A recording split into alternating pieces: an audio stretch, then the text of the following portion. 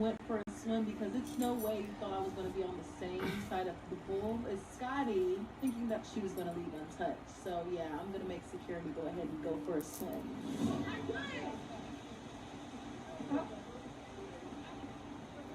I put that on my. It's like, come on, let's go for real now. I'm sick of it.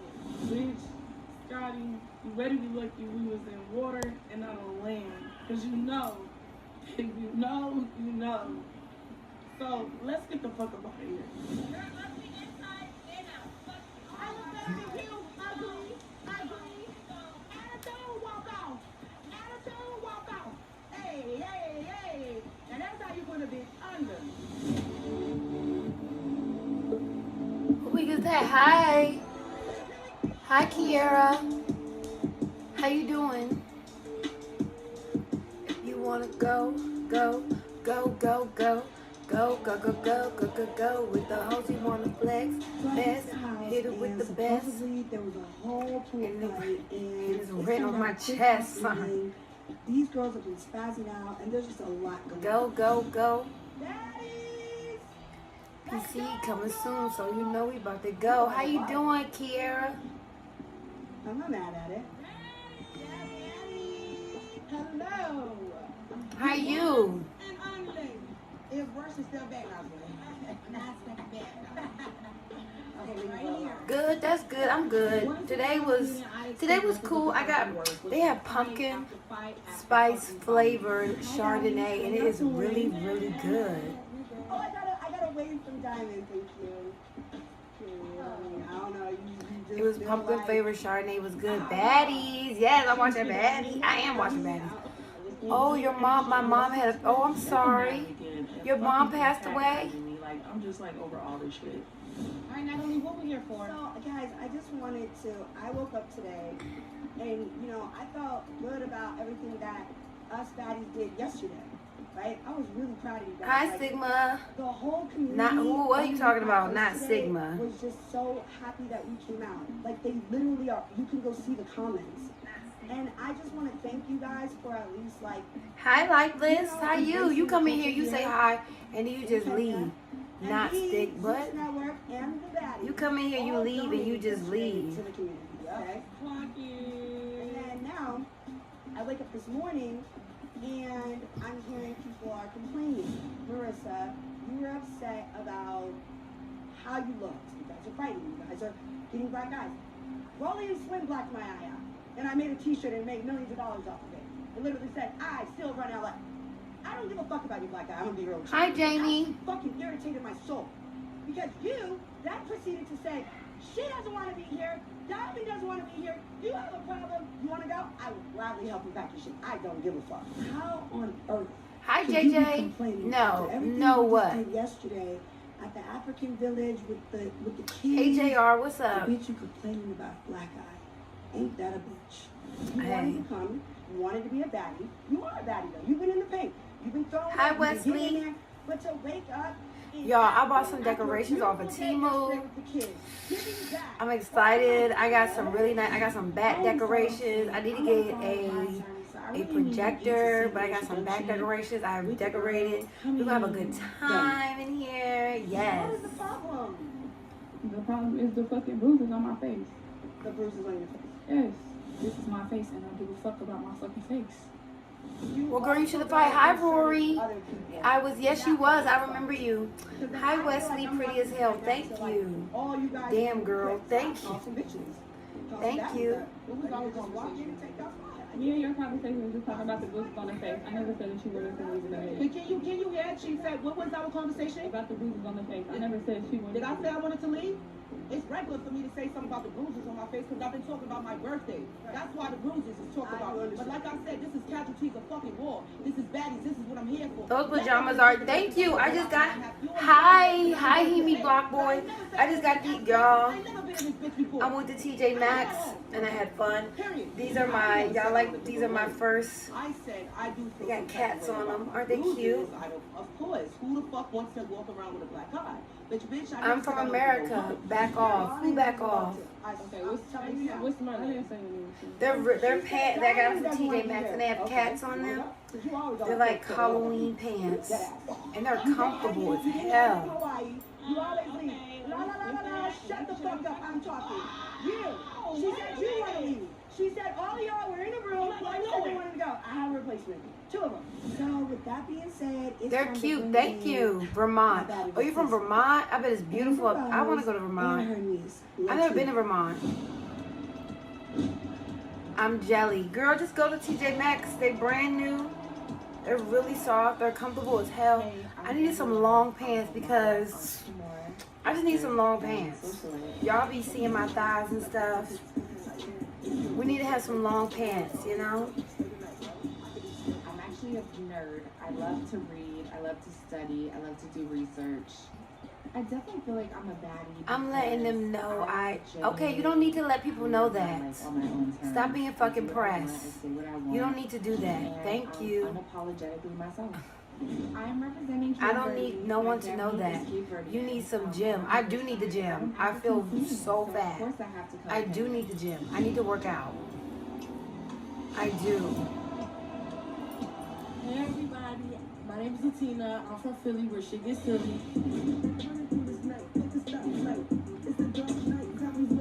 I like the party. I like the Andrew, that's generally mean though.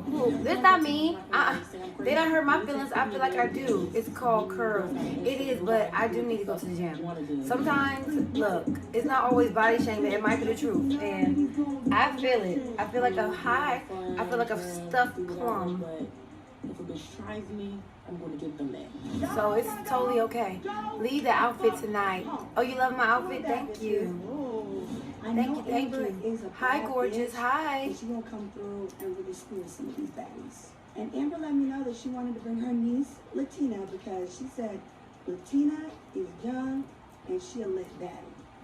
Welcome. What's up, Some bad bitches.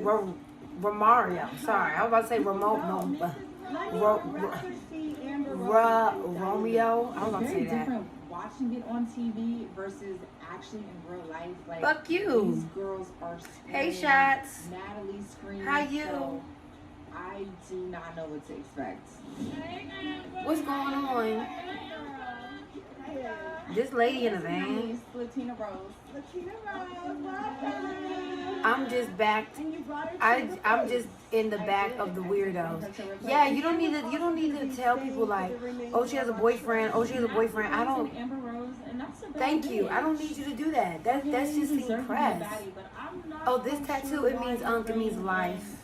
Latina, she wants to be a replacement, but what's going on? She don't know DTV. She's basically just here to put out Natalie's fire at this moment in time. I'm good and you. I'm chilling. I got some Halloween decorations that's coming. I can't wait to decorate my apartment. DC coming soon. I had a really good day. Hi King, how you doing? Hey. Coming soon. I'm excited. You single? No, I'm not. I'm not single. You look amazing. Thank you.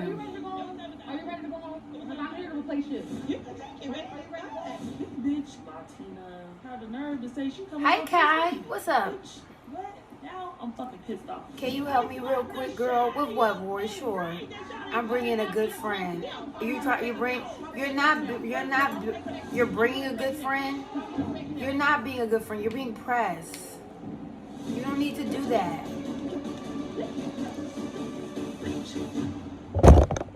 Hi, Kai.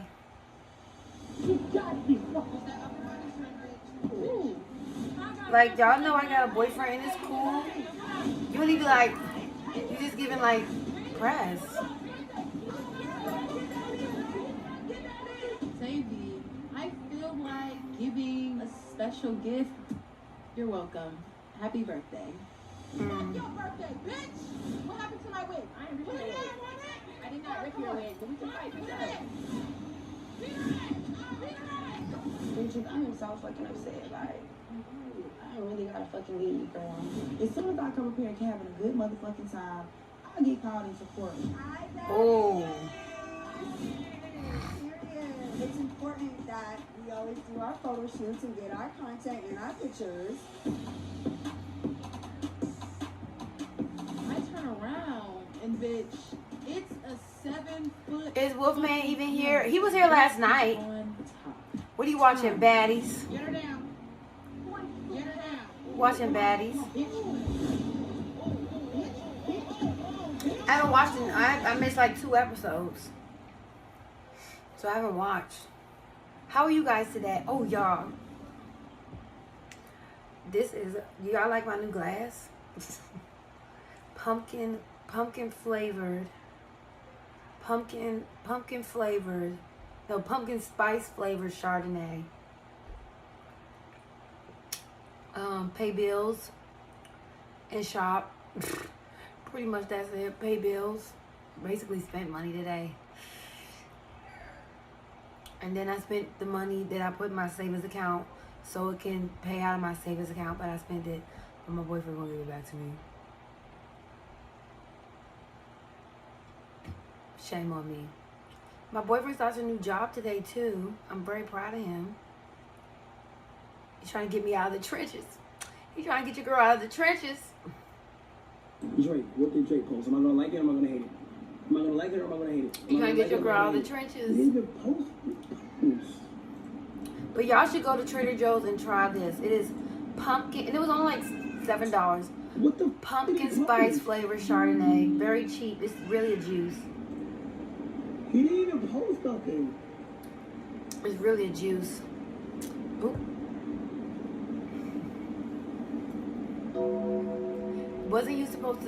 You wasn't supposed to spend money, Maya.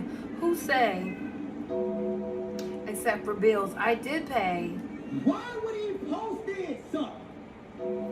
And then I'm investing money into the stream.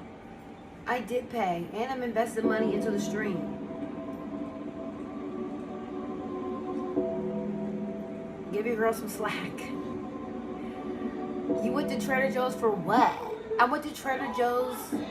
I really went to Trader Joe's to get the matcha powder that I love. Because that matcha powder that I like.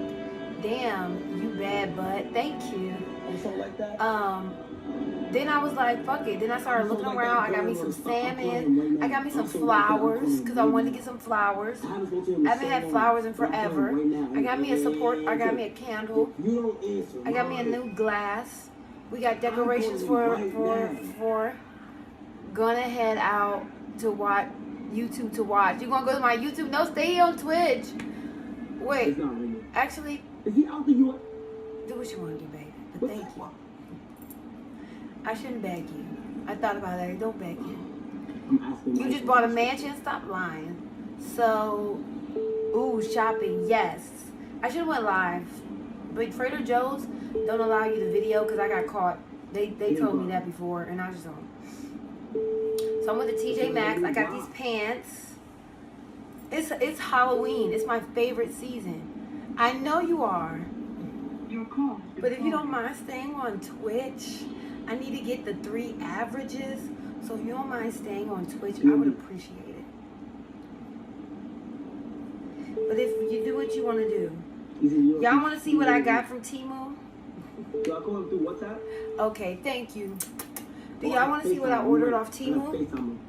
Halloween is my favorite. It's my your name is Rory. Your name is Rory. You have your favorite season has to be I refunded this. Why? I guess I didn't need them. Oh, let me see. Yes, you on Twitch. Yes, I am at Myialashaun 44. The link is in the description of this video. Okay, hold on. Let me see. Processing. Okay.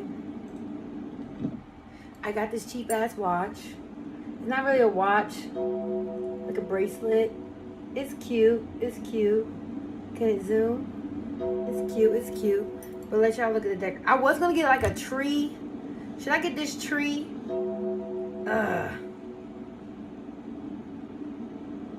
But that would be it's like, where would I put it? The nails gotta be slow today. Yeah. A slow news day. Looks expensive. It ain't. Some earrings that may break me out. I don't beef with Drake. But why is he posting my like this? Come on. I got this bag. It's my cute fall bag. This bag is cute. You know that's crazy. I want to show y'all the decorations. See? Ooh, now this I can now wear on stream. I got this. Ain't that cute? Nice. Thank you. Hi there. Hi, Henry. I got this dress that I definitely...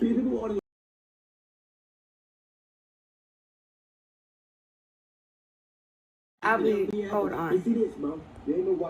Hold on. Just because you was worried about other shit. And other shit got ordered and other shit after that happened.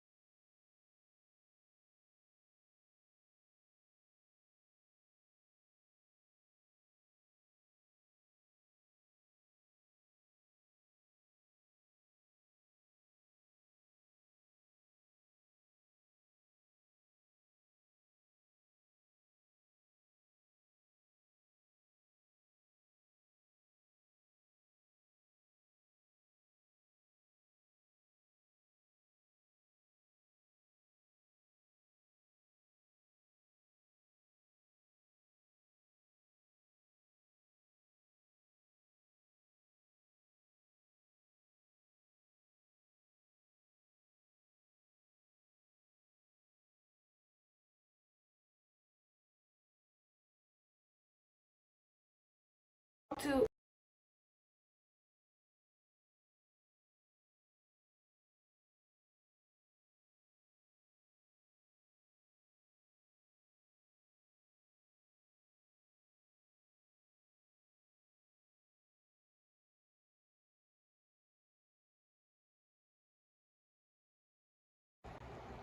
Sorry, y'all. That was a phone call.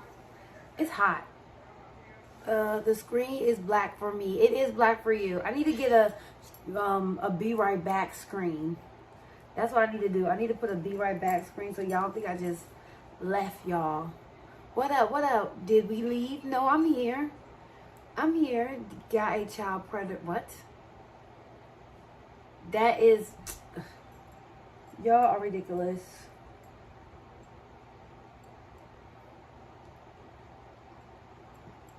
Y'all are ridiculous. I'm back. Hi.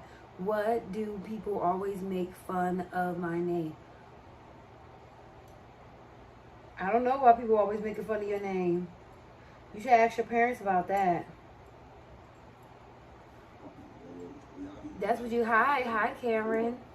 You should ask your parents about that, why they always making fun of your name.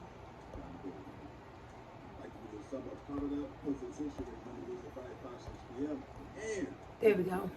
Well, I got 2 people on Kick, on Twitch. Thank you. Hi, Big Rock. Long time no see. What's up? Where is he off to now? Oh, I got 34 people in the chat. Oh, hi, best viewers. How you want to come in here and talk about view botting? King, if you're still here, I can talk. I can see you. If your arms, oh, fuck you. You're beautiful. Thank you. Sorry. You're fine, Gary. Hi, beautiful. Hi. Please take my name. What do you mean? What do you mean, please take your name? Hi, twin. Hi, Shondine. Are we really twins? Do you really think we look alike? Or are you just... This is like hair that was in my lock. Friday after next. Friday, so this is the order for me. Friday after next Friday, then next Friday. Yes, just coming in. Hi, Noel, 7 out of 10. Okay, thank you.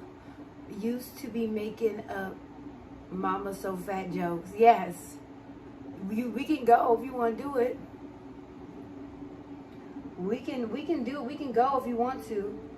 Oh, I was showing y'all my stuff. Is Rory still here? I was showing y'all my decorations.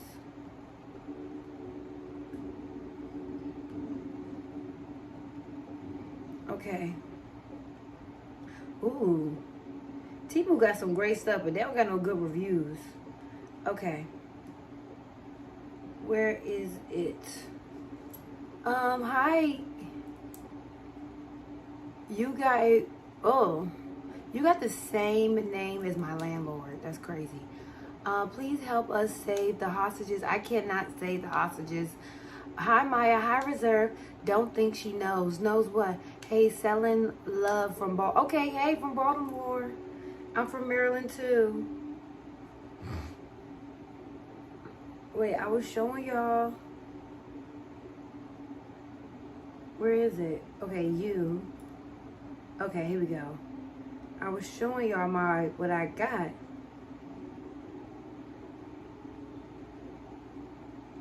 Okay, so I got some pillowcase covers.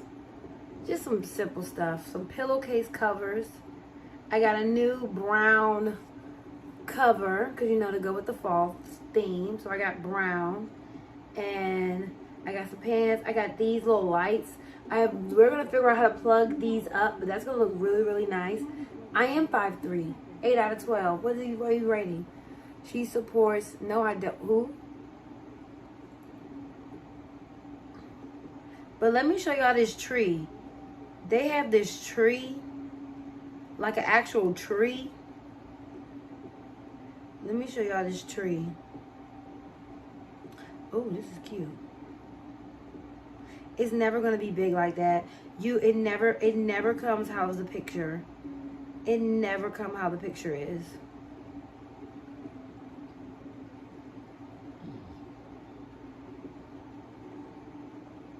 Where is the tree? Ooh, that's cute.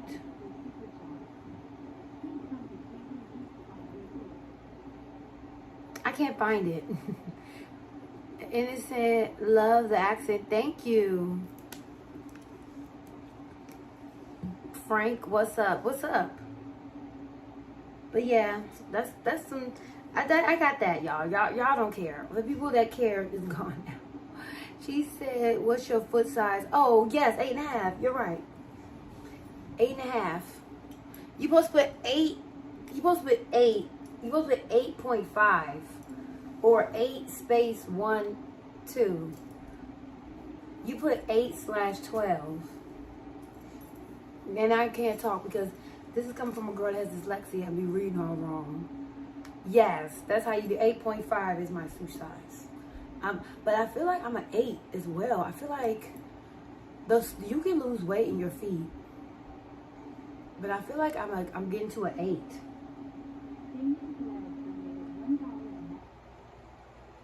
Thank you. Can y'all please hit the like? What's your accent? American. What do I sound like? I guess a DMV accent. What do I sound like?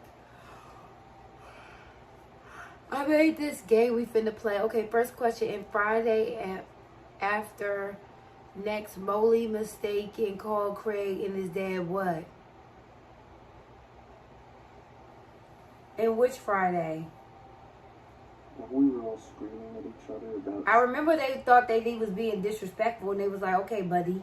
But I don't remember what they was arguing about. Niggas? Gangbangers, shooters, thugs, something like that. But they would be a security, flight type security. I love those. Thank you. I'm not from Baltimore. I can say dog. I know how to say dog. They say Doug. I am not from Baltimore, honey. Y'all like my glass? It's like a witch's glass. Like a witch's glass. Can you play non-brand music?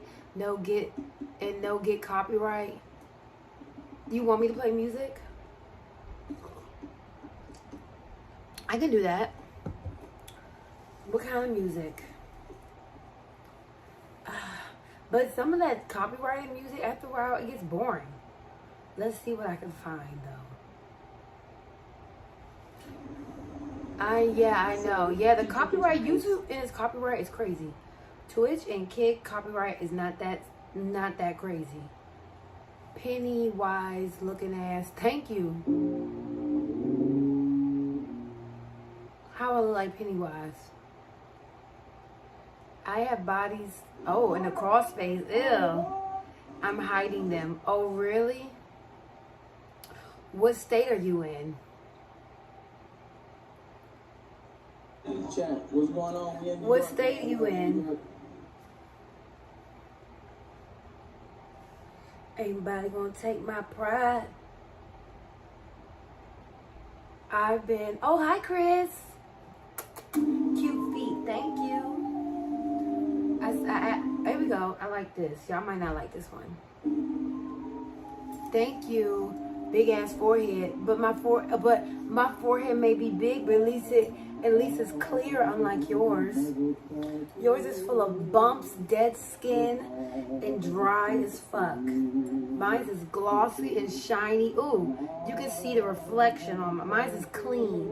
You see that? You see that? You see that? You don't get that from being dirty. It's called being clean. Look. Bitches. I'm funny. I'm back. Hi, Rory. I had to go for a second. Oh, you're fine. This live chat is whack. Yo, wow, Armando, you saying that about me? I thought you loved me. I'm not Jasmine. I'm not Aladdin. Who are you? I gotta, flex that skin, period. I gotta know your skincare. I have a video on my channel. Bitch. Go for they want to drive a wooden stake in my heart. Ooh. What are you, a vampire? 1 second. Sorry, through your windows. Who? I'm listening, mommy. I lost the sense of those feet. Those feet had me ASMR. Oh, thank you. These pants are comfortable. Look, it look like Usagi. That's why I got them. I couldn't let them go because there's all these Siamese cats on there. And they look like little dude. Every time I see something that kind of looks like her, I have to buy it. Right, Mommy? You don't care. She don't give a fuck.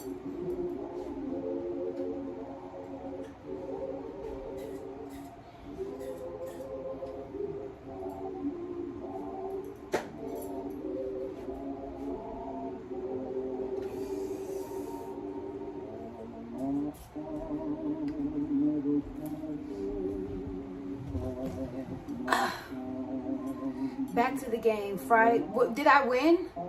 Who baby picture got stolen? Day-Day's.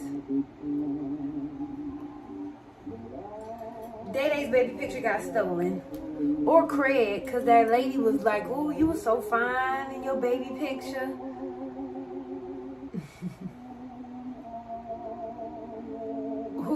You didn't even say if I get it right. Did you push? I didn't do my push-ups today. Can I do them later? I need to do my push-ups today. The villain is back. I see how you wasn't even here for my whole. You missed my whole DC stream. You missed my whole stream in DC. That music is awesome. Thank you. It's like Halloween stuff. Hi. What up, Lisa Bonet? What up, Brandon? I keep calling you Brian. Hi, Brandon. I wonder if I do like this with shows.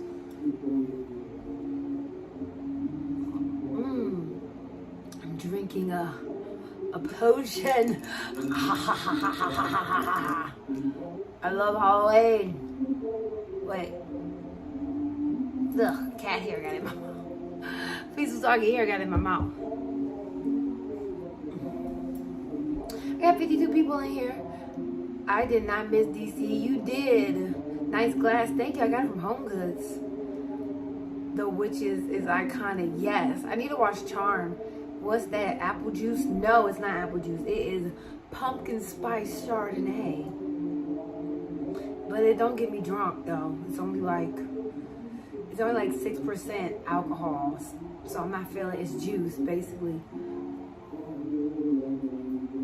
She had octopus on her head. Yes, what? Are you calling my locks octopuses? Tentacles? Racist. What it tastes like? It tastes good. It's tasty. I got it from Trader Joe's. It's sweet. It's sweet. It literally tastes like pumpkin spice. But you can drink the whole bottle because it doesn't get you drunk. But it's good though. Thug shake. It's good though. Chopped. Who's chopped? Your mama chopped. You chop Nick her. You just want someone to respond. When you know you're cute, you don't have to respond. But wait, I just responded. But it's okay. I responded to everything in the chat, so. What, Johnny? What's wrong, Johnny? Roll up. I don't smoke weed. I mean, I smoke weed, but I don't smoke flower. It makes my face break out, and my asthma has been really bad lately. I'm still smoking this, but my asthma has been bad.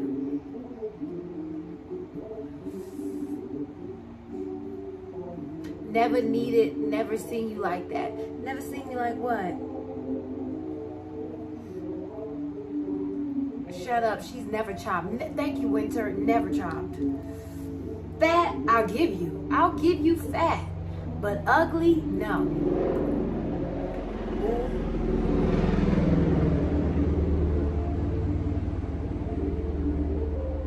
They outside.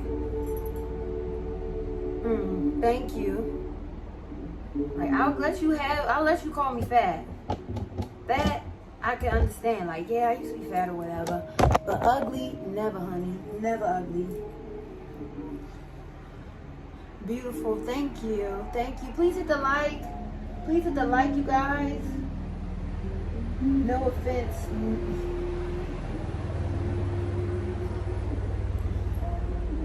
Fat, thank you.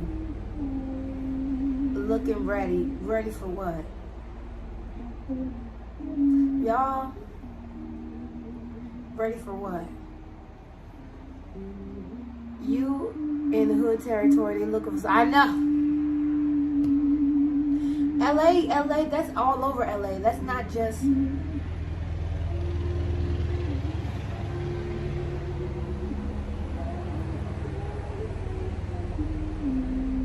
Don't come in here. It's a dead end in here. It's a dead end for me. What's for you? Curves are very attractive. Straight ones are cool on sports cars. Oh, okay.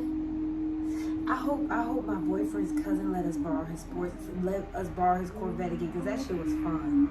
Y'all, those if you ever get an electric bicycle in your city, go ride that joint. Yeah, I'm in LA.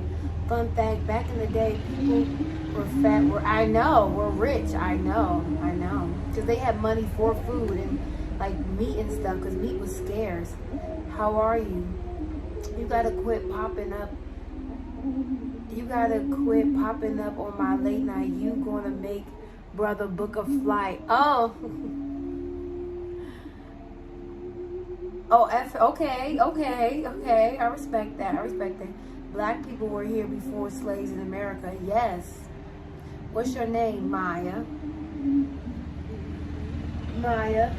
Y'all, your girl might be getting a PC very soon. I'm excited. We're going to do reactions. I'm still going to be because I know y'all like me when I'm chilling and I'm looking cute, but I feel like I will give more content. I'm excited. I'm excited to get my PC. When I get my PC, what are some things y'all were like? Maya got a rooster. A roster? No, I don't. I said a rooster, roster. I'm on the way in the middle of the forest. Ooh, and the electric wheels. Okay. I love watching you. Thank you, Winter. Like, okay, if I get a PC, no, not cute leather face. Where's a leather face?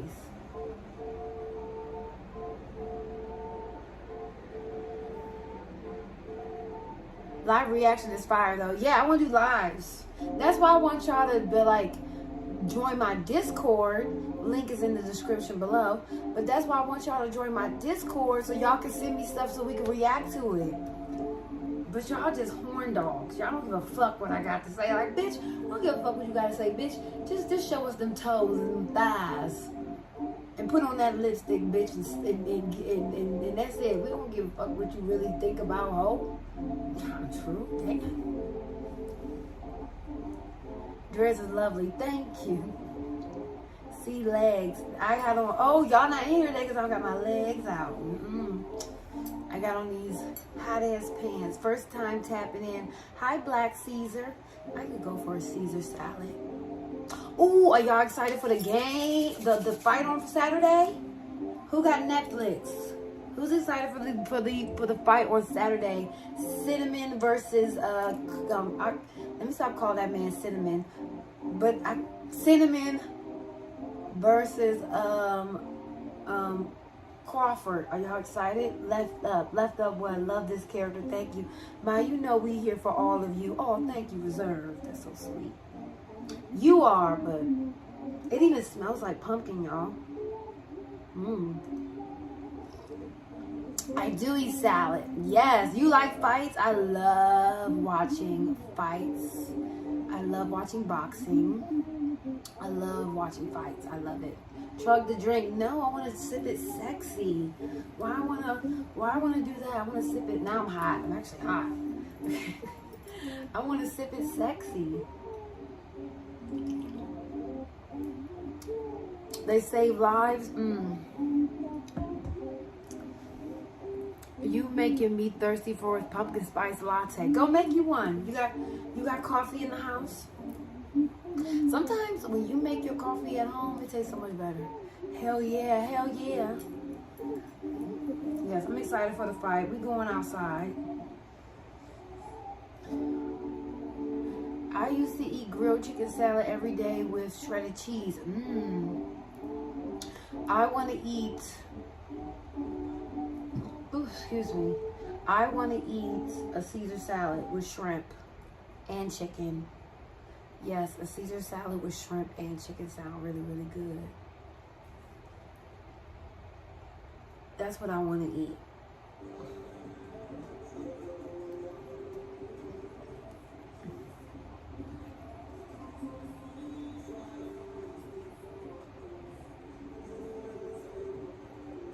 I don't, okay.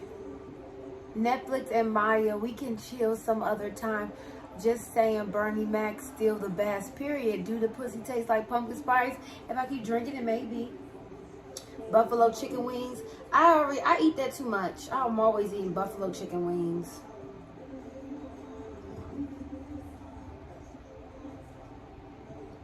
Maya, can we see a twerk? Can I get a super chat?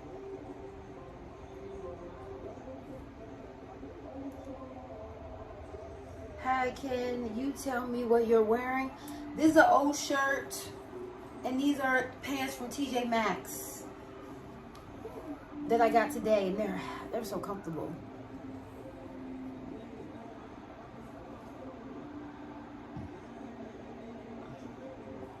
Brisket sandwich. Show belly. No, this girl is straight up baddie icon. Oh, thank you, Roy.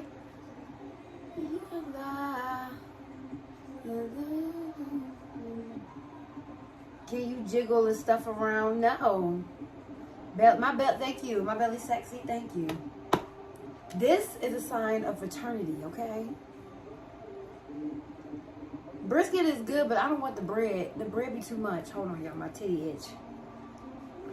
The bread be too much, honestly. I can do the brisket. Brisket gets stuck, yes. In the bottom teeth, right? Yes, but it be good though. It do, yeah. Don't be shy, it's sexy. I'm not shy, I just don't want to show my belly.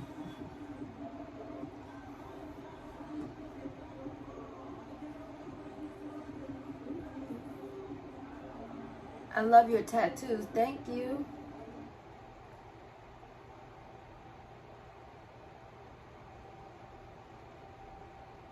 I'll be there for you. I did not. You say you don't know anybody music, but you really do. I love your tattoo. Thank you. It stands for I'll see you next lifetime. That's what it stands for.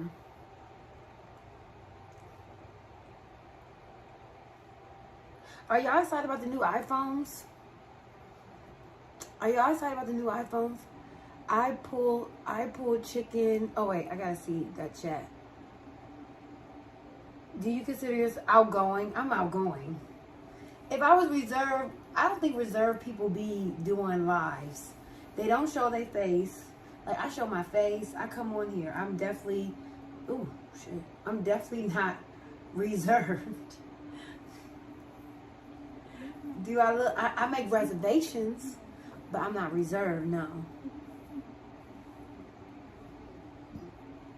I'm sorry. I'm in this live chat. Why? You can leave. You can go. You don't have to stay in here. I love cornbread. Me too. I love cornbread with corn pieces in it. That's what I like. I like more of a corn pudding. I think I'm gonna make that. We're gonna do a cooking with Maya session. I think I'm gonna make that.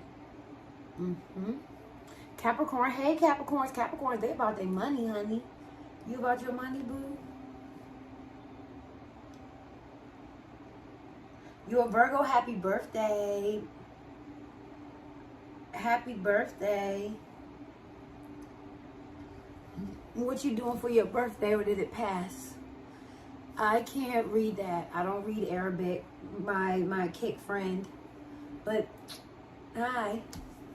Leo. Gemini. Who's a Gemini? I just subscribed. Good night. Okay, bye. I hope to see you again. Do you know who? No, I do not know who it is. It was yesterday. Oh, what you do for your birthday? It's in love. Well, hi. Thank you. I'm glad you're in love. Thank you. Who are you in love with? And can you read that? What did they say? It looked like Arabic to me.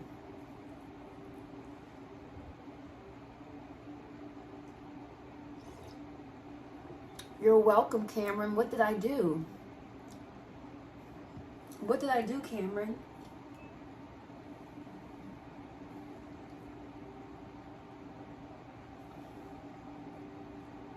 He's speaking. Oh, okay. What did it say? Maya, I can't leave you. I'm the greatest in the live chat you ever had. Ooh, yes you are. And I appreciate it. Nah, I'm from Detroit. Okay. No, I'm not from Detroit. Oh, okay.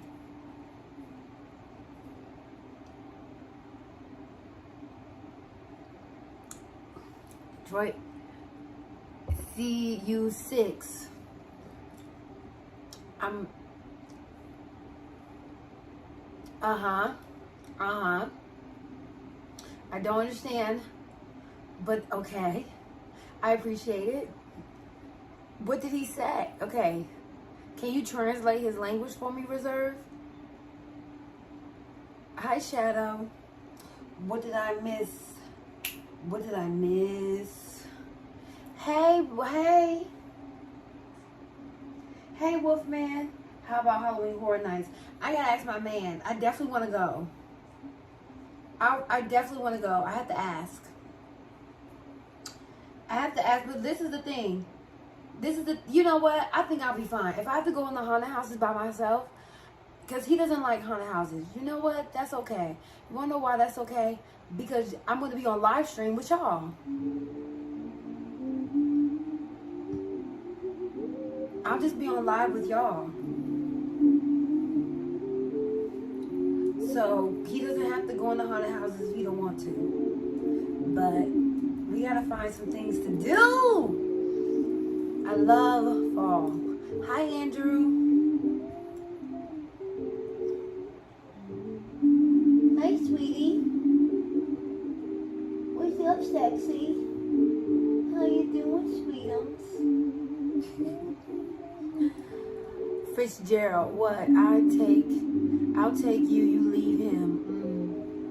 I'm good, old school. I love this music. It's nice. Maya, when was your first ever live stream? My first ever live stream on YouTube, or just like ever? Or like in general?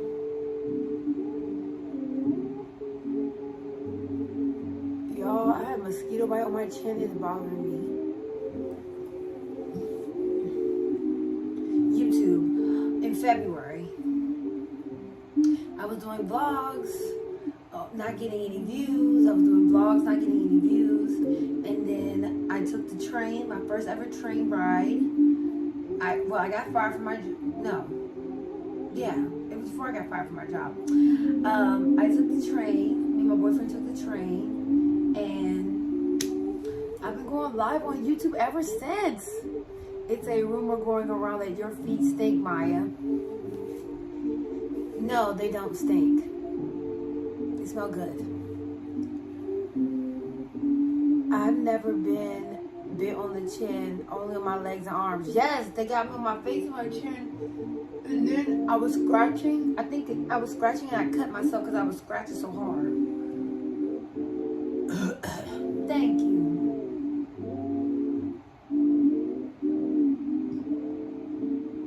I'm trying to find the perfect...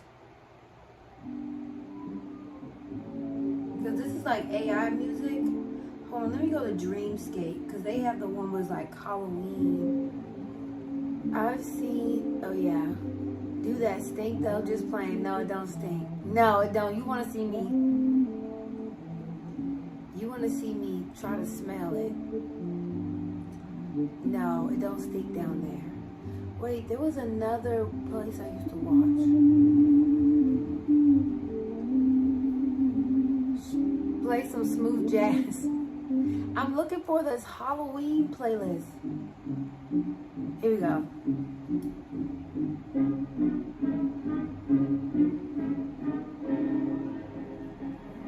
What? Hypnotic?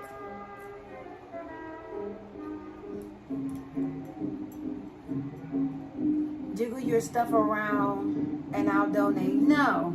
No. That is rude. Jiggle your stuff around and then I'll donate. No. Jiggle then, no, sorry. Donate then I'll jiggle.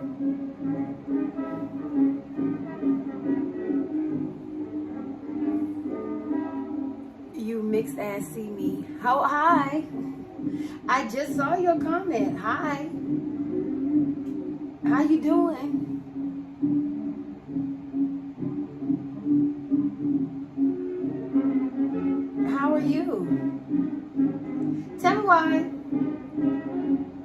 yeah, hi. Ooh, it look like I don't got no edges right here. I got edges, honey. They're down. That look like I had a bald spot or something. You wasn't even here for my whole trip. She's black, not mixed. I'm not mixed. That I know. Well, actually, I mean, it's not like both my parents. It's like down the line. Hey, beautiful queen. It's Miss Brown, my future wife. Please. Well, you used to tell me why my cousin boyfriend name is Montrell. That was funny. And I met him there. What's your type of man? Funny, tall,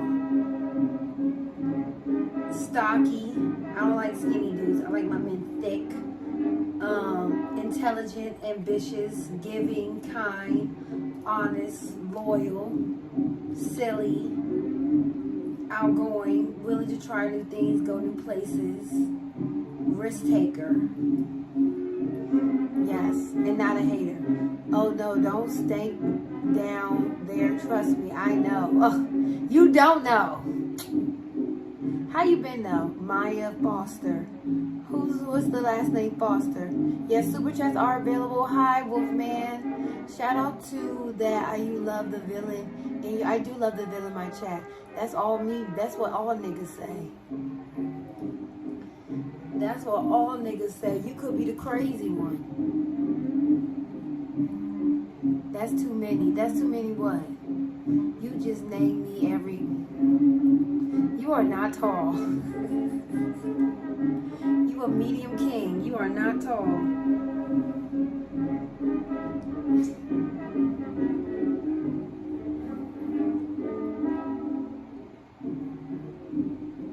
You cute, mama. Thank you. She playing the cupcake music. It's supposed to be like Halloween. It's Halloween and I love Halloween. Halloween's my favorite season. I love... You know bitches love fall? Come on. Y'all know the bitches love fall. Come on. I'm 6 foot tall. Oh, you are? Oh, I didn't know that. Oh, muscle. Niggas say that and their body fat percentage be like 35. It's fat. You fine, mom. I bet your dad loves to dress. Wait, you're fine, mom. My mother? What about? I love Christmas too. I love Christmas too. I love these whole 4 months. September, October. These whole 4 months be fun. February be fun too. And I can't wait to play Halloween themed songs. I'm trying to find it. Is this 11 hours of just that? I'm trying to find it. Okay, let me go to this channel. It's called Dream, and they had... Because these people doing AI, trying to copy off these people. But their playlist was so much better. And it really felt like you was like... Dream. Fuck, hold on. Give me a second.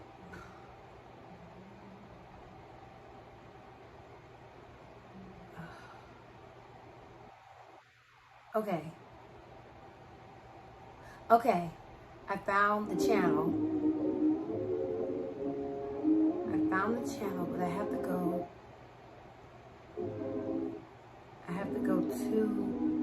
To change this. Okay. Now let's find the Halloween one.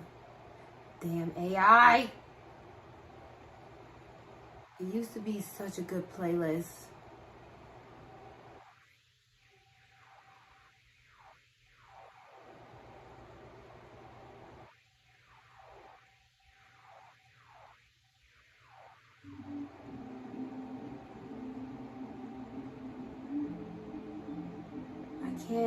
It won't let me go. Hold on. God damn AI. Hate AI. It's just too much. Let's see. Yes! Found it. I just got off getting my glass of okay and my Madden. Okay, enjoy yourself. Never mind, you're not paying attention. I am. I got pumpkin spice Chardonnay.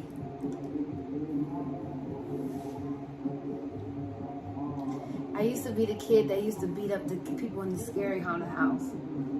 I was like, bow.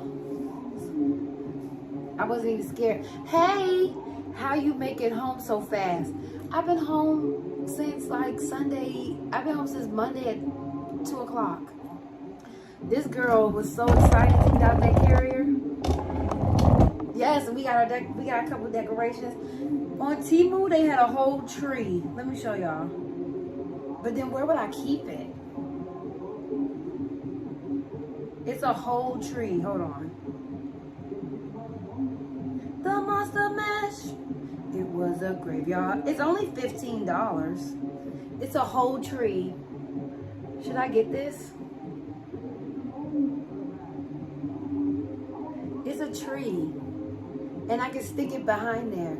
Here you go, wolf girl trying to get my wife attention, please. Stop hating.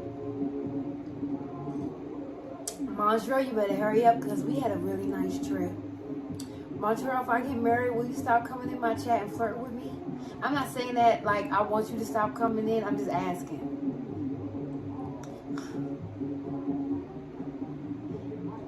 I just want to know. I thought I left the house yesterday. No, but don't time him out. Leave the man alone.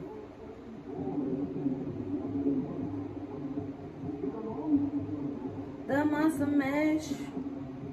Oh! Unhide him.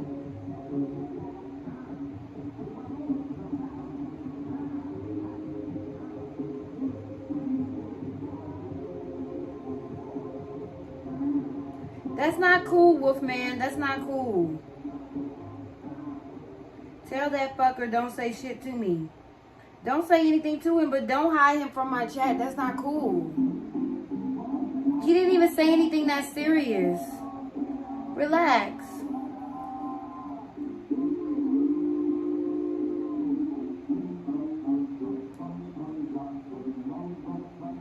Stop doing that.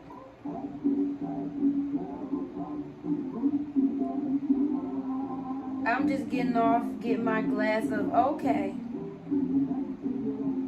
No, I haven't seen White Boy Wayne. Let me be a mod. I'll be fair. No. Hello, hi, Mike Bridge. No, stop, Wolfman. For real, stop. Like, you know I don't want you to do that. Just because he said something to you don't mean you have to hide him from the chat. That's not cool. Let me eat that ass. No. After I do, sure.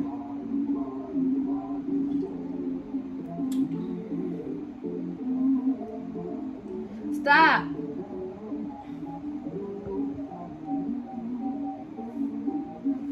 I'll donate. Donate what?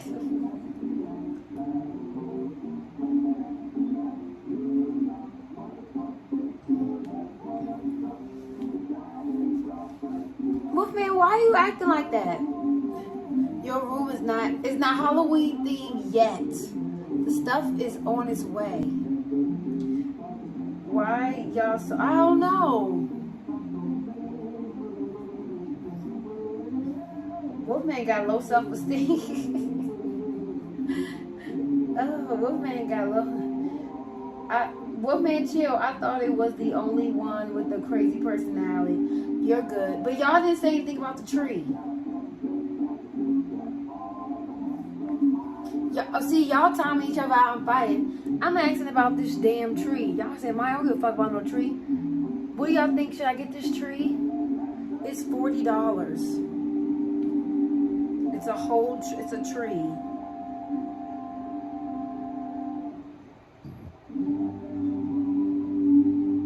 What y'all think? No tree? Don't get the tree? Okay, don't get the tree. But the tree is... Yeah, Maya, don't get the tree. Ooh. Now this is cool. 40 is too much. Oh, it's too much? Okay. And then what I'm going to do with the tree afterwards. Like, what am I going to do with that afterwards? It's not like I have a storage space. Okay, so we're not getting the tree. The fam told me to not get a tree. No problem. I'm glad I didn't get the tree. Wait, you skipped all the other holidays to go to Christmas? The tree is that's an autumn tree, fool. This ain't a Christmas tree. That's autumn. That's an autumn tree. And it lights up. You should get it though. I should get it. Where am I gonna put it? That's the thing. It's like, where am I gonna put it? I could put it behind me. I mean, I did get some wreaths that kind of have leaves, so. Peace out. Good night. Bye. Bye. I mean, Wolfman, I ain't gonna hold you. I've been getting super chats. I've been getting a lot of views. I've been getting, like, really good views without you timing people out. And I would have really appreciated if you stop before I take your mod. Because my views have been really, really good and no timeouts. Like, I've been getting 20,000. And you, look, Wolfman,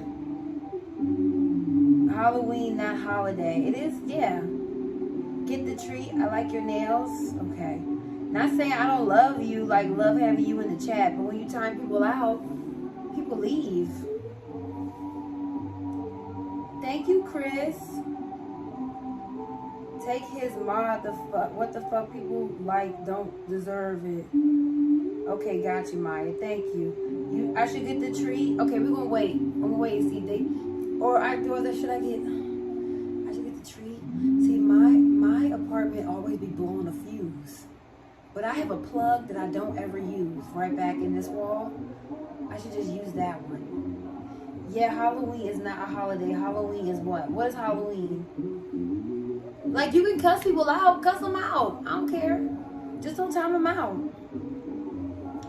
Yeah, look like a porn. Oh, I do? Please.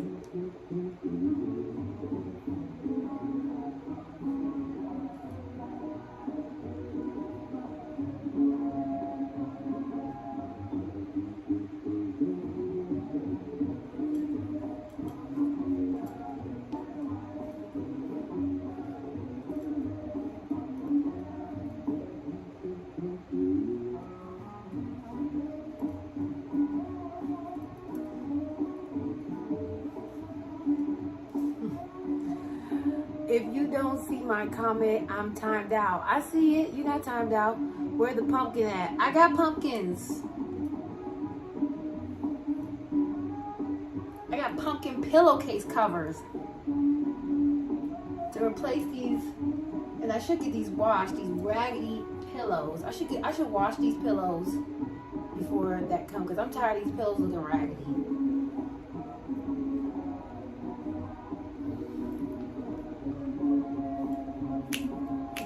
Please show me your tattoo. I'll get. What you mean show me your tattoo? Yay, you gotta get the tree. Okay, I'll get the tree. Then what do I do with it afterwards? What will I do with this tree? Because I would keep it. I want to keep it. Can I be a mod? I've been watching for a long time. It's not okay if not. Yeah, I can't. Sorry. Give my mod to someone else, Maya. Fine. I'm tired of you. I'm tired. Decorated for Christmas. It looked like a Charlie Brown tree. It looked like a Charlie Brown tree, though. I want to watch that 2 pillows on your chest. Shit, what, man? I'm tired of you telling me to give somebody mod. Okay, I took it. You want me to give it to somebody else? I took it. Thanks. No problem, boo. Love you. And please don't come back asking for it. Tyrone, if you're in here and he comes back asking for it, time him out.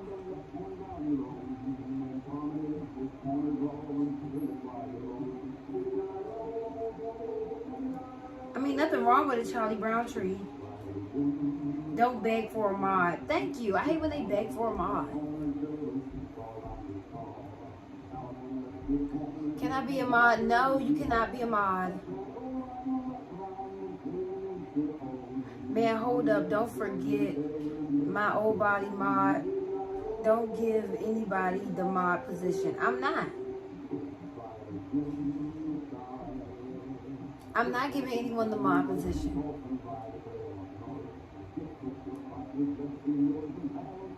I know Wolfman, he knows I control traffic. Yeah, you control traffic now. Damn, you ain't playing love about your wrenches. I'm not. I'm tired of they doing that. First of all, I'm tired of them timing people out and not listening to me and not respecting me and hiding people who I fuck with just because they called you a girl or teased you in the chat. You make it personal about you. My chat isn't about you. My chat is about me. You can curse them out back. You can do something level because they don't have a mod. Like I'm this close to giving him a mod. But I know he gonna be timing people out like crazy. Like, stop doing that. Like, have respect for me. I'm literally, how you gonna disrespect me in my chat? And then why am I allowing people to disrespect me in my chat? Nah. Y'all tripping. She literally saying, let them live. Right. What's the next movie night? I'm actually watching one right now. I'm watching Tales of the Crypt. I want to do it on Discord. The next movie night, y'all have Temu. If y'all have, so follow me on Discord so we can have a movie night. I want to have a movie night like every Thursday night or Friday night. Who's disrespecting you, princess? Your friend? He not Wolfman, fuck it. Wolfman, I tell him not to do something and he keep doing it. And then I took his mod and I don't care. He not getting it back. That don't mean not welcome in the chat and nobody times him out unless I say so. They are acting like mod not. They are. They really are, Michael K. And it's not even that serious. Yeah, from 1972. I've never seen it. Hope I don't get copyrighted. Let me lower this.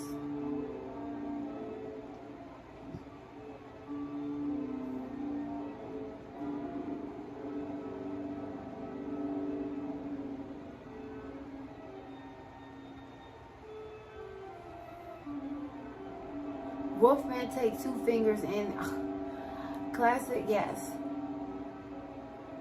I think he left Mod Wars. I don't even care that they be fighting in the chat. I don't even care. I just don't like when you bring shit to me.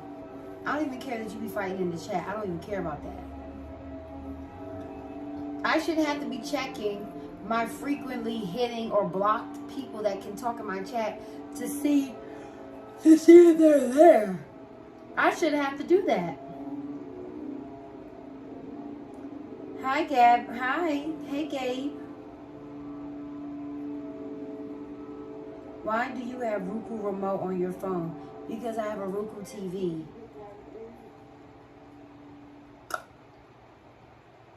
Duh.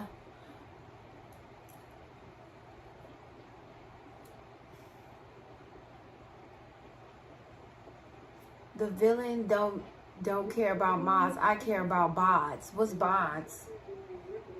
Bodies? What's a bod?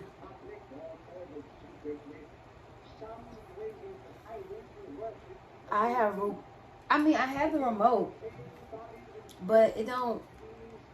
I need new batteries. And I think all the stuff I have like up here, I have a lot of stuff up here, so that could probably be it too.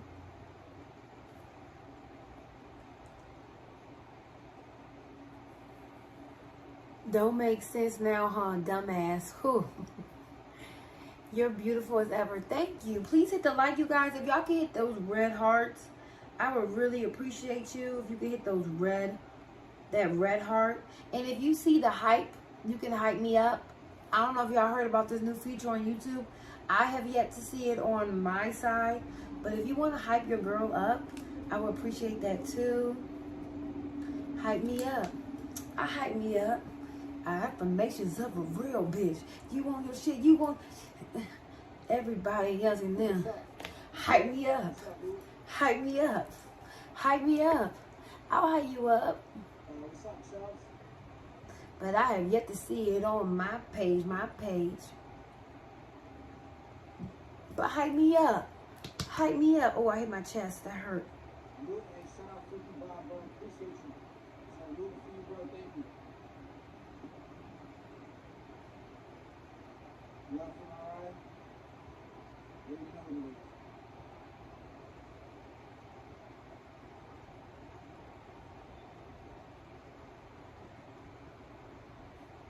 Come on and hype me up.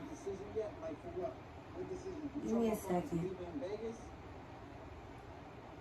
If we're talking about leaving Vegas, like right now, I think I'm gonna stay for like 3 more weeks. Give me a second, y'all. You want some of your inspiration?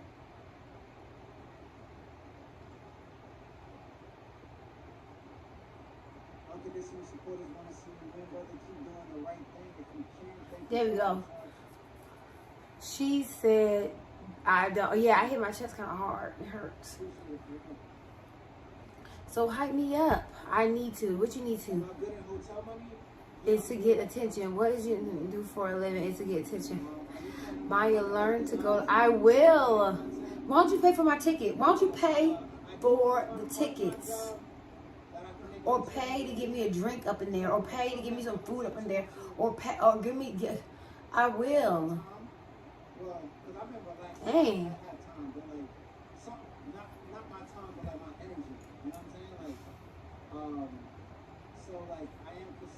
You've been telling me to go since like May. You've been wanting me to go to this since like May. I'll pay. Okay, well, ask for my Venmo. My Venmo, my Zelle email is at Myialashaun17@gmail.com. I need you to elaborate on why so much attention seeking. Wanting booty is crazy. Nothing wrong with wanting some booty. Analytics looking real green right now. So that's a good thing. Ain't nothing wrong with wanting some booty. Some juicy booty. You don't like booty? Hype me up. Hype me up. Hype me up. I'll hype you up. You don't make time to subscribe back yet. Oh, you wanted me to subscribe back to you?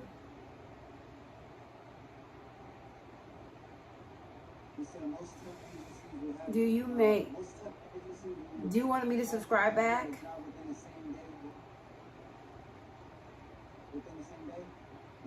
Yes, it is. No, I like coochie. Oh, you don't like booty? You don't like a woman's booty?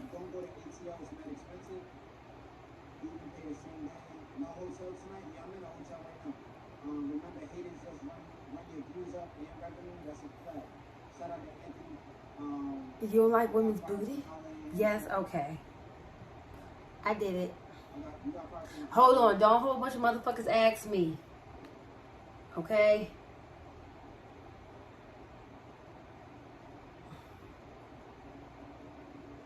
Yes, I like it. Okay. Not judging what you like, just asking. I said, oh, you're welcome, boo. Keep doing it, though. Don't stop making it. When's the last time? When was this? Let me see. I can't see the date. Ain't no... I can't see the date. I hate shorts. You can't see the date on shorts. Facebook. Nobody be on Facebook. Respect every part of a woman, but the coochie is my love. Oh, okay. Okay. Have y'all ever had... Okay, I have a question. Have y'all ever had sex with a woman that smelled like fish? And how was that experience? I eat my ass, yes. Oh, child. Have y'all ever been with a woman who coochie smell like fish? And what was the experience? Miss Harris, yes. Where did you get your pants? I got them from TJ Maxx. I'm from TJ Maxx. Facebook is for stalkers and old people.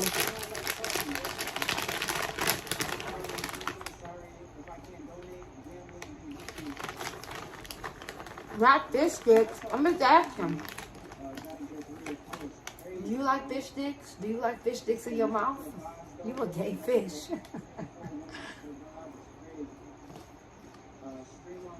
Nasty. So you done it like you like the girl, you didn't want to embarrass her, but she stunk. And you was just like, one time my breath was stinking, and I was having sex, and my boyfriend, well, my boyfriend the one that gave me the damn snacks, and I was eating them. I tried it, and then he said when he was on top of me, my breath stank, and he had to go like. He said, I know why you, because I gave you the food that made your breath stink. And yeah, she made me so soft, it was sad. I knew something was wrong. I couldn't go. Oh, did you tell her? It's the this. It's the. You over here trying to get a kiss. You over here.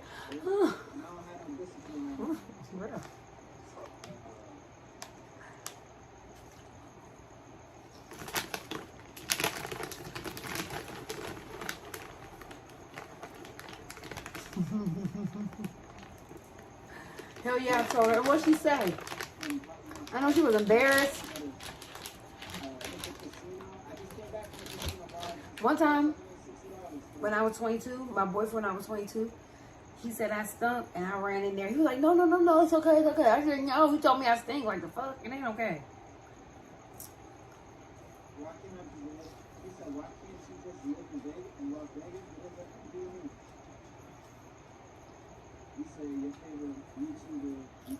Like, huh?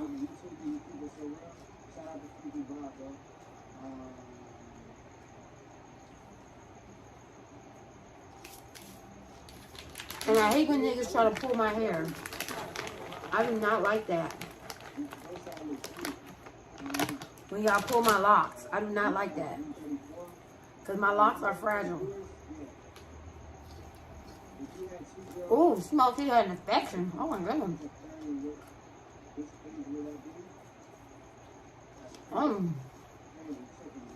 She started cleaning shit up and throwing shit out. Oh, true. But you can't clean it. You need to get some you need to take a syringe up there, a suppository or something. You can't just wash it with soap. You need some cream and a suppository, and make that cream get up there and go boom. And some cream. Your eyes just zoned out. Oh yeah. Choking. Y'all, telling why I was choking on some water so hard. I drank some water too fast and I was choking. I'll never forget it.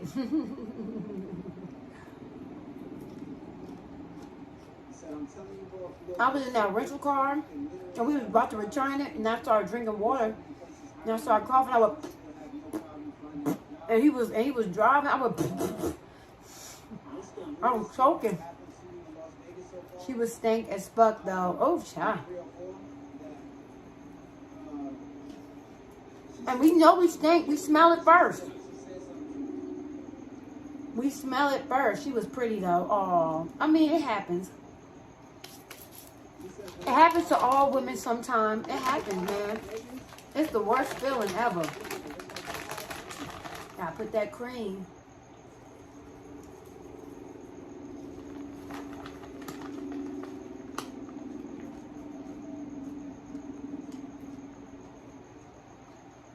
Snooze alarm, some water. What that mean? Oh, that's not true. My hygiene is good. There be ugly, dirty bitches I be seeing. That's not true.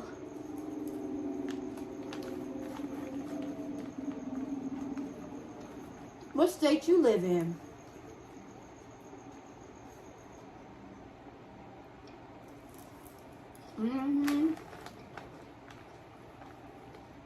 It's not about wipes. She gotta go to the doctor. Am I still broke? It's good too. Popcorn. Popcorn be had me in the days. Try Jack in the Box? Be had me in a Oh, trance. this I should.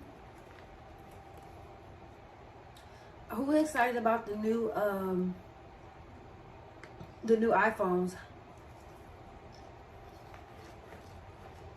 I don't think I am.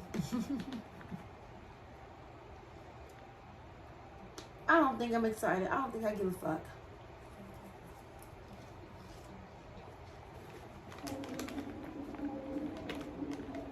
What about Halloween?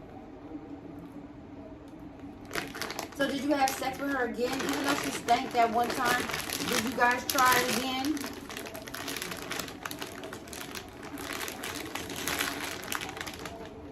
I do want an Android because they say they're better. They have better like cameras. How much? I lost 200 pounds. Well, 180 pounds. You didn't? Why? It was over from there? I want to be like, baby, give me one more chance. Smell it right now. I don't stink today. The doctor gave me a 5-day remedy. I'm all good.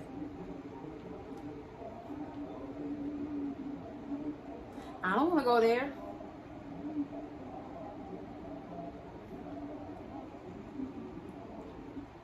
What's in Ohio?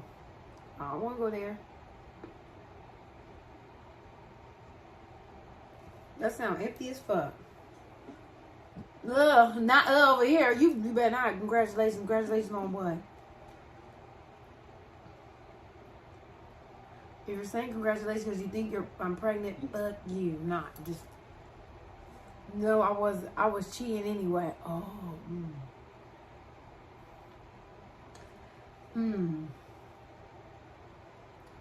So what you telling me right now is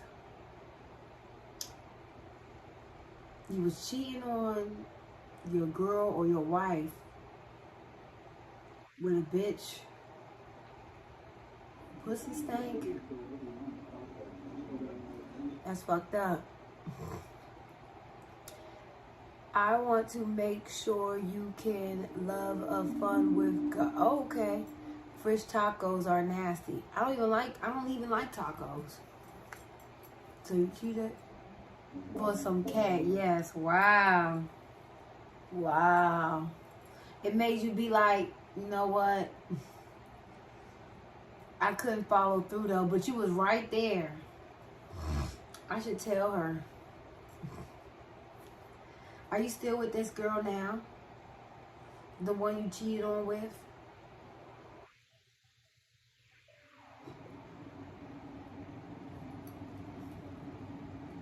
It's me, baby, Travis. Hi, Travis. I don't know. Let me help you. Help me with what? Funny thing. So what happens is funny. I don't like tacos at all. I told her already. Y'all still together? Oh no, you're not together because you was dating that girl. What happened to that girl you went on a date with? That's right. Maya, what time do you wake up? What time is your sleep schedule? Why you want? Normally I wake up around.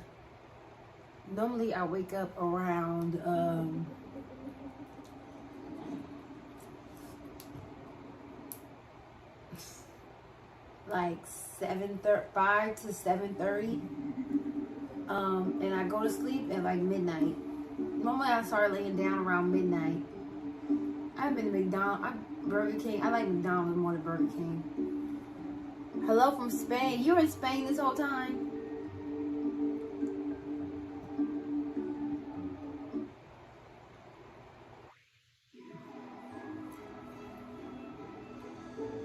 What do you want to meet with?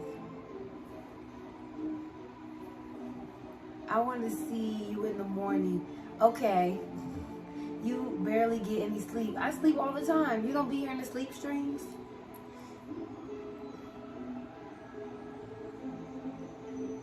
It says I have 2 people in here. I feel like I have more. Hi, Gabe. You never had a kiss? How old are you? Nah, we not together no more. I probably just broke up with my other joint tonight. Why? You a player. You a player. Hi from New Zealand. Hi. My legs hurt. Hold on, I'm about to move the camera. I'm about to chill. We about to chill.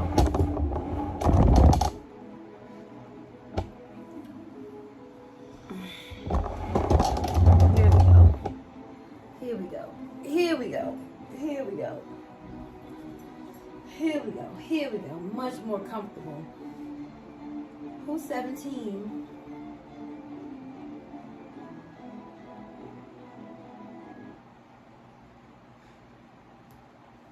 Oh, there's a police chase. That's probably why the helicopter was going around. Pursuit of shooting suspects. Swirly streets around here, back onto Gage Avenue for like the 10th time tonight, and circling around with no plan. Certainly seems like they could get out and run, but LAPD is right behind it. Watching the high-speed chase. Space. If they did want to get out and run, they wouldn't have much of a head start. Was that a wig? No, you're 15. We just arguing now. My cousin, baby mama got, oh, I'm sorry, a few days ago. Dang, I'm sorry to hear that. Keep their eye on them, and LAPD has been able to keep behind them. Just for those purposes. They get in these residential neighborhoods, and we know they can slow down and possibly try to make an exit or bail on foot. But you have low numbers. It's okay. YouTube is up and down, up and down, up and down. LA has all the yeah, it do. It really does. Well, and right now we are actually pretty close to where the original shooting was. So it's 4th and Blanchard. We're also hearing Mott and Houston. They're all kind of right next to each other in the 2 intersections. Southgate. We just actually passed Blanchard a second ago. So he's been kind of circling this area. Know when we were going on in the pursuit, we could hear the airship telling the units of the shooting, just be advised, he's kind of making his way back towards you. Hi, I'm doing good. How are you? So my ex-girlfriend. Don't love her no more. I understand. Stay so close to where I understand that. My ex-boyfriend, I don't love him no more. Right. So it's kind of weird. Can't stand that milk. We're in the Boyle Heights area, which is where the shooting happened. So we're not far from that at all. I don't know if we're I wish him how the best close we though. are I'm not to a the hater. moments, but I do know that the airship has been warning those officers. The crime that happened on the bus, you blacks will pay for that. What? Maya going to sleep. Why do you want me to go to sleep? We had another pursuit, I think, a week ago where the suspect was getting on the freeway, off the freeway, surface streets, and I don't even have it's okay, agencies too, right? As far as their jurisdiction, who takes over the pursuit? Is it CHP? Does it continue with LAPD? No, I'm not. No, you got WIC blocks. Unpredictability. That won't even it kind of match depends up. on the nature of the crime as well. I mean, there's nothing necessarily stopping LAPD from continuing a pursuit on the freeway or keeping CHP from pursuing someone on surface streets. We've seen CHP do pit maneuvers on surface streets, but that tends to that kind of back and forth. How do you know that? With the more minor violations, like when we get these pursuits that start because of a traffic infraction or maybe suspected DUI or a missing plate or something like that. But this being a shooting suspect makes me think that this is one that LAPD is probably just going to keep their jurisdiction on and keep with this unless it's on the freeway for a really extended period of time and they just have an issue with too many officers getting out of their precinct or something like that. But we've definitely seen pursuits where when they're really serious, they just blew through that red light. Oh, you're 17? Oh my goodness, you're 4. No, I'm not. Gold line tracks, I believe. So 45. This seems like one where they're probably going to decide to what stick are with you it. doing, Johnny? You miss talking to me. Go to bed. Keeping the why do y'all want me to go to bed? Too far back there, whereas Woody lately, fell off a dirt bike. LAPD maybe could cancel it altogether, or certainly give them a lot more space, or tell them to go into tracking. I thought he got beat up. Pursuits. This seems like one that they are going to be pretty determined to stick with, since it is a pretty violent incident that we're talking about here. I was so like, why they kind of beat some dark up like streets. that? We have been on a lot of residential streets here now. On the edge of Boyle Heights and East LA. No, I'm not. Woody almost died. Oh, really? Fall off the dirt bike? Residential area, but getting pretty late. Haven't really seen any pedestrians or anything out here, so you know. I am not 45. You're 45. Still kind of using the turn lane to get around somebody there, but you know, dangerous nonetheless. But at least I'm not glad as he many didn't people die out because here he's funny. He's sweet. as opposed to have this happen a lot earlier in the evening. You know, you had mentioned that we have seen them actually use spike strips before, even when I just saw. Maya, do you have nails? On yes. that side street. It's, we've seen them. On your pinky toes? I do. I just cut it too short. Now you had accident on the bike. He cool now. Okay, good. Possibly. Thank you. I do, but I just cut it too short. With them, but because of the lower speeds, Desmond, and that they seem to be going back to the same area, doesn't that make it a bit more of a possibility that they could possibly try something like that? It does, but thank now you, Leo. Thank you. Can y'all hit the like for your girl? From that area, and they were hanging around that area. They did get back off. Like do I want to do sleep stream today? City Care is now kind of drifting to the west here, a little bit closer towards Boyle Heights. Understanding downtown LA, looked like you might have clipped a cone right there as we're over on First Street of the bridge, where there's quite a bit of construction going on. And I think we're going to be crossing the 101 freeway here. My asthma just won't quit. Actually going right underneath Thank it right you. there. You are paying what? What? I'm paying who? There's the train tracks again with this one. And we know it can happen with pursuits in downtown. So now this will definitely be a test of how serious LAPD does want to be with this. If they want to, you know, really get up on the bumper of that vehicle, because the more we continue to try to the west, the more he could become for. Y'all, he looks so cute. His little suit and tie today. You gotta wear a suit and tie and you work at the night. That's crazy. I'm about to make a YouTube and have that man in. Okay, period. Do your thing, boo. Mine got plenty of boyfriends. Here we go over the LA River, and we're just about in downtown Los Angeles. Oh, downtown. Buildings and parking lots that, you know, they have an opportunity to go into and actually, you know, get lost most of the time. I mean, I don't want to use the word ditch, but we've seen that happen a number of times, and that's just because of, you know, how it's the topography. Baby, before I was even on YouTube. No. In that fashion for them to be able to. Before I was even going live on YouTube. There you go. Yeah. Look at Wedgie. Just go through that red light. And like you. Yeah, and. I mean, they got to go through the red lights. Oh, sorry about that. Mike, you were talking earlier about the actual crime that the are wanted for. Someone shot in the neck, you said, and I'm just wondering how it changes the tactics of police that are actually going after something. We talked about a more serious violent crime like this as opposed to a traffic infraction or no plates or something like that. Right. Exactly. What we have not seen so far, which we typically see, especially with the LAPD, is tracking mode. And tracking mode is not something that they really have done. We've seen the spotlight on the whole time. We've seen like the sirens on from the patrol units that are following it. And so they'll do that, and then they're asking if they can even get even closer right now because of the tall buildings coming in downtown. So they're working on getting permission to do that. And just as I say this, actually looking, the night sun might be off now. Yo, my Klein Dog bars melted. If I put them in the freezer, will it be okay? Coming right into it. And because it's a shooting suspect, they're going to be less likely to want to do a pit maneuver. Those things make them nervous when they have to spin a car around and they potentially have. Oh, we do? I believe it. I don't see it here at the moment. We're just kind of looking at all the clouds around us. He does not have hella gray hair, please. So we're just making sure but I have a question. Is okay. So my Klein Dog bars melted. I put them in the freezer. Will they be? Can I still eat them? Yeah, you should. Okay. Like it was milk. Right there is the milk. I got my money back though. Right now, but yeah, southbound on Beaudry, but you know, but they're literally milk right now. Downtown, and actually, looks like he wants to make a turn away from downtown. We're now on the west end, not seeing like the super crazy driving, the super crazy speeds. Indicative of someone who wants to. Depends on how melted it is. It was water. Some of water. The spotlight there from LAPD, I just put them in the freezer. They're just making sure that there's enough space between us and them down there. Y'all want to see? Clouds and keeping tabs on all of these buildings that are in our way right now. But I don't want to open it though. I'm not in the mood for them right now. Let's check on them tomorrow. Running about the speed limit here, westbound on 3rd Street, and just kind of slowing. It really just seems throw like it away. Yes, throw it away. Thought maybe there was something It's going just on a new flavor. Now we're headed away from downtown. At least I got my money back. To the Westlake district towards MacArthur Park and beyond. Cause they didn't even, they delivered them and they didn't ring the doorbell. I was asleep, and then I checked and they said delivered. I said, oh shit. And as you say, moving away. And the sun was right on them too. They just gone. Wow, I know, right? It's fine. I should eat them.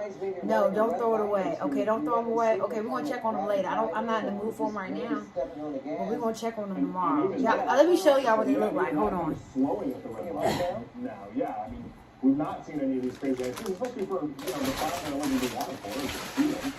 Usually you see suspects in those types of negotiated times run a lot harder, certainly than these guys are. I mean, now we're coming to the tight turn there. Yeah. So we're getting to these tight neighborhood streets, and now this is the first time we've been this far west, though.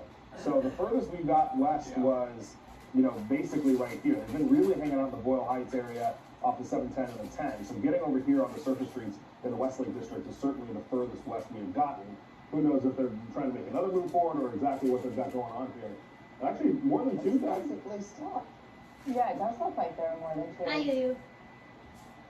Yeah, I mean, definitely two. I saw someone there as a Waymo getting out of the way. Kind of interesting to see a Waymo at the way of the pursuit. So yeah, we definitely saw someone in the passenger seat, and it looked like they were on a phone. And that couch you were sitting on, satisfied by my smooth. Oh, thank you. It's easy. Is it easy to walk away from online with online? Is it with online orders? What do you mean? Order today, and I'm so mad. Yes, somebody stole. Dang. And then you know what's fucked up? Damn, you fine, girl. Thank you. Exiting downtown, but I'm almost starting to wonder if the suspect. Just I said use a straw to eat it. It's hard. I put it back in the freezer. Do is get on social media and start live streaming and all this kind of thing, and just maybe start ranting and raving about things as they're being pursued and driving at slow speed. So I wouldn't be at all surprised if that's going on right now either. A lot of times with these slow speed pursuits. So just kind of gallivanting around, I guess I would say, 25 miles an hour and on some of these slow streets, just kind of aimless, going through some red lights. And gross. It's not bad. Onto the sidewalk, but is now thank you. Very bizarre turn up onto the sidewalk. Thank you. Thank you, El Barbaro. There. And, it's not bad. I'm gonna put it in the freezer because I really want it right now. It just seems like the suspect has no idea what they want to do from 1 second to the next. Can't even decide what street they want to turn onto, and then have to make that awkward turn. Actually, Douglas Street now. So the Westlake area, we had crossed away from Temple, but definitely an unorthodox one as far as pursuits go. Well, and unorthodox also on the fact that that they went to the area where this shooting. So they're fine. Hey, Sweetums. You would think like that's the last place you'd want to go. And hung out a lot in there too. Yeah, not more than once. Yeah. And I believe, Desmond, you mentioned them possibly talking on a phone. Thank you. Yes, my sister is fine. Thank you. Maya, this flag sucks. What flag? Yummy. Thank you. Y'all hit that like. That's an old Klondike bar with soft top. Yeah, I love the soft top. Yeah. I like the one with the hard too. Back in the day, they used to have the soft ice cream sandwich connected to the hard ice cream. My father used to get those for me and my brother. They were the best. Y'all remember those? I'm melting, don't die. Onto I think the southbound 101 here off of Temple, so right away from the 4 level. So do y'all remember those? Back in the heart of downtown and. If you send me a gift, I'm sorry. Thank you for the gifts too. I just can't see gifts on Prism. Ooh, ah, ooh. Too loud. Way too loud. Way too loud. Way too loud. Way too loud. Way too loud. Way too loud. There we go. Ooh, la la. Ooh, la la. Ooh, la la. Ooh. Thanks for you're welcome. Mike, don't listen to it. He just wants to rage bait. I didn't even, I heard it.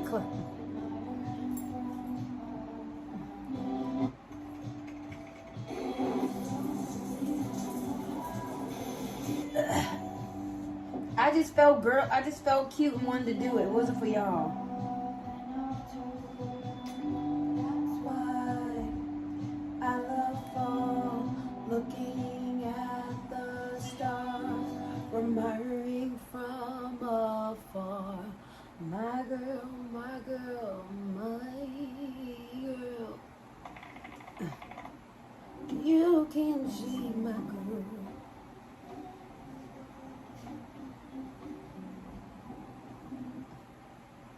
You were clapping for the audience. I'm gonna tell you. Oh, I was just doing it, okay?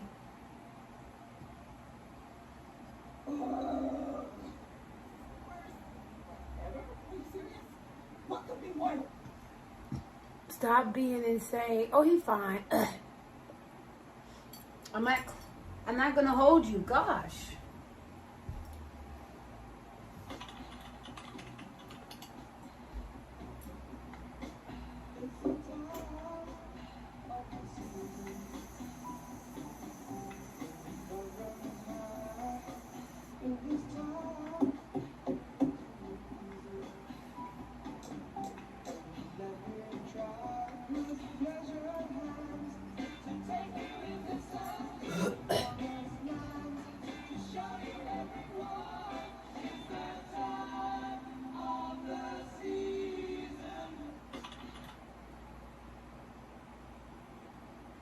Hey, what's happening right now?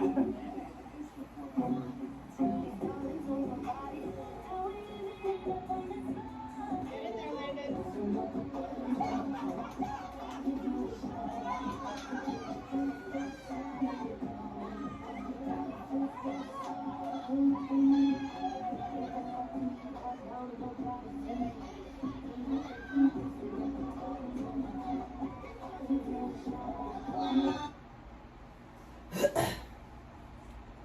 Sorry, I just dozed off for a little bit. Pretty, thank you.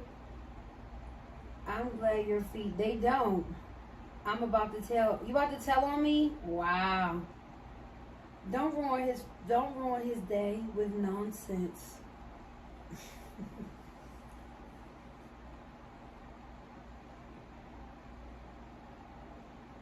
Despite all the magic and wonder, The Wizard of Oz has a reputation for being one of the most chaotic film productions ever. Despite all the magic and wonder, The Wizard of Oz has I got a picture. Picture of one what? of the most chaotic film productions ever. The song? And that is certainly warranted. The movie may have been built on a classic children's fable, but the making of it was anything but whimsical. From the non-stop hospitalizations to borderline child abuse, the cast and crew went far. Hey yo, hi. Into love the pillow. Thank you.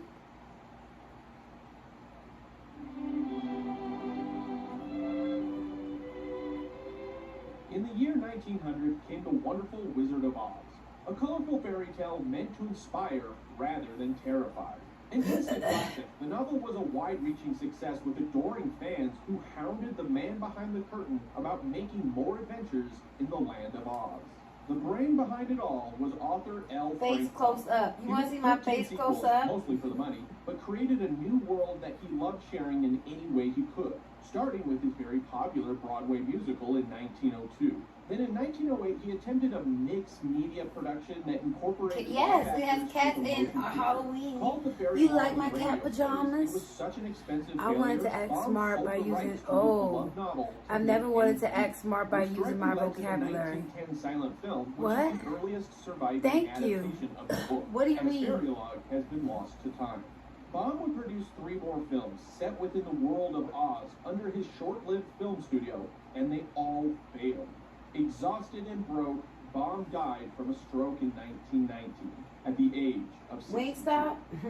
Baum's son reacquired the rights to the book and licensed your it for many more vocabulary adaptations is beyond Google search from what? radio plays to animated shorts, and even a revival of the stage I show. need you Most to elaborate on how notoriously you was think the I act smart. 1925 film, I don't which was know. so narratively different from the novel that fans published hate mail in local newspapers. The rights were eventually sold to film studio pioneer Samuel Goldwyn. He attempted to make a musical comedy with Eddie Cantor as the Scarecrow, but the project fell into development hell when 1933's truly horrifying Alice in Wonderland bombed with critics and audiences. Suddenly, the notion of translating a book's fantastical world into live action scared producers. Then in 1937, Walt Disney released the first feature-length animated film, Snow White and the Seven Dwarfs. Widely considered to be a masterpiece, it became the highest-grossing film ever, and suddenly Hollywood was ready to jump into fantasy. Due to the popularity of the series, Oz was at the top of everyone's list, including Walt Disney. Now the Belle I wasn't shaking anything. Goldwyn You was just held asleep the right rights now? to the Elaborate, rights to the please. wonderful Wizard Hi, of Oz. King. I love you too. Meanwhile, across town, producer/director Burton LeRoy I didn't do anything. just landed at MGM Studios. I'm chilling. He met with studio head Louis B. Mayer and was asked about what films he was interested in making. It had been a dream of LeRoy's since he was a kid to make Oz into a film. On behalf of LeRoy, Mayer entered the auction and was the highest bidder at $75,000.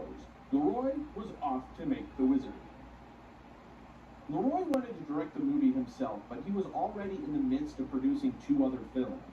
Mr. Mayor called me and then said, look, why don't you just produce this picture you're so crazy about? And I said, but I want to direct this picture too. He said, well, I think it's too big for you to do both. But I produce and I'm very proud of it. Not that it mattered, as under the old studio system, the vision of a film was more in the power of the producers versus any director. From the 1920s to the 1950s, the golden age of Hollywood was run by this studio system, where movie houses controlled every aspect of their films, all the way down to the theater chains they owned. Nearly everyone under these studios were company men, paid weekly for years-long contracts, told when and where to make their films. Perhaps a steady job, the cast and crew were effectively owned by the studio, and they had little say in the productions they took part in or their careers at large. Of the 8 major studios, Metro-Goldwyn-Mayer, I need your hands was to... the biggest by Why far, you need finishing me? a film You need on OnlyFans. average No, I don't. every 9 days. What? No, they I had the don't. money and the talent to make The Wizard of Oz at the grandest scale possible. LeRoy first hired director Norman Towroth.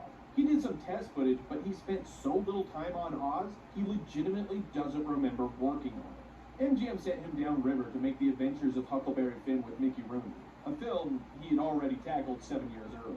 Next on the list was Richard Thorpe. He was chosen for his efficiency and ability to keep things under budget, though that may have been why he would not be the last director. Oh yeah, really mad, huh? The Who greatest mad? challenge of the film was the writing.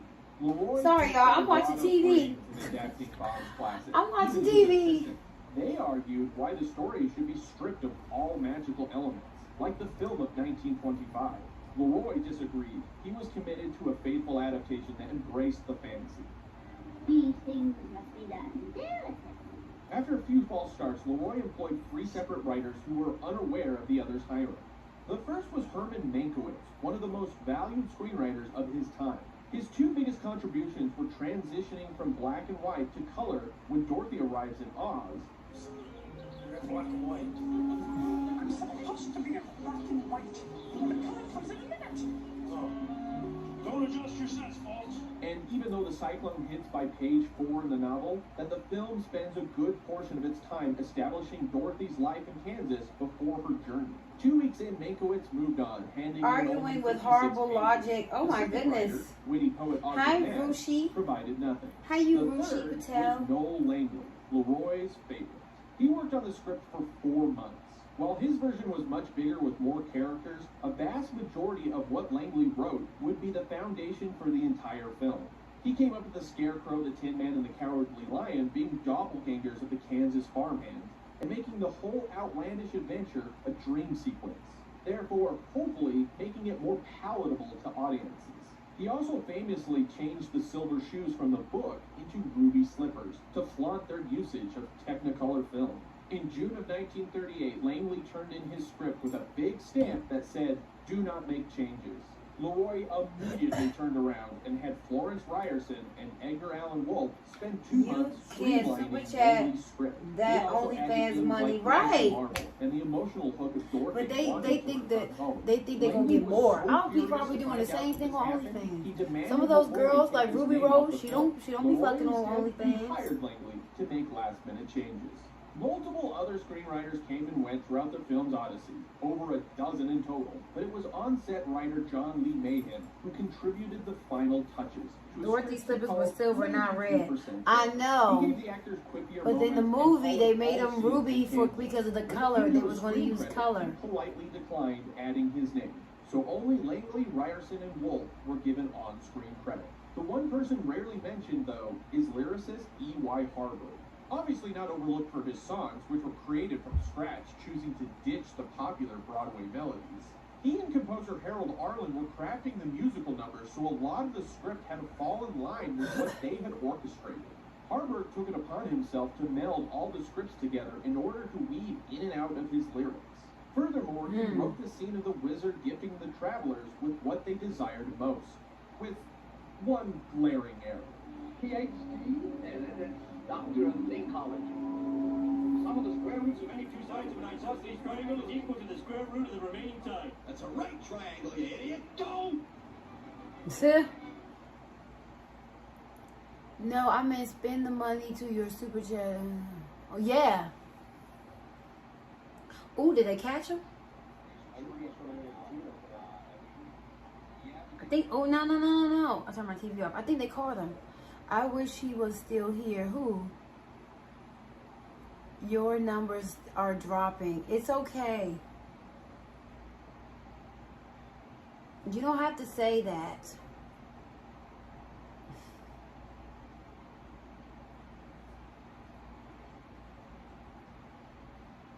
You don't have to say that my numbers are dropping. It's, I can see that. I'm chilling today. Why do you care that my numbers are dropping? Don't you want me to talk to you? Do I have to always have, like, it's up and, listen, don't make me hit you with this. This is hard. This is thick glass.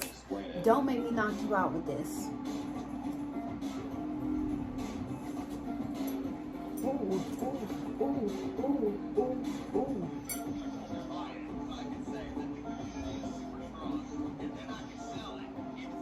Don't make me knock you out with this hard glass.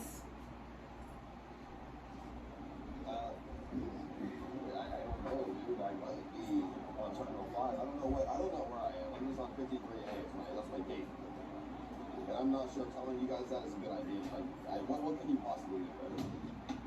Phoenix police are taking an American Airlines plane at Sky Harbor. Police say an anonymous threat was called in.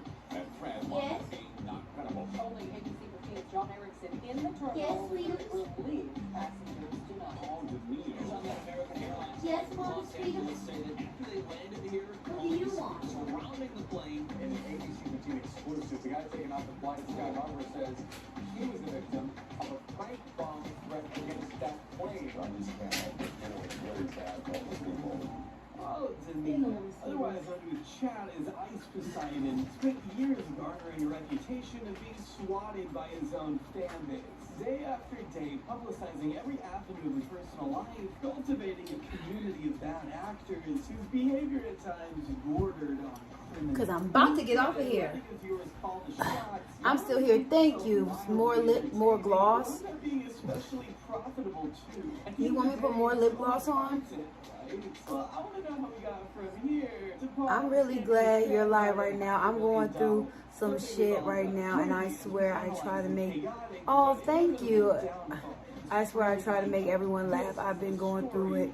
Oh, I'm glad. Thank you. I'm glad hanging out with me makes you feel good. With that being said, I'll see you tomorrow. But first, today's sponsor. With that being said, I'll see you tomorrow. Big wet. Mwah. I wanted to make sure that my tongue wasn't right. Take, for example, the Terra Box, made by Barebones, which is stationed in Salt Lake City, with 90% of their products coming straight from small businesses. Every box comes with around $70 in retail value at the cost of just $49. You'll get to preview everything in your box before it even ships, which means you can either keep it, swap it for a different box, or skip that month entirely. So although it's a subscription service, you only pay for what you want. This month I chose Over Easy, which is great because now I have no excuse not to cook anymore. Equipped with the most durable cast iron skillet from Old Mountain, a leather holder from Softline, and even a Bloody Mary mix from Sucker Punch Gourmet, which all go great with the platter I got from their plated box. In addition to the custom crafted serving platter, the plated box comes with a rugged salt dispenser and a minimalist kitchen towel. So Maya, please knock me out so I don't have to wake up. Okay. Hi. Hi, Steve D. Do that again. Do what again? What did I do? Today, a once massive streamer was exposed for stealing $500,000 from his fans. I'll be honest, in my opinion, Ice Poseidon is not a good person. So, what activity? What did you do before this whole streaming thing? What led up to this?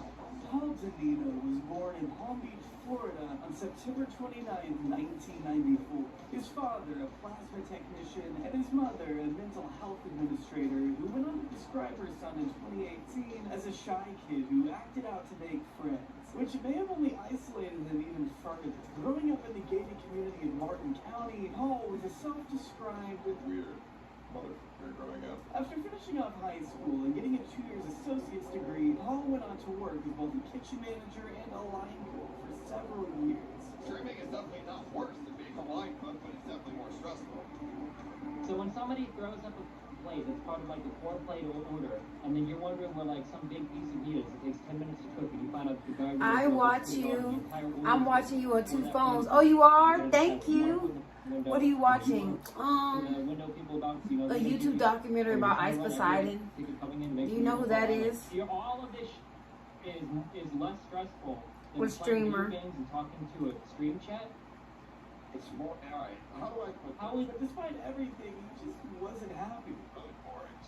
I didn't do anything, I just went home after line cooking, just went upstairs. It was safe to say he wasn't where he wanted to be. Burnt out in every other aspect, Paul found escapism in online video games. Most particularly the fantasy roleplay of RuneScape, which he had been a fan of since 12.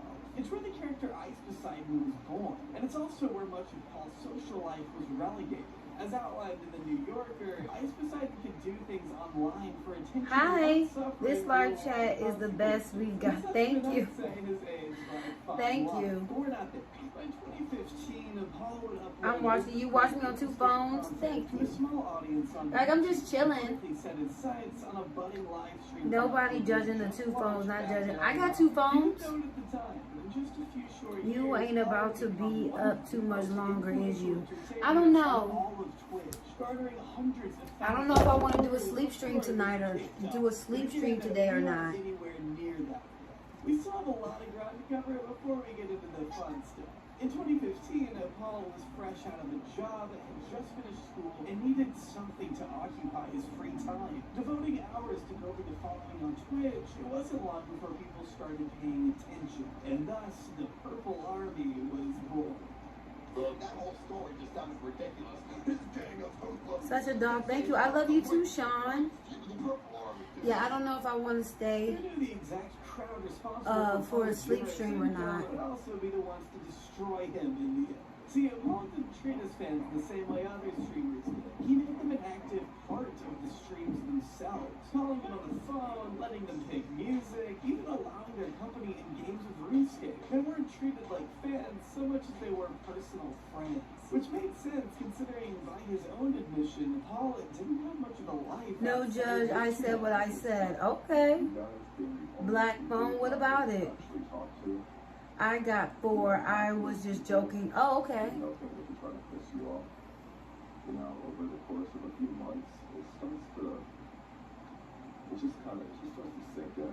The strings are good, I think, for most of the time. But when I have one bad string, like I feel such a dreadnought, man. From the jump, it was clear how much these streams meant to him. Streaming was more than just a pastime. I mean, at this point, it was more than just a job. It was his entire life. And living a life strictly online certainly paid him I'm down. sad. I keep missing your pants leg rolled up. Oh, why are you sad about that? You forgot already anyway. Me? Oh yeah, I did. Knowing me, I probably did forgot. Lip gloss with lip liner. Oh, you liked it yesterday? Thank you. So you have to imagine how Paul must have felt when he finally had an excuse to get out of the house. When he could combine his love of streaming with the outside world he so desperately wanted to be a part of. I love you too, Sean. Are you sure you love me? You don't know nothing about me.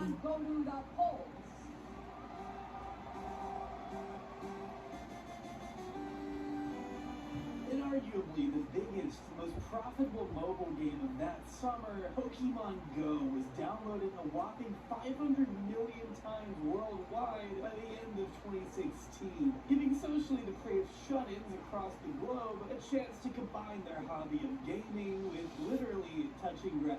Armed with nothing more than a backpack and a camera strapped to his head, Ice Poseidon began streaming himself playing the game in real life. The hype of going around catching Pokemon in public spaces, combined with Paul's naturally outlandish demeanor, made way for some pretty memorable interactions.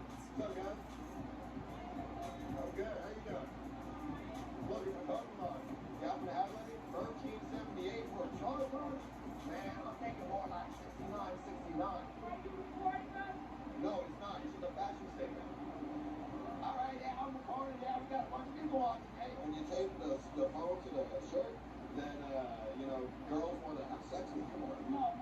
See, Ice had finally found himself. Thank you.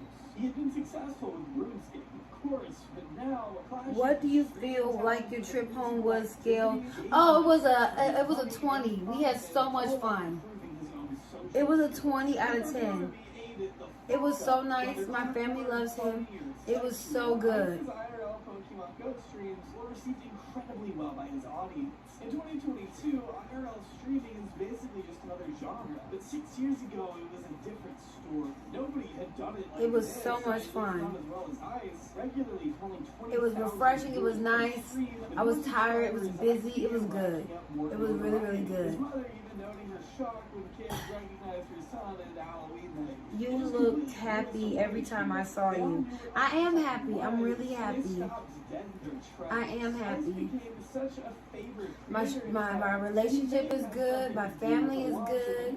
My streams are getting better. I got hired again for another gig. Everything's going pretty well. Like, I'm nervous about the next month, but everything is going well. Sitting there on the tree with the jacket. All right, goodbye. I love you. I love you. Good. I love you too. Would you have stayed longer? No, because you want to know why? Because I paid rent here. I probably would have stayed longer. My boy was like, I could stay because he had to go to work. He had to start work. I could have stayed. I honestly could have stayed. Wherever I swim, for another week if I wanted to. Like, I can stay long. I don't work. I can stay. You blessed her in the nerve. Thank you. Responsibility. Stop driving like an idiot. You may think it's entertaining. The nerves won't be there in a minute. What nerves? I can't wait myself. I love you. Thank you. Maturity, yeah, that's the word. He's never known for his maturity. You're unemployed monkey, yeah. Oh, the nerves of me being unemployed and not. When I start getting 1,500 from YouTube, oh yeah, the nerves will be gone. which certainly generated a peculiar type of following. In fact, his core audience has been blasting as toxic for as long as ICE has been around. Calling and harassing a woman in mass after Paul leaked her number on stream, accidentally, I think, on the very same day as the IRL categories launched. He was issued a 45-day ban from the platform he dominated. His third at that time. But ICE decided it was hard. But y'all, you said you were nervous. Oh yeah, I did say I was nervous. Hi, Ventura. What do you do in order to get 50 subs? It won't let me go live without that. I did vlogs, do shorts. I did shorts.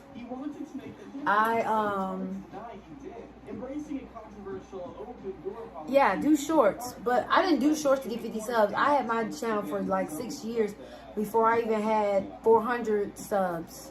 I had it for 6 years. And then it just... But y'all, I'm gonna go to bed. I'm gonna see y'all in the morning, okay? I didn't call you that. What you mean? You fine. They're gonna be... Oh, they're gonna be... What you didn't call who? What you didn't call who? Okay, good night. I'll talk to y'all in the morning, okay? Don't go. Please don't go. I love you. I love you guys too. But sometimes I just need a break. And I'm not really... This stream isn't really going well. No. Oh, you want me to stay? Okay, hold on. I want to talk to my boyfriend. Okay, I'll talk to him while you're on. If I go, I'm going to mute myself, okay? Give me a second.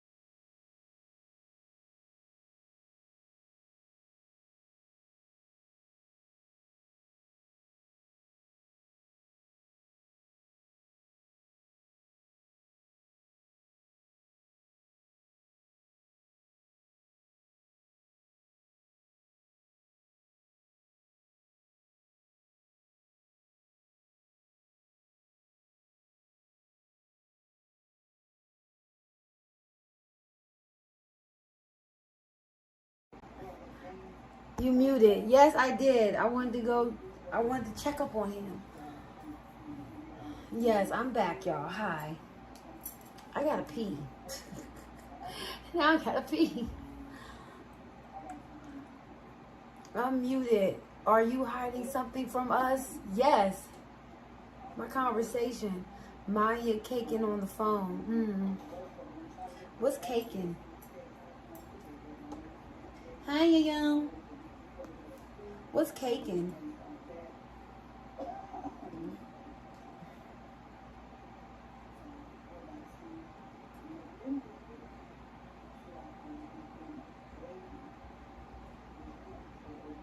Hi. Hi, sweetie. I can tell you blushing. Getting your hair right. I'm high right now. Are you high? Let me get high. Let me get high too.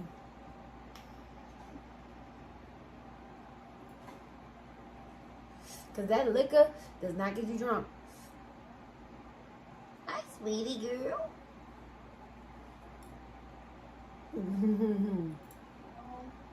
Hi, sweetums.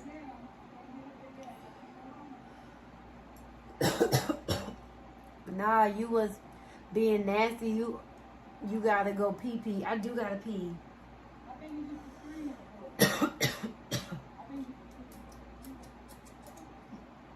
Nice, sweet girl. Nice, sweet dog. Yeah, look at her face, y'all.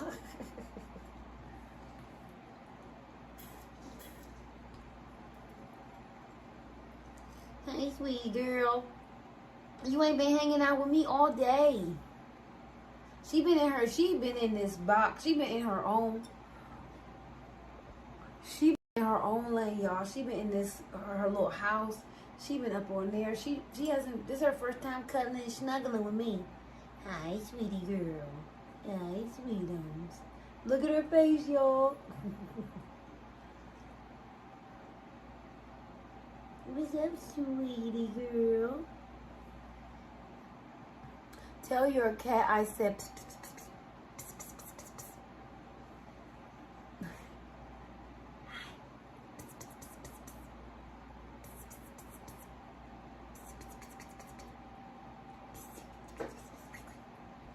Bye. I love your avocados. What avocados? Oh, my avocados? Oh, thank you. They're more like tangerines. You think the plane trip got a cool? The plane trip sucked. I realize I don't like riding in planes. Maybe because I've been, I don't ever be in first class, but your girl does not like being in planes. I don't like being cramped. It's uncomfortable. Oh my God. Oh my God. I don't like being in planes.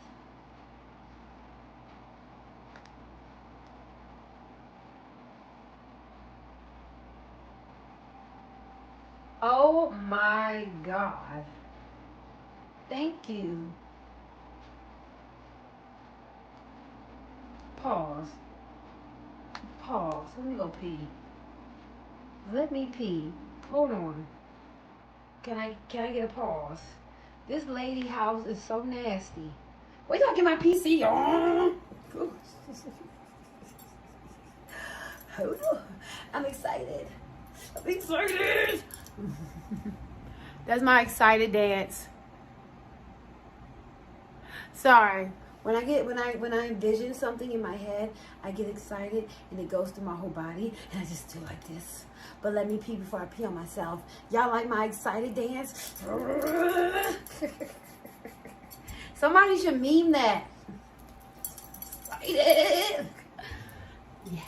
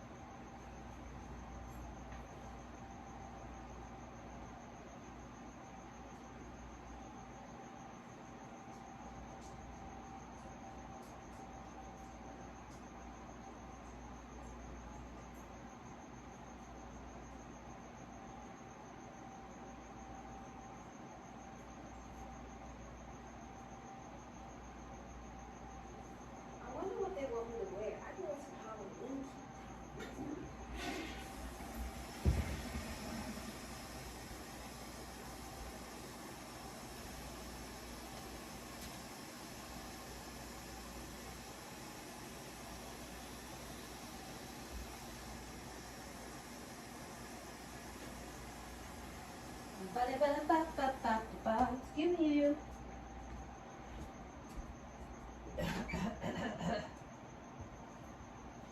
It is hot, but it's not that bad. I love you, sweetums.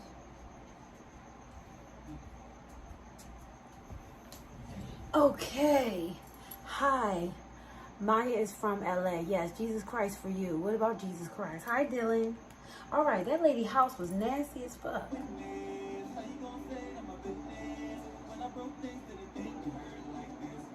What the hell she do to the foot? The hell? Ain't nothing wrong with having an old house. I like old homes and old vintage stuff. You just gotta like, this is old, but I made it like, you just gotta make it like, what the fuck? Put the, if you want to have a whiteboard, put the whiteboard up. Oh my God. Why is the towel off the floor? What's all this damn trash on the floor? Okay. I don't understand. Hi, King. How you doing? Hi, I got 35 people in the chat. I don't understand how you be like the videos that she be having. She always cleaning up, but how is it so dirty right there? How did this happen? Why did all the clothes and all that get over there? I'm great. Thanks for asking. No problem, baby. Let's get back to her cleaning. It's just shit all in the hallway. Hi, Alicia. Hey. Maya, what the hell you doing? Doing up on live? Talking to you. Who are you? You be to text me. Hi, Troy. What in the fuck? There's wipes and a hanger. Ugh. I hate plastic hangers. Oh, plastic hangers is so low class.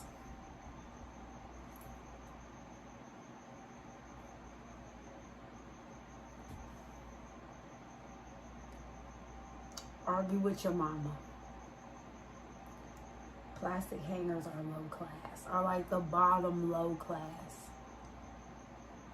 You got the wire ones that you get from the cleaners. Okay, that's you're supposed to switch it out. I know I don't have homework. Seeing Thirsty Trap. So don't hate. Please hit the like. Seems to me low class. Let me see your ceiling then.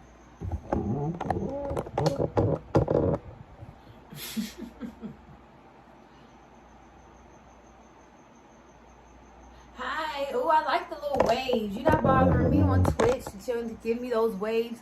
Hi, Poppy Ray. Poppy Ray. What's up, Poppy Ray? I said what I said. Plastic hangers are low class. I wonder what kind of hanger. Maybe I should switch to the silk hangers because I be wearing the velvet hangers. What class level is that? Because I need to elevate. Yes, I said it. Cool. Thank you. What is, no ceiling fan? No ceiling fan. No ceiling fan. No ceiling fan. I should get it. I can't get a ceiling fan. I gotta ask my landlord. No ceiling fan. No. The irony of YouTube live girl in her PJs. Something low class. Yes, plastic hangers is low class. Imagine it. No need to imagine. It's right here. Yes. A YouTube girl on YouTube stream saying plastic hangers is low class. I said what I said. Hi. That's Hello Kitty is sweet. Thank you. Thank you very much. I got another person on Twitch. Hey, can I request a song? Sure. What kind of song? Oh, y'all coming in here fast. Hold on. I said what I said, though. And can't sleep. Oh, you can't sleep, Winter?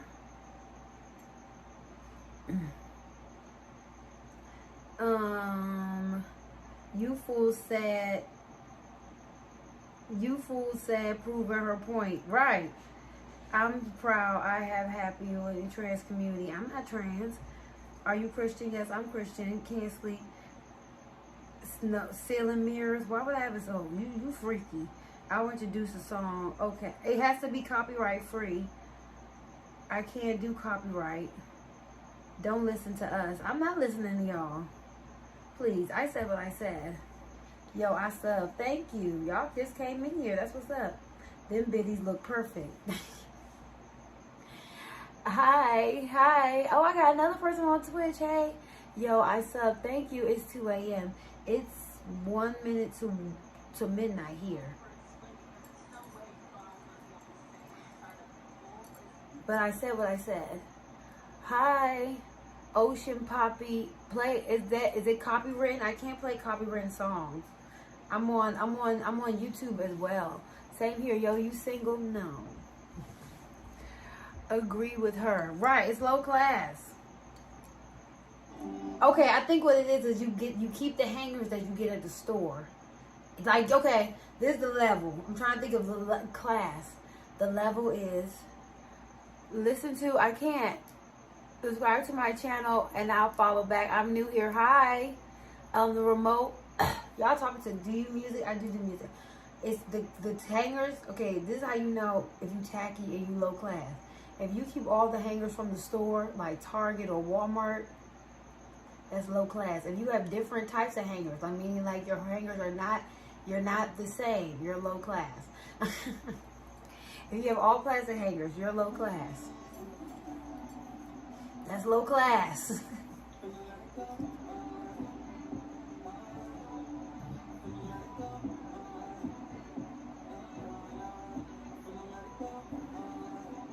I am in America. Oh, you're in Brazil. Hey, is it brown? No, it is black and gray. It looks like this teddy bear right here. Oh, I got 3 people on Twitch. That's so cool. Can I tell me which country? I'm in America. What country are you in? Are you from Brazil? What's up? I have to be copywritten free. I'm sorry to my Twitch people that want me to listen to music. If you want to follow me on Twitch, it's Myialashaun 44. Don't listen to it. Please listen to it. I gotta listen. I can't. You can't. You know you're in. I'll get in trouble on YouTube. YouTube don't play that.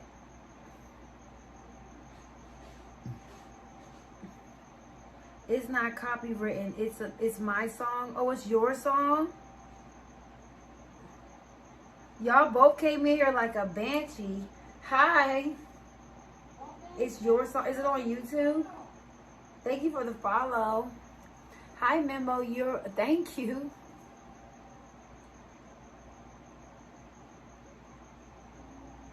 Sorry, it was just so many comments. I couldn't see. Oh, you're in India? Hi, namaste. Namaste, puko deseo. I need to practice my French. Poppy Ray. Okay. I like that. That's what's up. I can't go to the channel. What if I click right here? Oh, okay. Okay, cool. Sorry, I was looking at this guy on Twitch that was talking about Poppy Ray.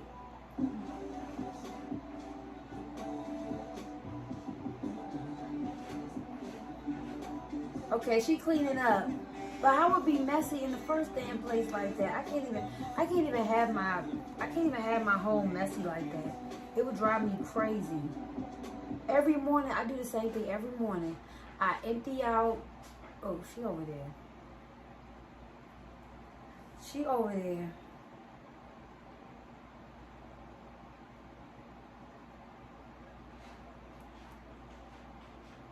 Hold on, y'all.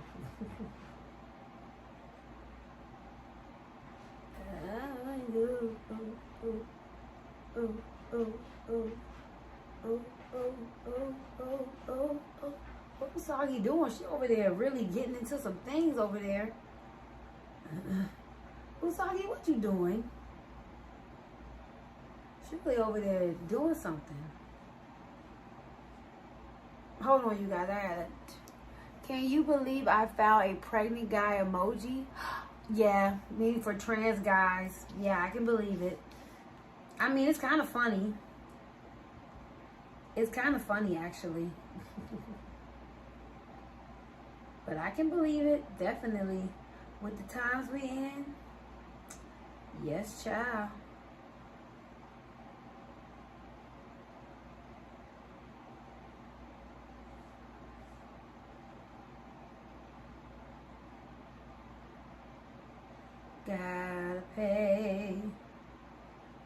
my gas bill. Ugh. I can't wait till I don't have to pay any bill and I can just be taking care of my family, getting fucked. Hi, you.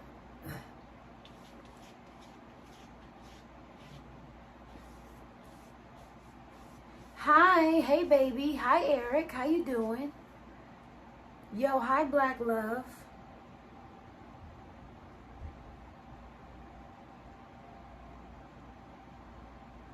Hi mama girl. How you doing? Please hit the like, please. Oh, I need to get my charger. My bad. I knew I was forgetting something.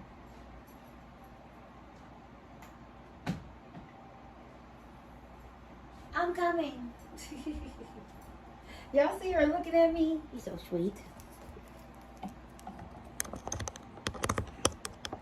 I'm fine. About to know. My day was good.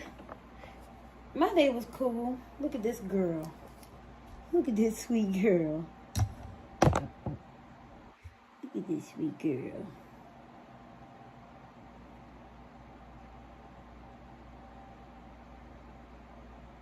My sweetie. My love. My Shayla. Oh, my Shayla. Can I sit down? Usagi, you really can take up a couch, girl. You're not even tall like that, Ugh. Here. There we go. There we go.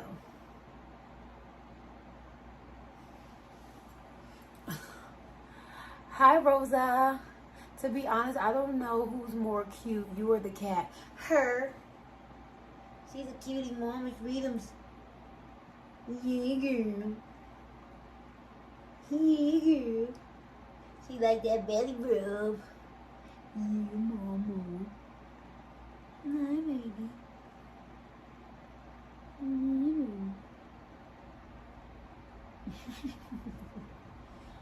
Let me leave her alone before she leave me.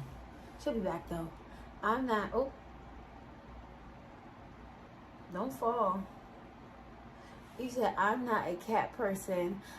I'm not a. Oh, you're a person. Oh. Maya, I'm from LA. Hey, beautiful. Hi. Yeah, I think that's also still cute, mommy. Thank you. Nice pudding. Thank you. Now her licking her coochie right here in front of y'all.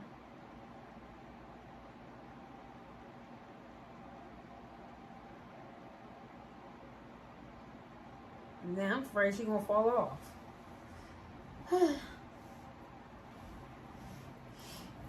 Love the kitty. Thank you. Pick where you want to be, Usagi. Every day.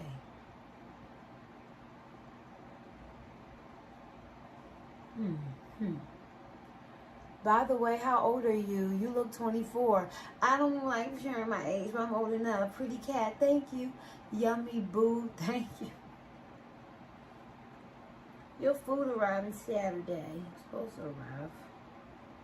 Wait, tomorrow. I gotta cancel some of this. Hi. Give me a second, y'all. I gotta cancel some of this stuff. I was alone.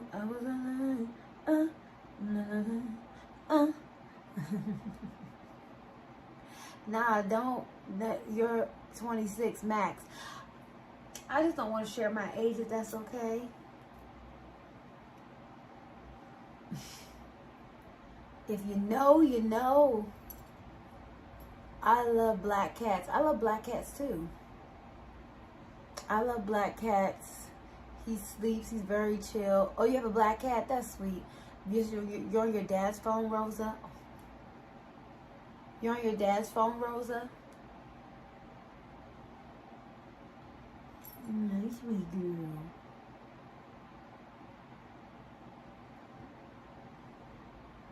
Saggy one always. She has a gray hat. Okay.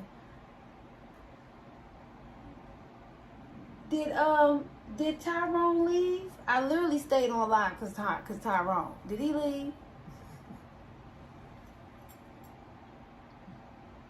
I wanted to go to sleep, but I didn't know if I want to do a sleep stream today. Hi, Thomas.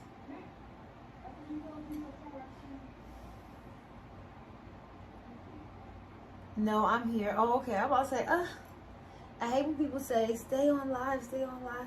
I stay, thinking they gonna hang out with me, and then they leave. And I be like, the fuck? She's a whole vibe. Thank you. And why? Okay, I hate, you know what else I hate? I hate dirty motherfuckers that wear gloves. Bitch, why you wearing gloves and your house is dirty? With the food. Oh, you, sweet girl. Oh, you clean with the food, but you dirty with the house? Like, what's the point? I just grabbed my what you get from DoorDash? I heard you the real goat. I am? Can I sit on the couch? Sure. My couch got a lot of shit on it. I got pillows. I got a cat. I got a big ass bear cat.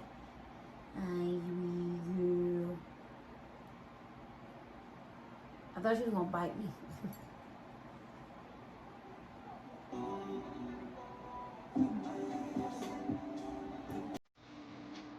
But I hate dirty people who try that fake clean. By the way, thank you, Eric. Where you from, Eric? Yes, I hate people like that, dirty bitch. And I hate when dirty bitches try to wear pink. And I hate when ugly girls get their nails done.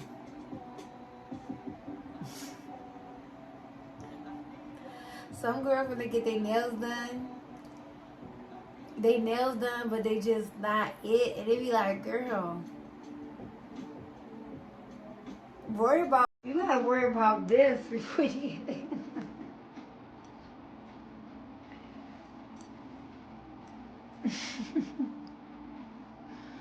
I be like, and then the nails really can't give what they supposed to give because you're not giving. Y'all feel me? It's not so hard. I had to turn it down. Oh, I'm sorry. What about you? Oh, I'm from DC, but I live in California. Is that mean? Is what I said mean?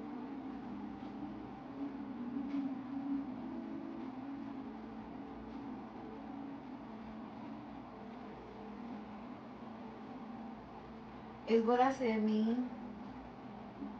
Yo. Is what I said mean? Got 40 people in the chat. Hi, Tweetums. You so pretty. I want to give you a kiss. What's your hobbies? At Road High. Ooh, chat going by so fast. Gross. You're gross. My hobbies is painting. I could not find my paint. But I do have my thing. That's the most important. So I need to get paint and a canvas. Because I already got everything else. But I need to get paint and a canvas. You think though, I love my arms. They are cute. But I haven't gone to the gym. My muscles small. Not because I really laugh when I see young women with 60-year-old nails. Yes. Bitch, you need to get some Tretinool with a little lotion. I ain't gonna told you. I can see my fingers aging. Because I got witch's hands. I need to... Yummy, thank you. I need to wipe my... You need to wipe what? Hi, yo, what's up? You ain't looking ugly.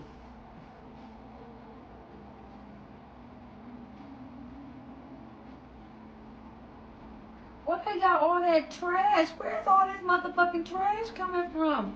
Why is the towels up in the what happened with the floor? I know these people didn't give you their house like this. Why is the towels up on the floor? Oh my goodness. You need to tell the landlord to come fix that because that's dangerous.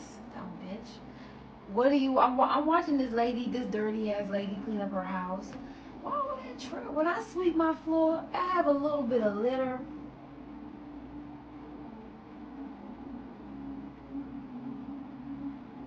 Okay? I be having a little bit of litter from her, or maybe like a little bit of hair from me and her, both our hair. But I never have a whole bunch of trash. Like right now, I have like on the floor right now, and I've been sweeping. Is these little fluff from this blanket, and ugh.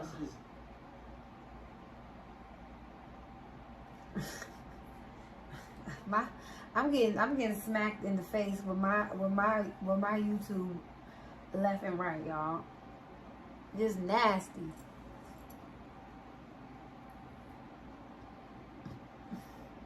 Cups what? Chips what? Are you from DC? Yes, I am. Can y'all please like and subscribe? I got 48 people in here. What's up, you guys? But yes, I've never. Oh my goodness. I mean, she got 6 kids, but my grandmother, well, not all the kids was lit. No, they were. Well, 5 of them. You can't escape you. Why do you want to?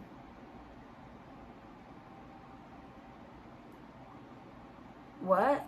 Are you from Maryland? What part? I'm really from Maryland, PG County, Maryland, but I just don't like saying Maryland because people think Baltimore, and I'm not from Baltimore. This smells like chocolate. Smell good. Gaithersburg, okay. Maryland here too. Okay, hey, y'all coming in here. Y'all need to be in bed. It's 3 a.m. Why y'all up so late? You in Frederick? Okay. Why y'all up so late? Y'all should be in bed. 703. Okay, I wrote that 202, that 240, that 301. New Orleans out here. Okay, baby. It's almost gumbo season. Ooh, my dance. It's almost gumbo season. I got some gumbo before and they forgot my rice. Forgetting the rice should be against the law. They forgot my rice. Awesome makeup. Thank you. All I have is this one. Yes, I ordered gumbo and they forgot the rice. Nasty work.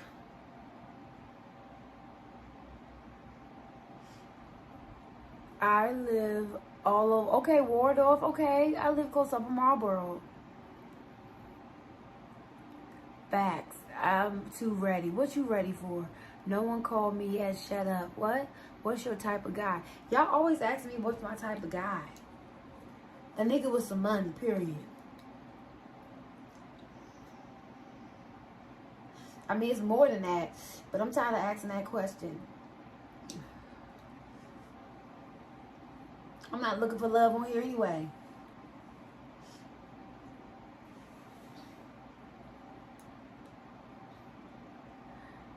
You see my message? No, I didn't. I'm on another chat. Let me see.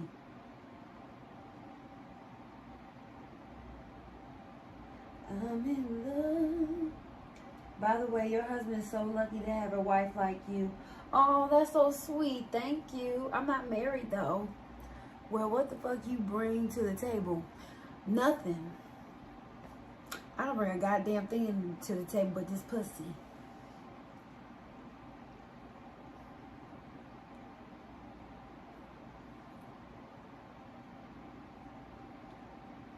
That's the answer that y'all want.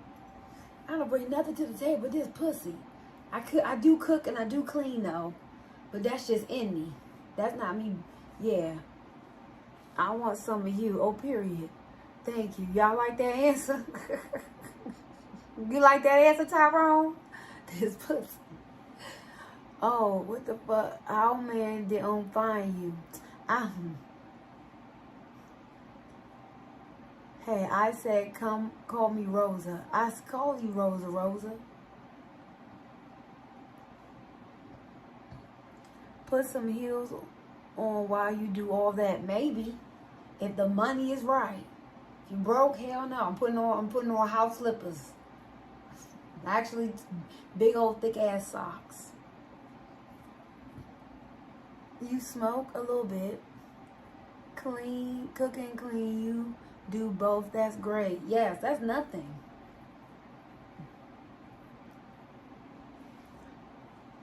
Hey, I hit that like button. Thank you. Hit that subscribe if you don't mind as well. Oh, I need to do some lines.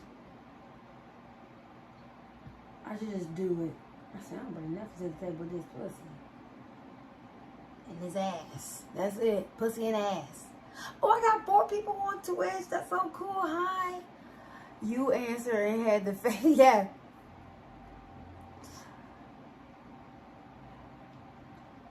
I got 4 people on Twitch. Hi. Right. That's what I said. Yes, of course. You were 3. I sure am. And I'm not healthy. I'm bad for you. I give niggas the gout. I'm not healthy. But I'm good for the soul. You know what I'm saying?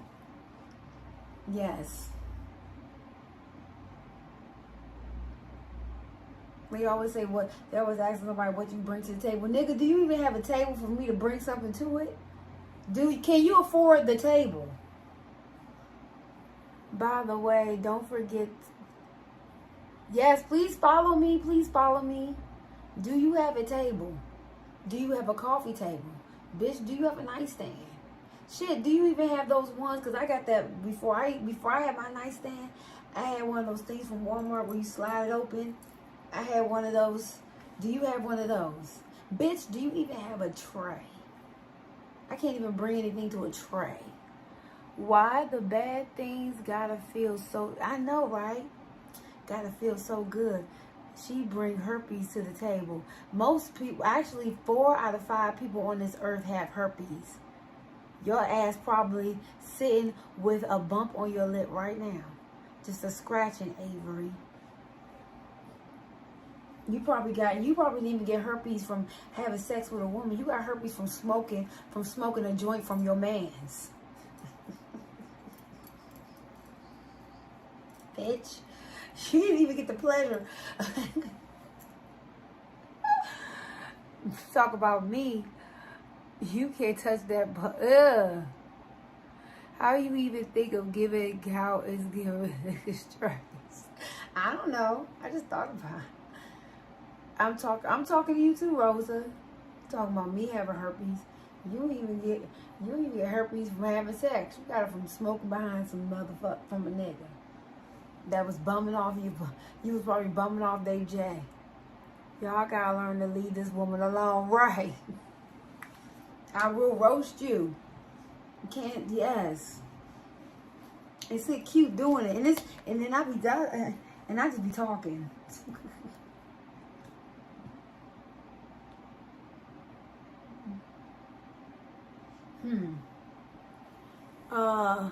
Hey, I'm talking to you. I'm talking to you too, Rosa. Hit the like, subscribe, Follow and subscribe. Follow and subscribe. Ooh, all I need is 5 more subscribers to get to 8.4K. She great at it too. Thank you. I had a child, when you be bullied and teased in school, you gotta learn. You gotta learn how to do that stuff. You really gotta look out for yourself. And it makes you be witty. And it makes you be like that shit, you know? If she don't get you, I'm gonna catch you. Well, all right. Yeah, if I don't catch it, sometimes I don't catch it. Myialashaun. Yes.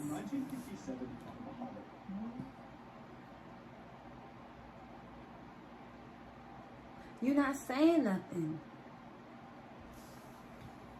You, sweetie mamas. Hi, Arthur. Do you like this emoji combo? Yes, it's cute. I like it. Yes, I like it. Can I swap the white heart for a yellow heart? Never mind, I'll stay. Okay, JDR. What? If you was gonna leave, then don't let me stop you. Hold on.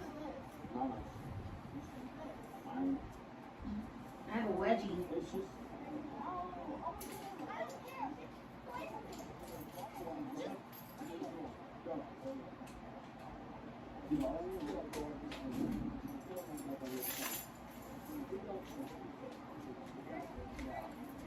Hi, sweetums.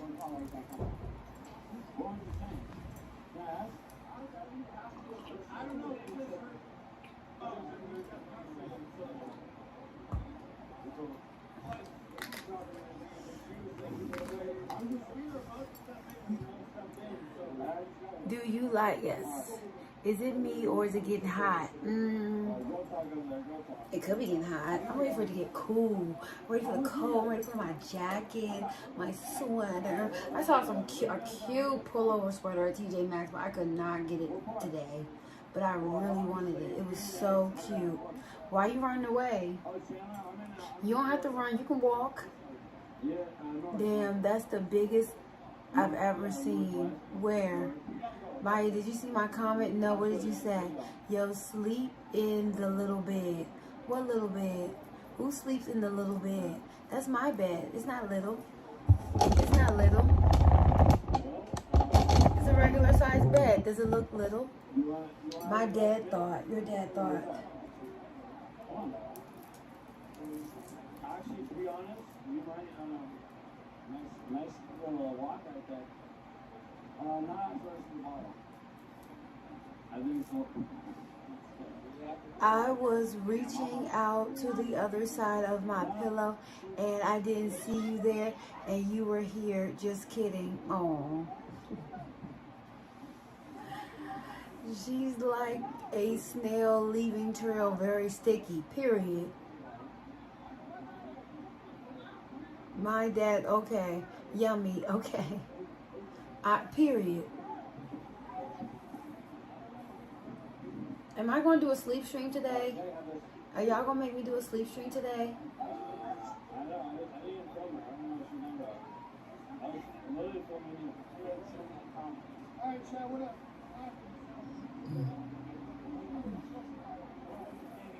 Where are you from? I'm from Maryland. Where are you from? That's sweet. Thank you. Where are you from?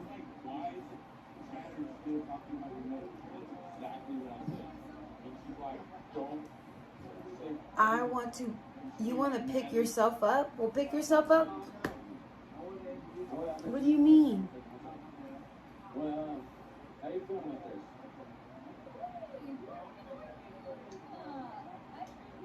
What's going on? What happened?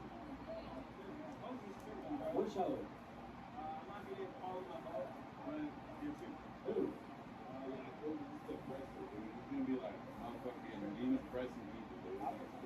What? Hi from New Zealand. I want to put my head cap on. Can I smell the cocoa butter? I do have some good Palmer's cocoa butter. I stole it from my mom. I actually have some. Yeah, I actually have some. No, you go over there with them. You are with them. You are with Get out of here. I can smell. Maya, you're not listening. Okay, to my other comments. Why are you not listening to my other comments? Because I don't see them. I got sunscreen. What kind?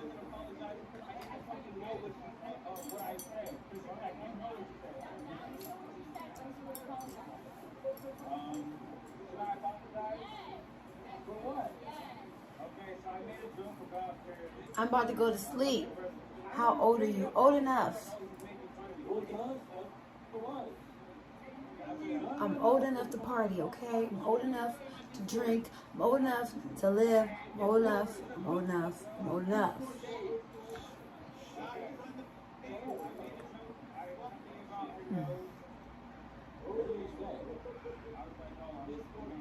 Man, what? Talking about with all the emojis. I think he want your feet, my sister. I don't see anything. I don't even see that.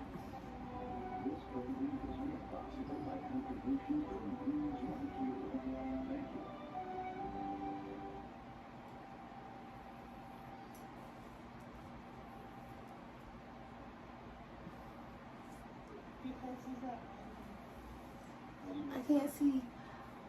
Like, I'm going to sleep. All right, night night. Wait, where's my phone?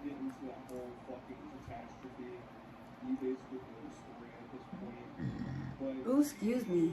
I just need 5 more subscribers. Come on, y'all, please subscribe. Certain people's channels. That's how she got the invite. That's how she got the connection. And it's really uncomfortable because all of them are trying to coerce her into having sex with Mexican Andy. What did you do this time? He wants toenails, never mind. Oh, goodness. Let me see. Let me go in this chat and see what you're talking about. Where's YouTube? Let me see what you're talking about. I also think they're using their status to try and manipulate her into having sex with him. Hey, go to, hey, go, what they saying? Pig, you're a pig. Show us those toes. Oh my goodness. Oh my, I couldn't even see this. Hey, beautiful. Hey, I'm back. Hi. I couldn't even see this because I wasn't looking at the chat. Oh, they in California.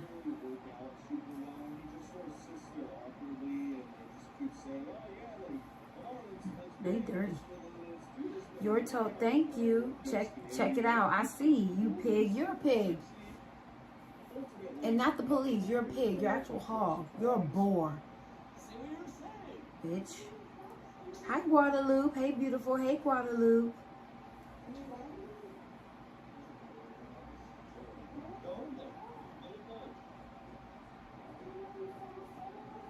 I hate to go to sleep. I'm standing up. Why are you standing up? Go to sleep. You need sleep. Sleep is healthy. Rosa, go. Brittany, you better.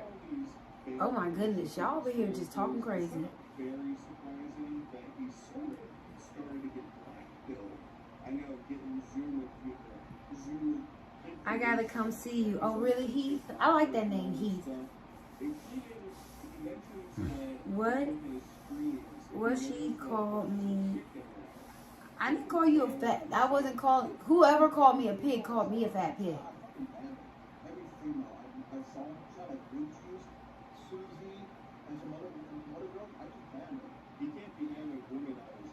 All I need is 4 more, baby. Only you.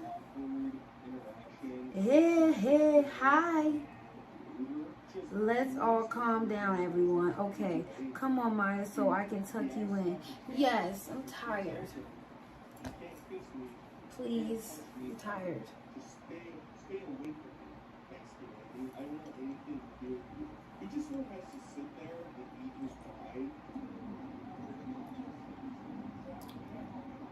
Thank you. These are the smoothest knees you've ever seen. Thank you. I need to shave.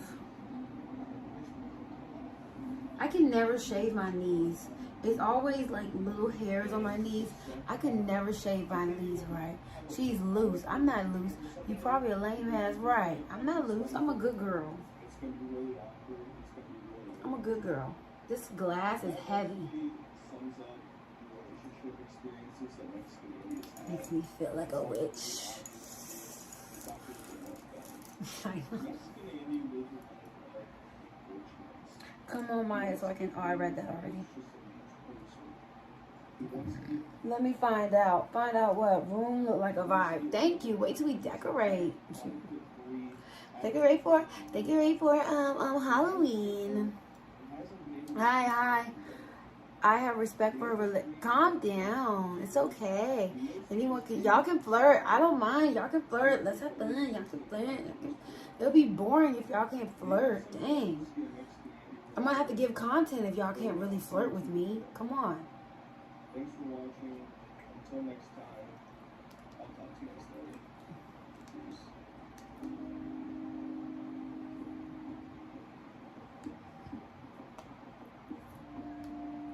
Maya, show your arms. Sure. I'm not ashamed of them. They're not going to be here forever. Can I drink? Oh, it's only a squig left, but you can have it.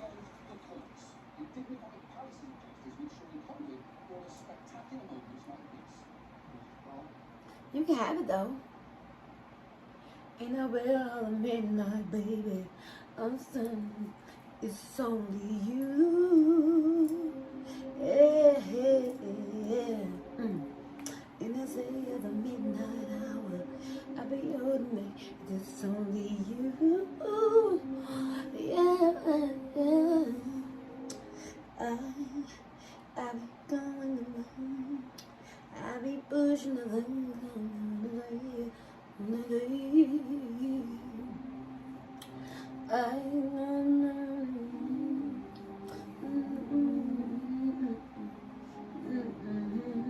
I'm sorry. Nah, you look good. You work. I need to work out. I do need to go to the gym. I really want to go to Pilates. I miss Pilates. I miss Pilates so much. I'm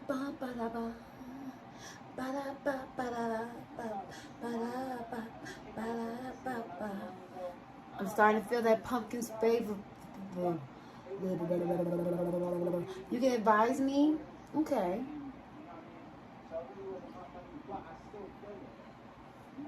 I was supposed to do my push-ups. Ask anything, baby. Okay. I'm an in the moment type of person, so I don't have a question like right now, but I'm a person that needs to, like, when I'm in the moment, I think of stuff. Scroll up late on YouTube. Had to stop and say hi. Hi, Devin. How you doing? You got a new subscriber. Oh, thank you, Devin.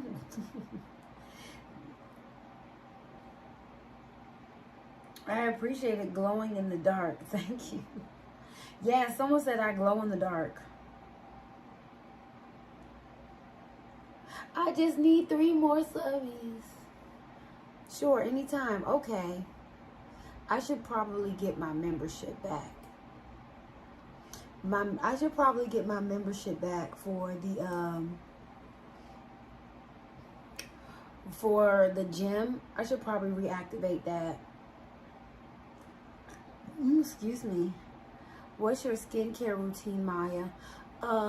Soap and water. No, I haven't. No, it's way more than that. Trust me. So I'm just kidding. I can't just think of it right now. I have a YouTube channel. I have a YouTube video on my channel. Sure, I can give it 360. Can I get a sub for the 360? No, I'll give you 360. I'm kidding. I'd be nicer to my Twitch audience than my YouTube audience. I've lost, well, I gained 13 pounds. So I've lost 180 pounds and I want to lose 20 pounds. So I need to stop drinking.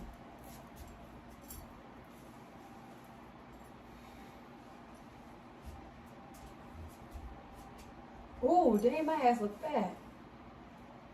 Damn. Where that came from?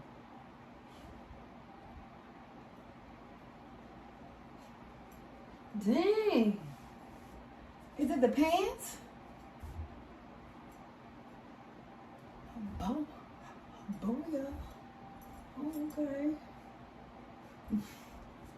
Sorry, I was looking.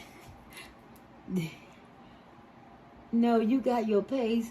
No better workout than outside. It is. You're right. I'm talking to your girl. You talk to who, girl? Hi, Star Speed. Hi. Okay. Like, dang. Oh, showing my stomach.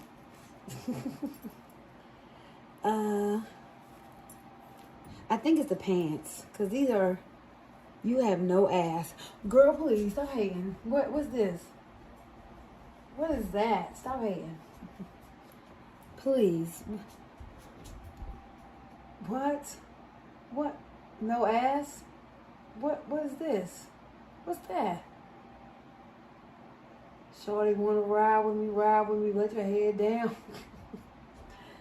No ass. Where? You got that ready pregnant body. Oh! Ready to get pregnant body? No, I don't. No, I don't. Thank you for the White House. Wait, no more. They all hating. Somebody behind you, don't say that. That's terrifying. Sorry, you scared, but don't say that.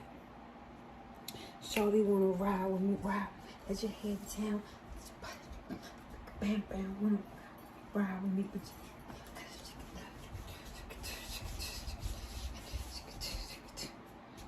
Please, people, please, how many shots to tap that? Please. Hi, Donald Taylor. You're silly. I am silly. You look like you're ready for baby number 3. I don't even have baby number 1 unless you count the cat. Oh, my nose itches. You ain't got haters. You doing it wrong. That's true. If you ain't got haters, you're doing it wrong. Look at the cat on the cheek. Oh, yeah. It kind of look like Usagi. That's why I got these, because a lot of these cats, they resemble her in their Halloween. Stop being inappropriate. She's older than you. Ooh, hi, Rolla. Let me stop being sexual. But I'm feeling myself. I'm not doing it because of y'all. I'm liking the attention. I ain't even going to hold you. At least I'm being honest.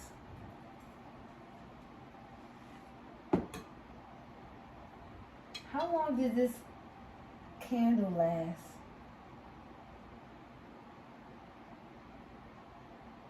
It says it's an emotional. It says it's an emotional support candle,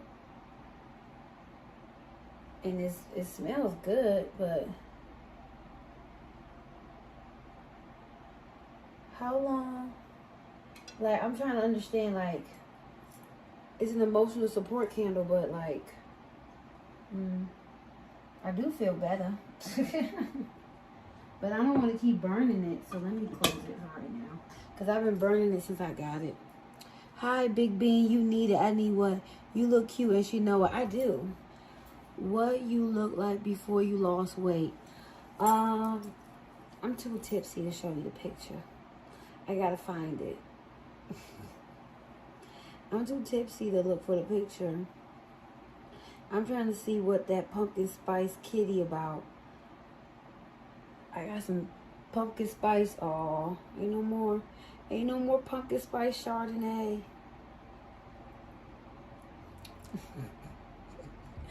Ain't no more fake. No, you definitely for keeps. Thank you. Please hit the like. All I need is 2 more people to sub.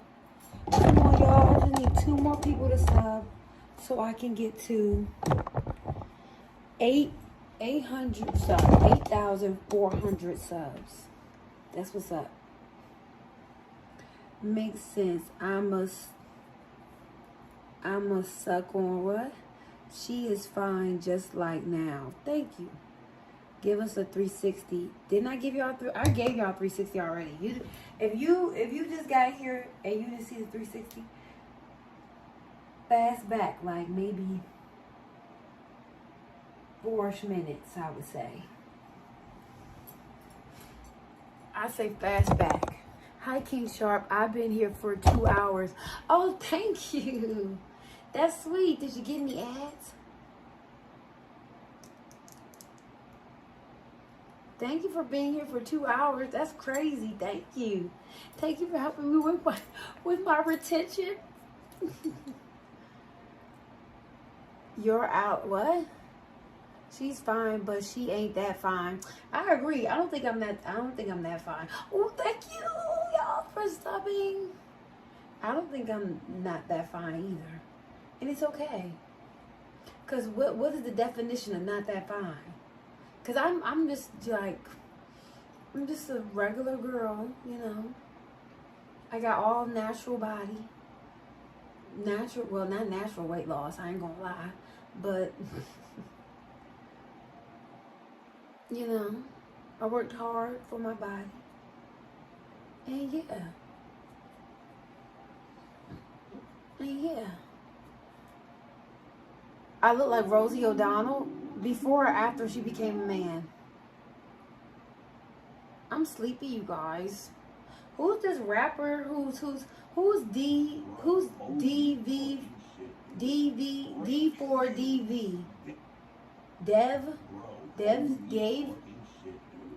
Thank you. Y'all know who Dave is? Thank you. And if we go ahead and, in case you don't know who this is, you know this guy.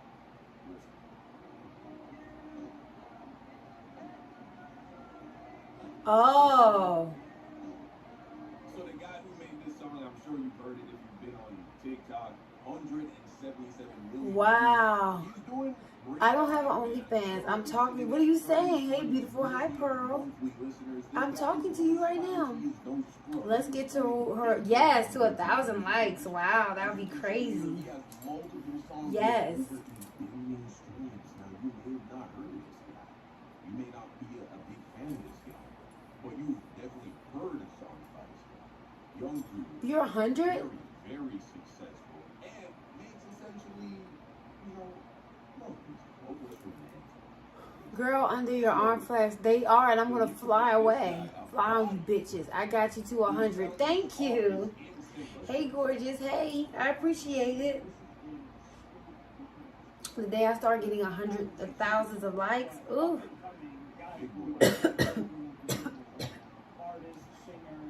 You got me to 100. Are you only? Oh, yay! Thank you. I love to work out with you. Sure. What we gonna do? And don't say. I do need to. I should. Should I like? Would y'all be interested in me live streaming at the gym? But see, think about live streaming at the gym. I like listening to my music. I will have to bring 2 phones. What?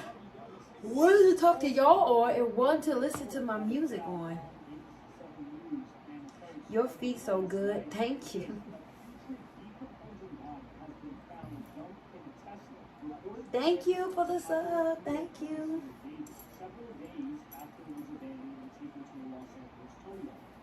Fat in all the right places. Oh, thank you. Wanna make me sub? Just say catnap. Okay, catnap. Maya, are you multilingual? I'm multilingual. I'm trying to learn French. I'm not multilingual. I really need to learn French and Spanish and Wolof. Those are the languages I need to speak. I feel like I need to learn to speak, especially French and Spanish, because I live out here and I don't know if Spanish people be talking about me, because I'm with them fucking torta bitches talking shit about me. But yeah.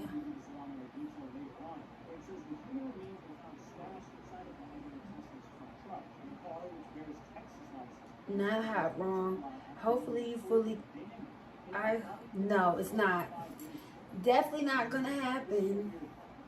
Not gonna happen, sweetheart.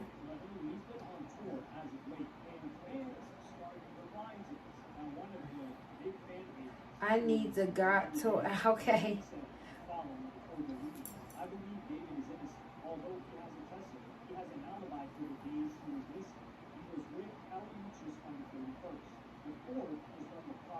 Leave dead bodies in your car. Good night, baby. Good night, boo. Hi. Y'all about to go to sleep, y'all. The girl's tired. I'm about to go to sleep.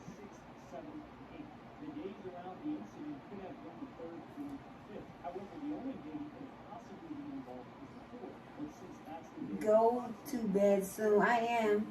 You posted up. I am. Maya needs to. Yes, come and tuck me in. These pants feel great. Shake, shake, shake, shake, shake. I can't. I'm sleepy. I'm talking. You ain't said anything. I'm a Gemini, but I'm a Scorpio rising. Is it wet? No. It's dry to the bone right now.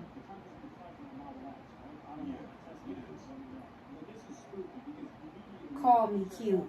Ooh, you cute, Sadie. I like that name. When the next time you see your boyfriend? Hopefully, I don't know, hopefully tomorrow. You're a Taurus? Okay. Better to let the comments come in, let the speculation, all of this shit is free promo. Because if you're innocent, you're innocent. If you have a solid, strong alibi, so then you let this shit breathe. I start licking it now. Ugh. My bad. Geminis be lying. That's not true. The Geminis you fuck with was lying. I'm from South Africa. No, I don't have big feet. They look big from the angle. I found my ball. You found your dad. What that mean? So I got Tuesdays. What about Okay, I'll tell him. I do have a big toe. My big toe is kind of large.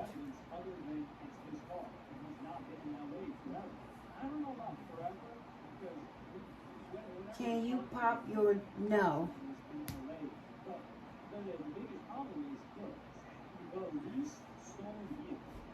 Is that what you mean? Your feet. Thank you. She looks, thank you. All right, y'all, I'm about to go to sleep.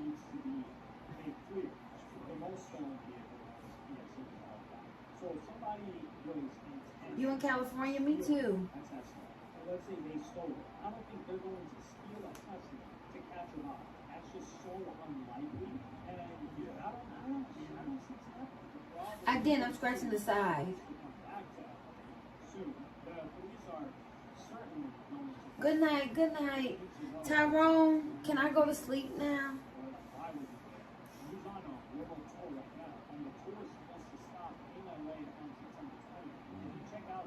Come put those toes in my mouth. Say ah, bitch.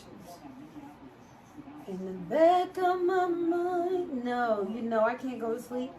Well, if I go to... I'm thinking, do I want to do a sleep stream?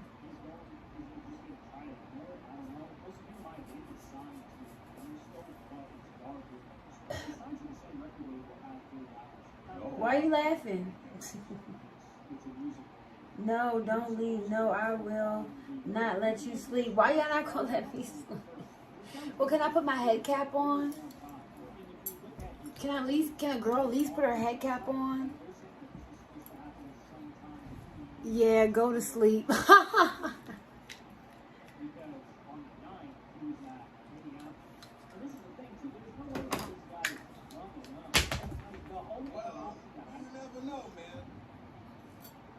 No, I can't put my head cap on, do a sleep stream. But don't do a sleep stream unless you really want to do a sleep stream. I really want to go to sleep. I know that. I know I want to lay down.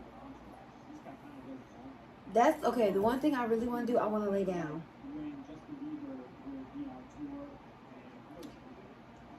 I can stay on live if I can lay down. I can still talk to y'all and everything if I can lay down. Damn, baby, I can go to sleep with you. I want to just hold you. Aww.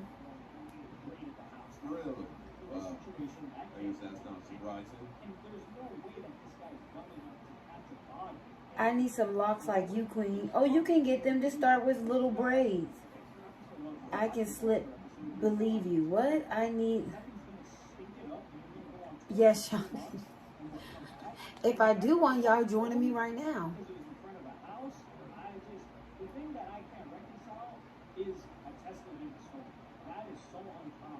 and the cameras. And Tesla's got the cameras there. So he should, but if it was stolen, he would have reported it stolen. This is why he needs this people in this ASAP, but I don't think he's going to say anything. I mean, I guess it is possible Sure. for you to be very busy Hold on. moving around, you're wealthy, you have multiple cars. It's possible someone steals one of your cars and you're not going to leave it. But it's been multiple days now that it's been stolen. Nobody's noticed.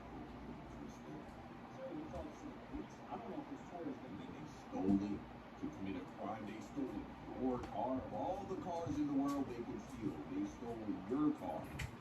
You're a superstar celebrity, and they stole a car with a ton of cameras. That is the least stolen car in America, precisely because it's such a headache to steal. So they could commit a crime completely unrelated to you.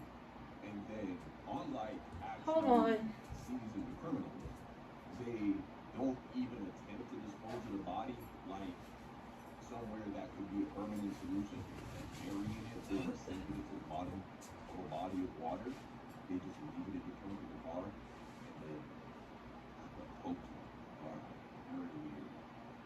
Very weird. They weren't even the ones to take it to the toll line. They just left it.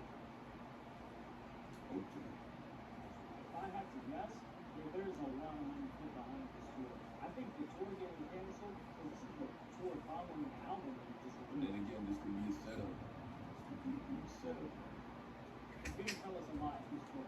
Hold on. I'm not that crazy fan account, so I'm not going to sit here and say I believe these images or I believe these images. Where's my head cap? A lot of information There you go. we're going to need to take on. And a lot of these are frozen, so it's got to be at least 48 hours to buy. Okay. Yeah, this is the worst.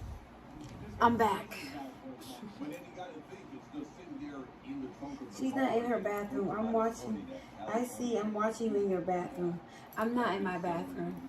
I had to put my orchid. That body was either put into the trunk once it was already in the lot or right before it got. I need to replant my orchid, y'all. 24 hours because if My that orchid, y'all. for multiple days, Because it is just. you would think the smell would have started to, you know what I'm saying? All right, let's set the scene.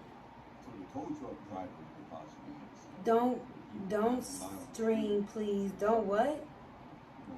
Don't leave stream. Oh, okay. You guys updated on this. It was supposed to be. Head cap is back. It is. I have to wear a head cap to sleep. Well, so this is. Thank you. The only person that's had a worse day than Young Thug this week has to be this guy. But let me know what y'all think in the comments. Like, subscribe. What a crazy story, crazy series of events. Only 20 years ago. I really hope they can throw away so much success, so much fame. It would be kind of like the Nene guy. Nene, that nigga, I can't remember. Watch Me Whip, Watch Me Nene, the guy who made that song, right? Yeah. They got him out of here. Went to prison for murder. And Watch me whip, whip.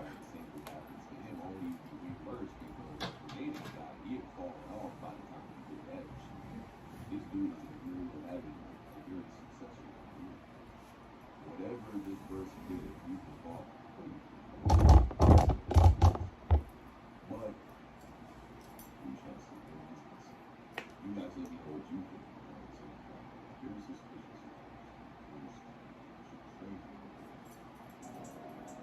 I'm scared. Why are you scared? I got boundary respect for you.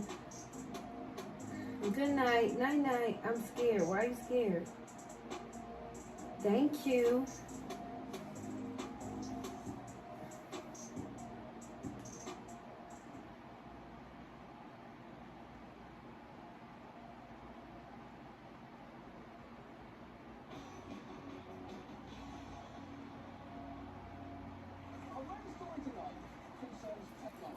Good night. Good night.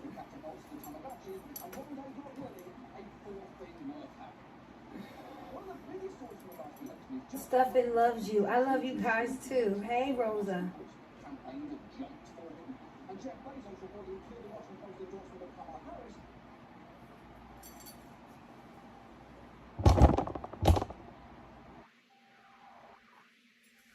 watch me, watch me, ooh, watch me, watch me, ooh, watch me, watch me, ooh, ooh, ooh, ooh.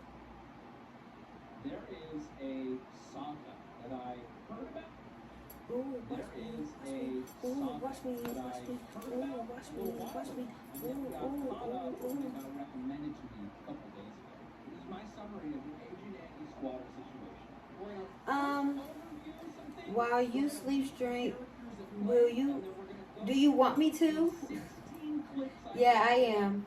You may not find it funny, just like with the Danielle Larson thing, you may not like it. However, one, I find it hysterical, and two, there is an aspect of justice boner to this. As long as you fall into one or both of those categories, you will like this. So bear with me, I'm going to set the stage.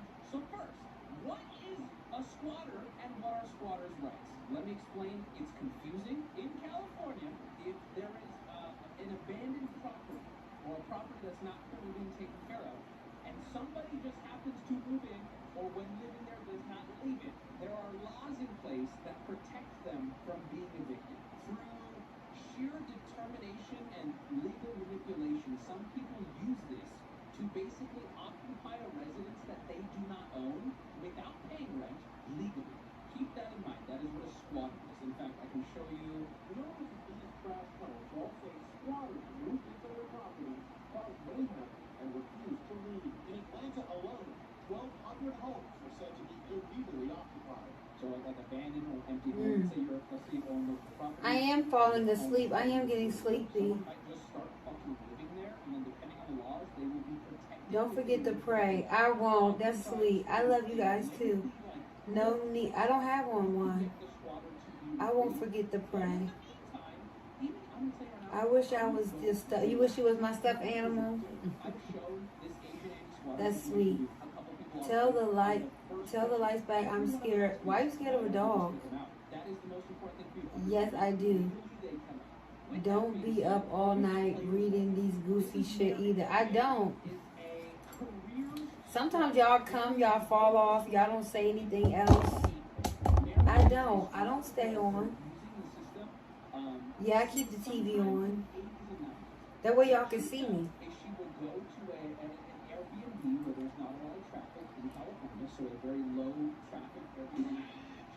Hi, he gave my finder.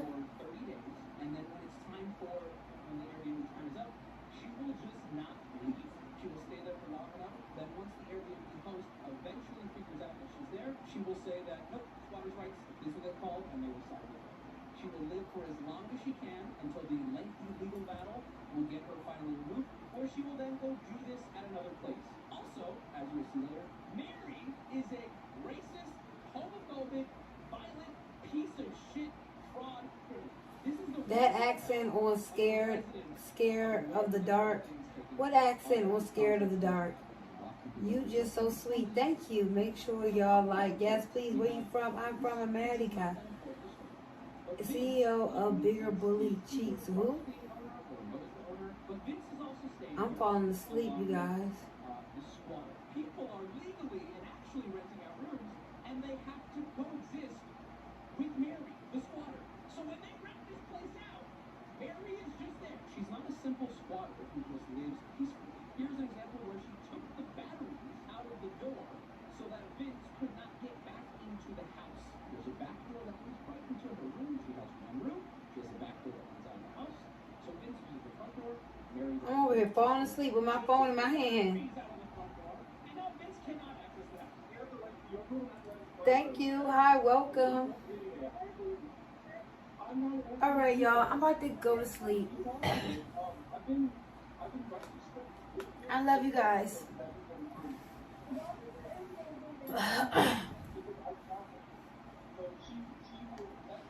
Should I get a blanket? Here we go. Like, should I get a blanket? Wait, I can't see. Tyrone, you still here?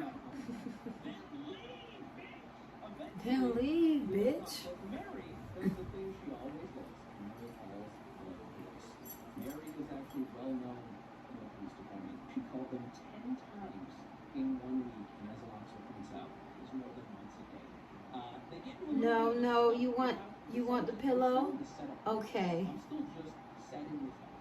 They get a scuffle here where she tries to lock him out of his own home. When he puts his foot in the doorway, she actually smashes. Y'all be nice to each other in the comments, okay? And get a boot on his.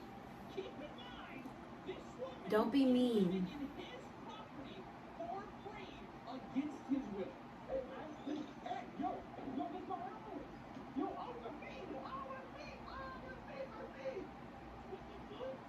Just overtaking scripture today. You can see that the cops in this clip are fed up. They know Mary by name. They're tired of her shit. They don't want anything to do with it. And then also here's the boot.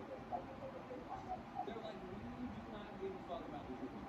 We've been following her for years. He tells the cops, like, hey, I'm not going to press charges. I'm going to go to urgent care, see what they say, yada, yada. And the cops are all like,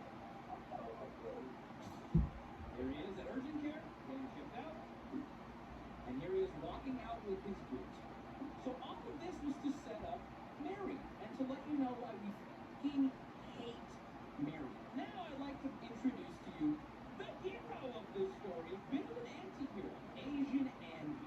Asian Andy was a recurring character from the Ice Poseidon days. He was one of the few Andys that popularized calling everybody Andy. In my opinion, he is most notably known for popularizing what is now a format I myself have done, the sleep stream. He was the, I don't know if he was the first, but he was definitely the most popular person who did TTS code. This is the OG sleep stream. Here's a clip from it.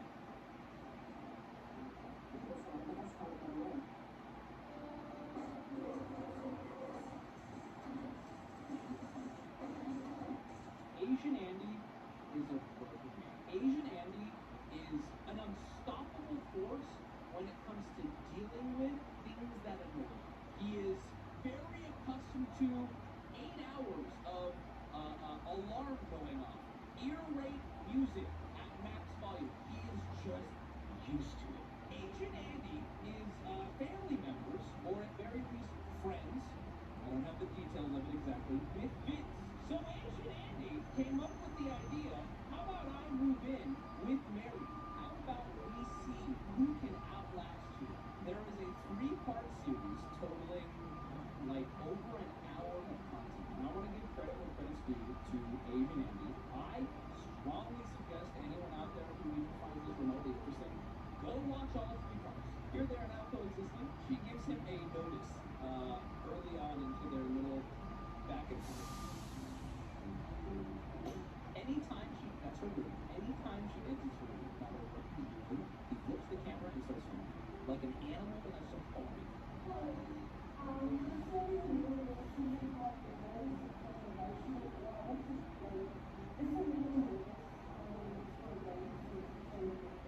She also doesn't understand why he's there. They never give her an explanation. And one of my favorite things is he barely interacts with her. There's sometimes he gets aggressive, but for the most part, he kind of just lets her flounder. And of course, as you can imagine, Seth, he has a chat as degenerate, if not more degenerate than you guys. She also has a weird obsession with keeping the door open. She justifies it by saying this is a place of public business, whatever, the door has to remain open. And he just always walks over and closes it.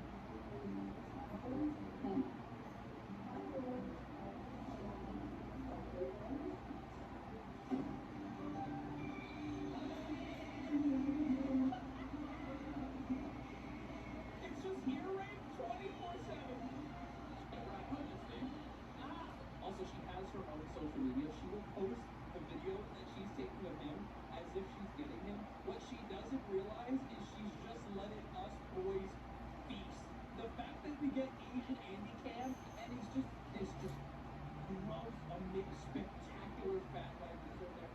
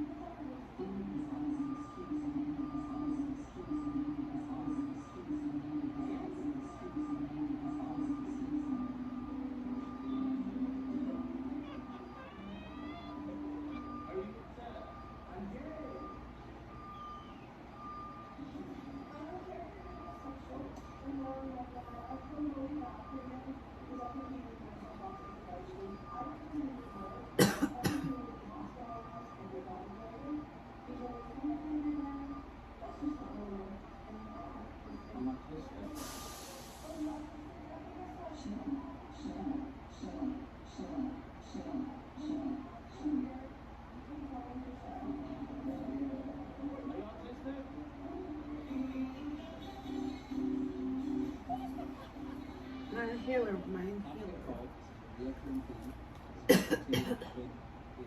Classy, ho. Bouncing like a yo-yo machine.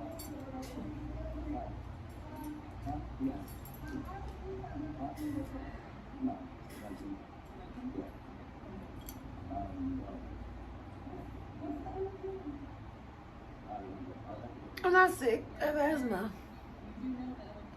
Y'all was in here real good while I was asleep. How long was I asleep for? Like 5 minutes? Every single call and action goes through every single one of these videos. Not a single time does it end with them signing out.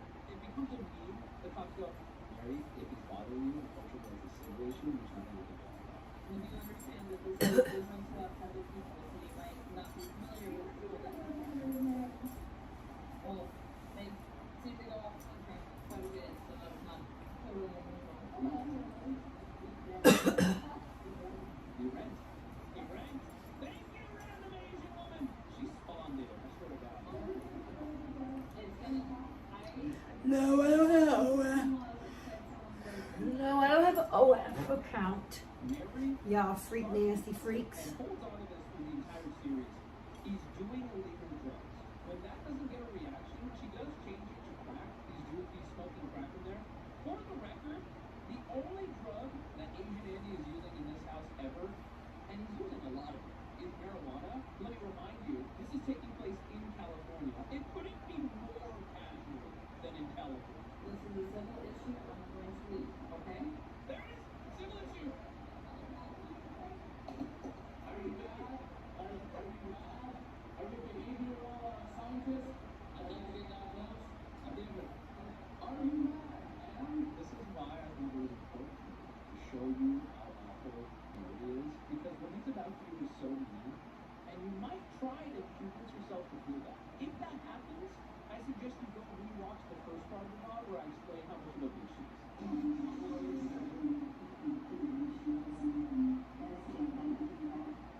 Hey, I'm getting some food. Some chicken tikka masala. Will you like anything? Will you like any pizza? I was gonna order some food. You want anything? On me. What am I ordering? I bet you would want food, you fat.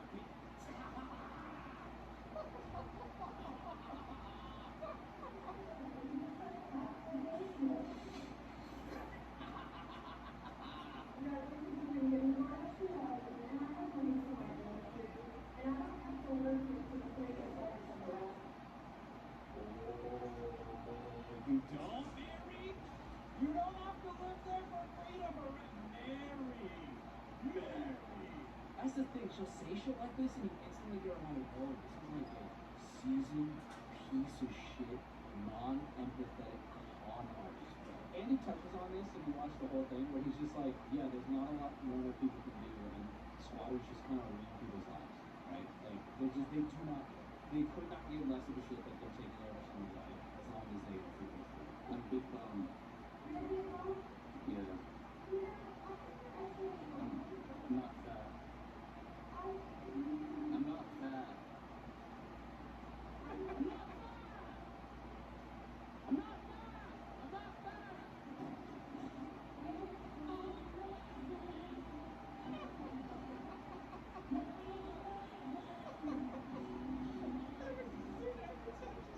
He's like, I got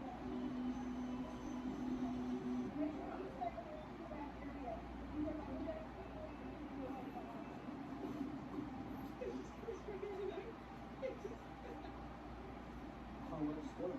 Also, she destroyed the door that I saw the door was broken. That was her destroying it. Don't know the details of it. Also, for the record, he has the right to go back there.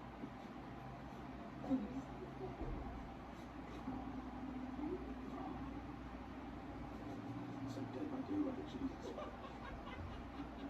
I know a lot of people hate it. This might be the greatest use case of AI I've seen.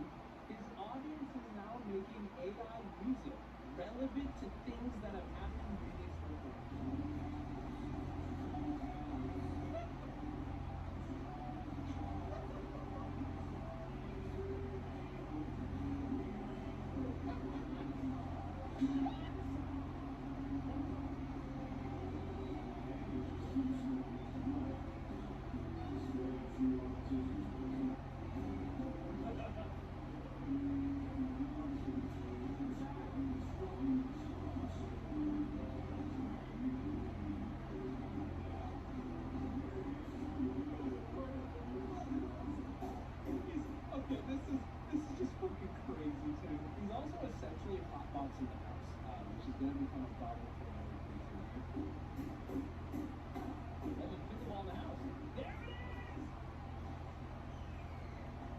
This is where Mary, I think this is the beginning of her downfall with this.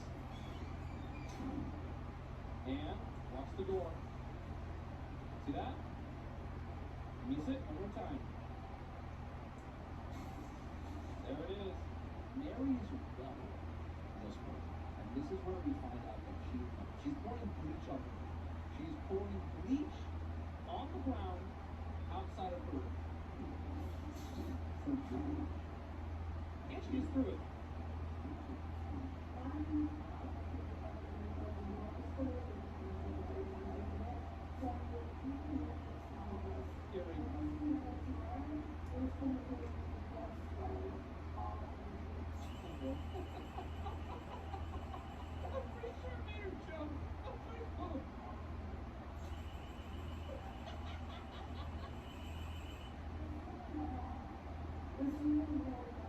Okay, leave.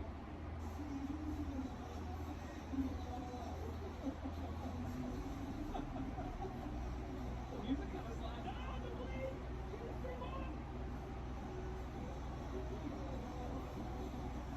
Because Mary is now feeling helpless, she starts resorting to cutting power. I don't know why she thinks this would work or where this would go. Maybe she thought it would end with burning or something? I don't know. Like, okay, bitch, let's sit in the dark. For the TV, there.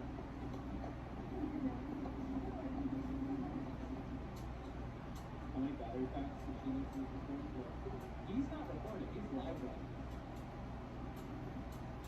Unfortunately, what you said, I don't know, you can do that.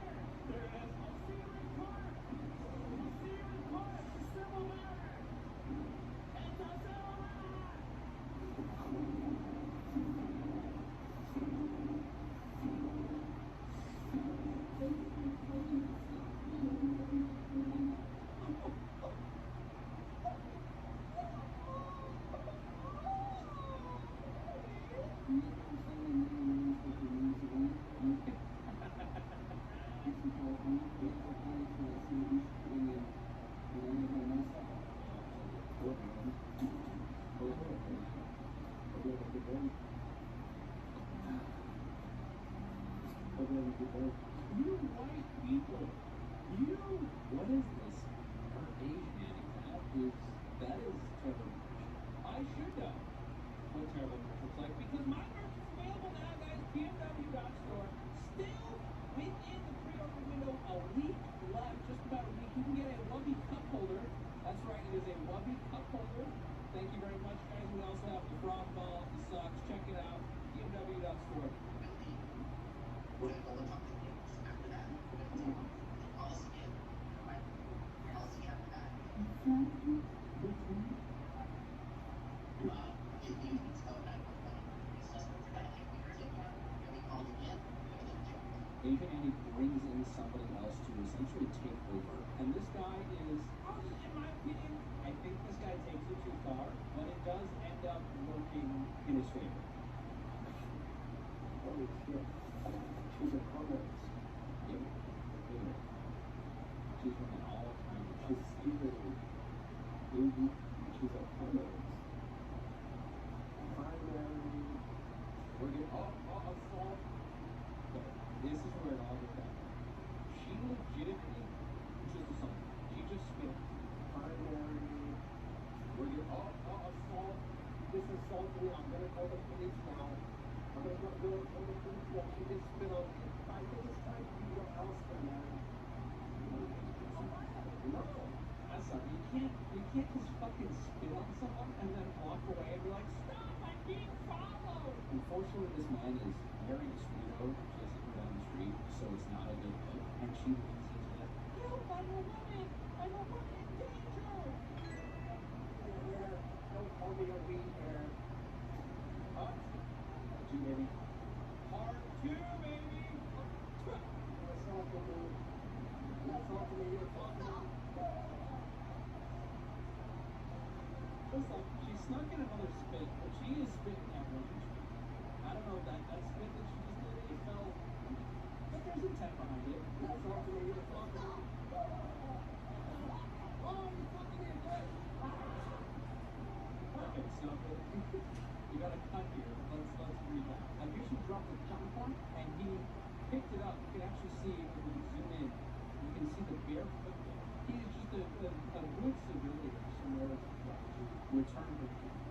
Unfortunately, he has noise oxygen, which makes him, get one out. So this is what I mean by like, he's totally in the right. Chasing her with the shoe screaming though is not going to help when the police inevitably reach her. You know what I'm saying?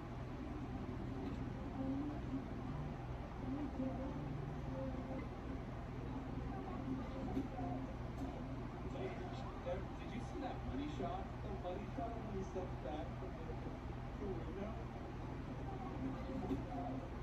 You know, this is my deal. The fucking video was like, look, he hit me with this gun. Yeah. I think it's the same thing. There we go. So now Asian Andy is here and is taking away from him because apparently he got put in handcuffs while they were trying to figure out the situation. Luckily, he had a camera and they were able to be like, and there it is. If you'll see there, we have Mary in handcuffs and put in the back. She is like, I'm gonna say something. I'm gonna try to keep it classy. Stupid, dumb bitch. Dumb, stupid bitch. Dumb bitch. I hope you guys enjoyed. I really was excited to share the entire story with you tonight. Oh wait, Asian Andy did post an update. Also update, that dumb bitch's suit got dropped and it's almost time to trash her shit. Oh, there's more to it. Okay, so we will probably be getting an update, which is quite exciting.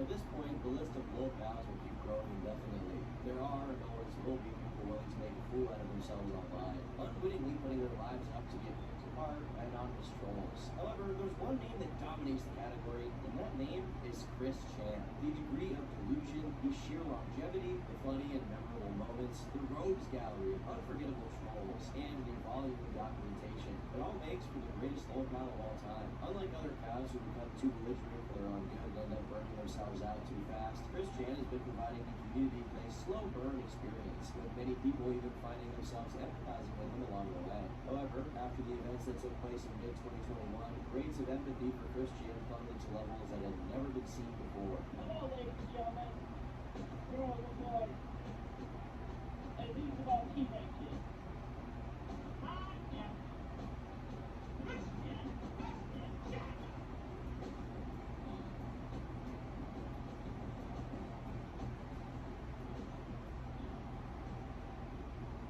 Chris Chan is an autistic person who dedicated decades of his life to working on media related to his OC, Sonichu, a hybrid between Sonic and Pikachu. As a consequence, an entire community of trolls and onlookers to his story formed around him, pioneering lolcow culture and dubbing Chris the most documented man in history. After becoming thoroughly unhinged due to the success of a troll campaign to convince him that the fictional worlds of cartoons and video games are all real and would soon merge into ours, Chris jumped the shark that separated him from being a lolcow to being an actual criminal. When in June of 2021, he allegedly had intercourse with his own mother. And I should clarify here, it allegedly happens not one time, not two times, but once every 3 days beginning on June 27th and only ending on July 30th, which means there were around 10 instances of it. Initially, he was self-aware enough to not tell anyone about this misdeed, knowing full well how people would react. And on some level, even he himself was wrong, I think. Over the course of many years prior, there have been a lot of inklings that the relationship between Chris and his mom was odd, to say the least.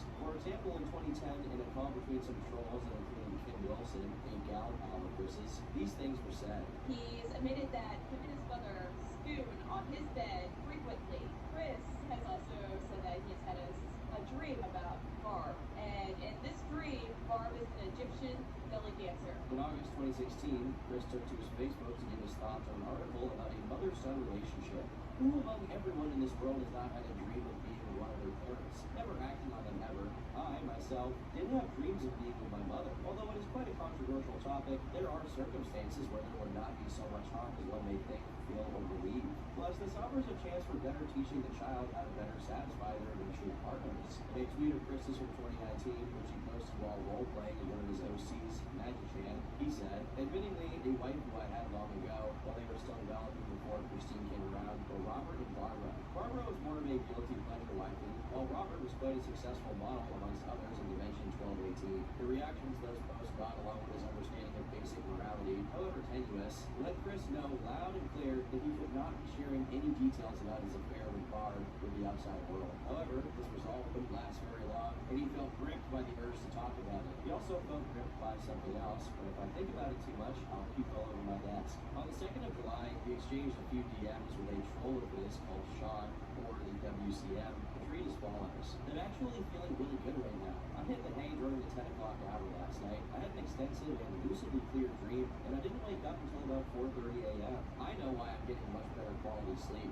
It's been so for the past week. I have a sex partner. She has been very satisfactory. Her identity needs to remain a strict secret, and this is a mutual, genuine affection. I'm finally getting a long overdue experience that she's helping me explore. Since we've started to shape progress with the first intercourse last Sunday, we're mainly still exploring the options and teaching each other up to where we find what works best. She is physically older than I am, considerably fragile, but she has great inner strength and soul power. The message is followed by one of those custom emoji things depicting Chris with a satisfied smile. When asked about how old she is, Chris replies that he can't be too specific, but that this mysterious lady friend of his is physically older. A day later, Chris talks about having bought a massage oil that he'd be trying out with this unknown woman. On the 10th, there are a few messages about a sheer gown called a negligee, which Chris repeatedly calls negligence. Then he got mad relief, and it all store that he's a known client of. He tells Sean that he's planning to wear it to this next bout of fun with his partner.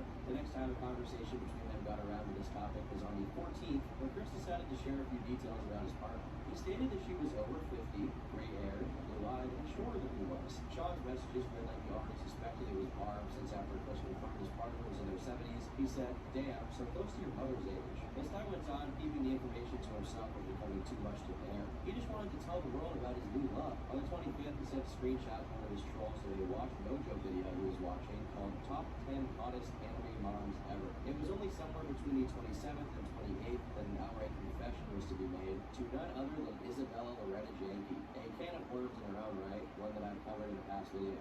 In this call, he decided to come clean and tell Yankee these things. How did you approach her? I approached her with care and caution. Mm-hmm.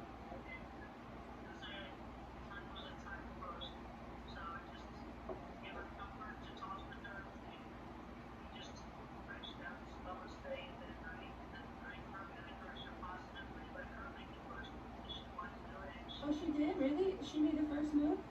Their conversation goes on, but the gist of it is that Chris cops to everything he was doing in full, and just outright said, "Yep, me and my mom, we've been rolling around in the mud like pigs." In text messages he later exchanged with the owner of PB Farms, Null, he reiterated this information, but with a few extra details. After referring to what he does with his mom as a romp in the hay and an extensive cuddle, Chris claims that the 8 guys who had been there before, including his father, Bob, were not doing it right. In Virginia, what Chris did to his mom is a Class 5 felony that could be punishable with up to 10 years behind bars. And it's worth mentioning, Barb was already behaving very strangely, zombie-like as Chris described, which led many to speculate she was unable to even consent.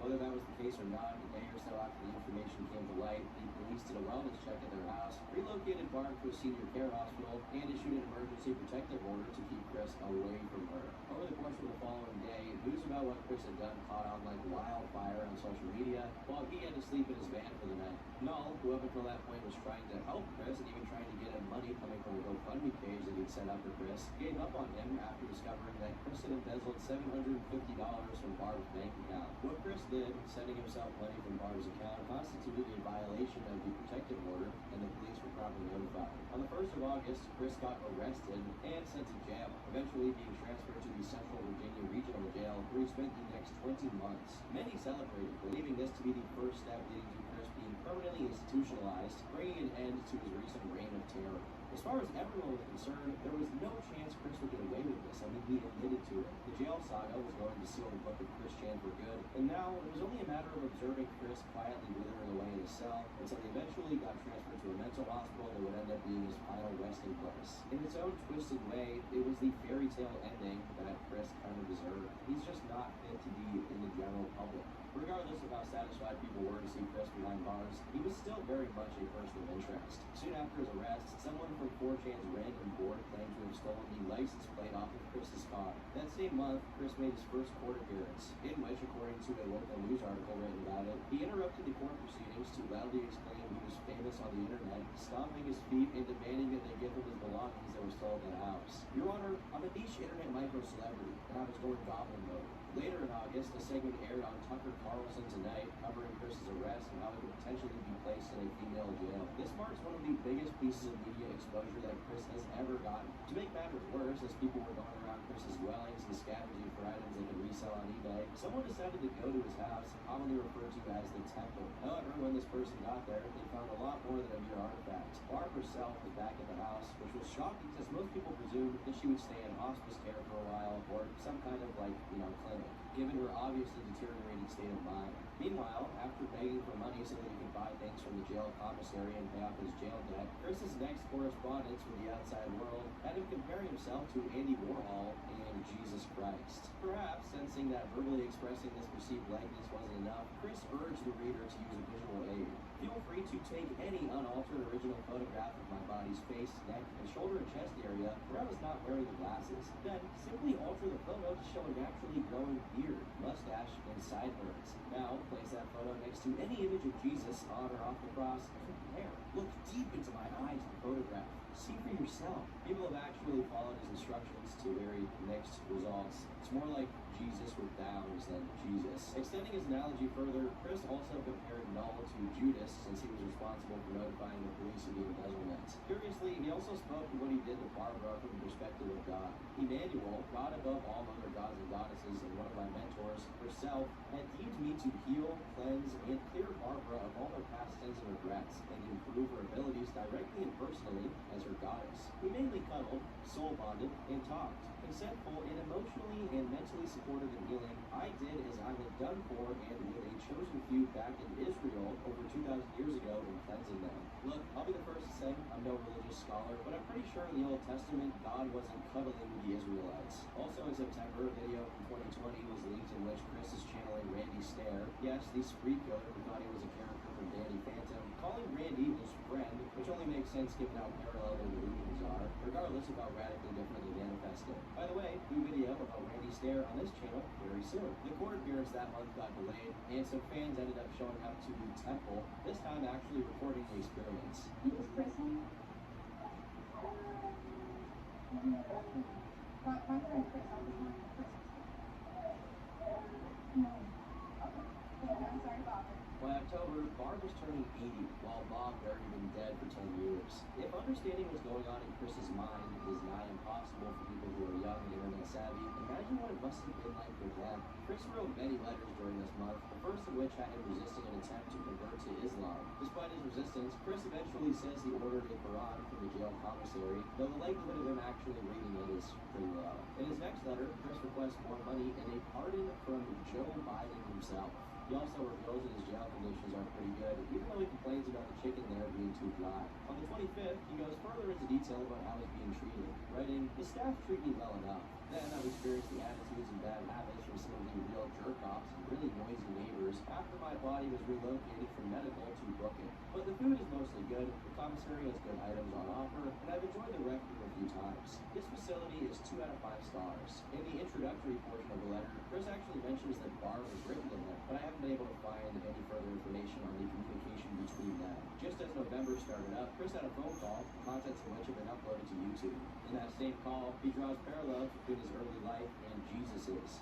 I thought you know before someone that ended up in jail anyway. It was just popular amongst the other timeline. On the 8th, he explains in a letter that soul bonding is as far as he met with Barb, which is as close to cunning doublespeak as Chris's mind can conjure. On the same day, Chris made a drawing titled Jesus Christ Chant Sonitude, which is beautiful. Should be in every Catholic church across the country. After Chris got another continuance on his trial, Barb got in a car crash after failing to yield the right of way, which isn't even surprising. In fact, my only real question is how was she even on the road at all? How would her driver's license not been suspended at that point? As a result of her accident, she got 2 broken ribs and a concussion, and her car was totaled. In a letter later that same month, Chris claims he already knew this would happen, and that the only reason she didn't immediately pass as a consequence of the accident was because he cleansed her.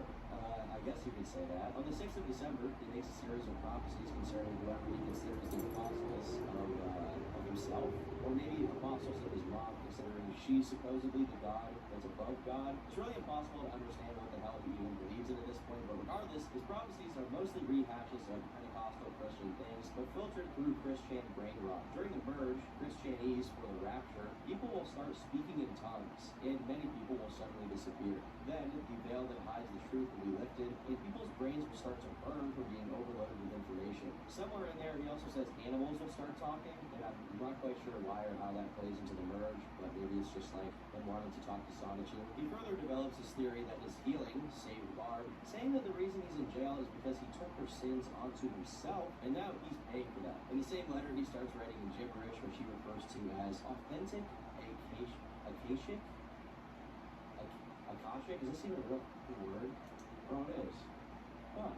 Well, you know what? You learn something new every day. In the same month, he would update the 10 Commandments, seeing as times have changed since they were first created. And according to Chris, his updates will help human beings better understand the practices of magic, psychic powers, safer sexual intercourse, and soul bonding. Though he hasn't finished his update yet, he mentioned that he planned on making it into the 11 Commandments, which in my opinion just isn't as punchy as the 10. In January, he made a couple of calls from jail, both of which have been archived and uploaded to YouTube. In the first one, he reveals he's been trying to get a hold of Barb to no avail, as the 3 times he's called her, she never picked up. Because of his concern with Barb, he asked the person he's talking to call a wellness check on her, since she's probably not doing well after Chris's departure. Not that she was doing great when he was there either. On the 18th of January, in another letter, after declaring his intent to go right back to the temple as soon as he's out, which at this point many people found impossible and thought would never happen, he revisited the old topic of his commandments. And I think now is as good a time as any to go into their actual contents. At this point, Chris had 15 of them down, though of these first 15, because yes, there will be more, we only got to see 11.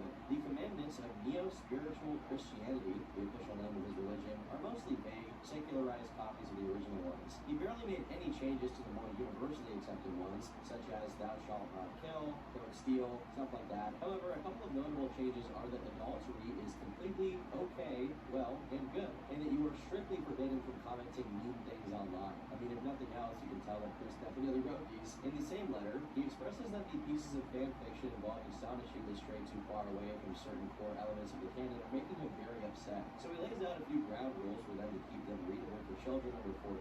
It seems like he's actually forgotten how many times he's put stuff into the Sonachie comics that violate these rules, but with the lack of effort and forethought he treats the comics with, it doesn't really surprise me.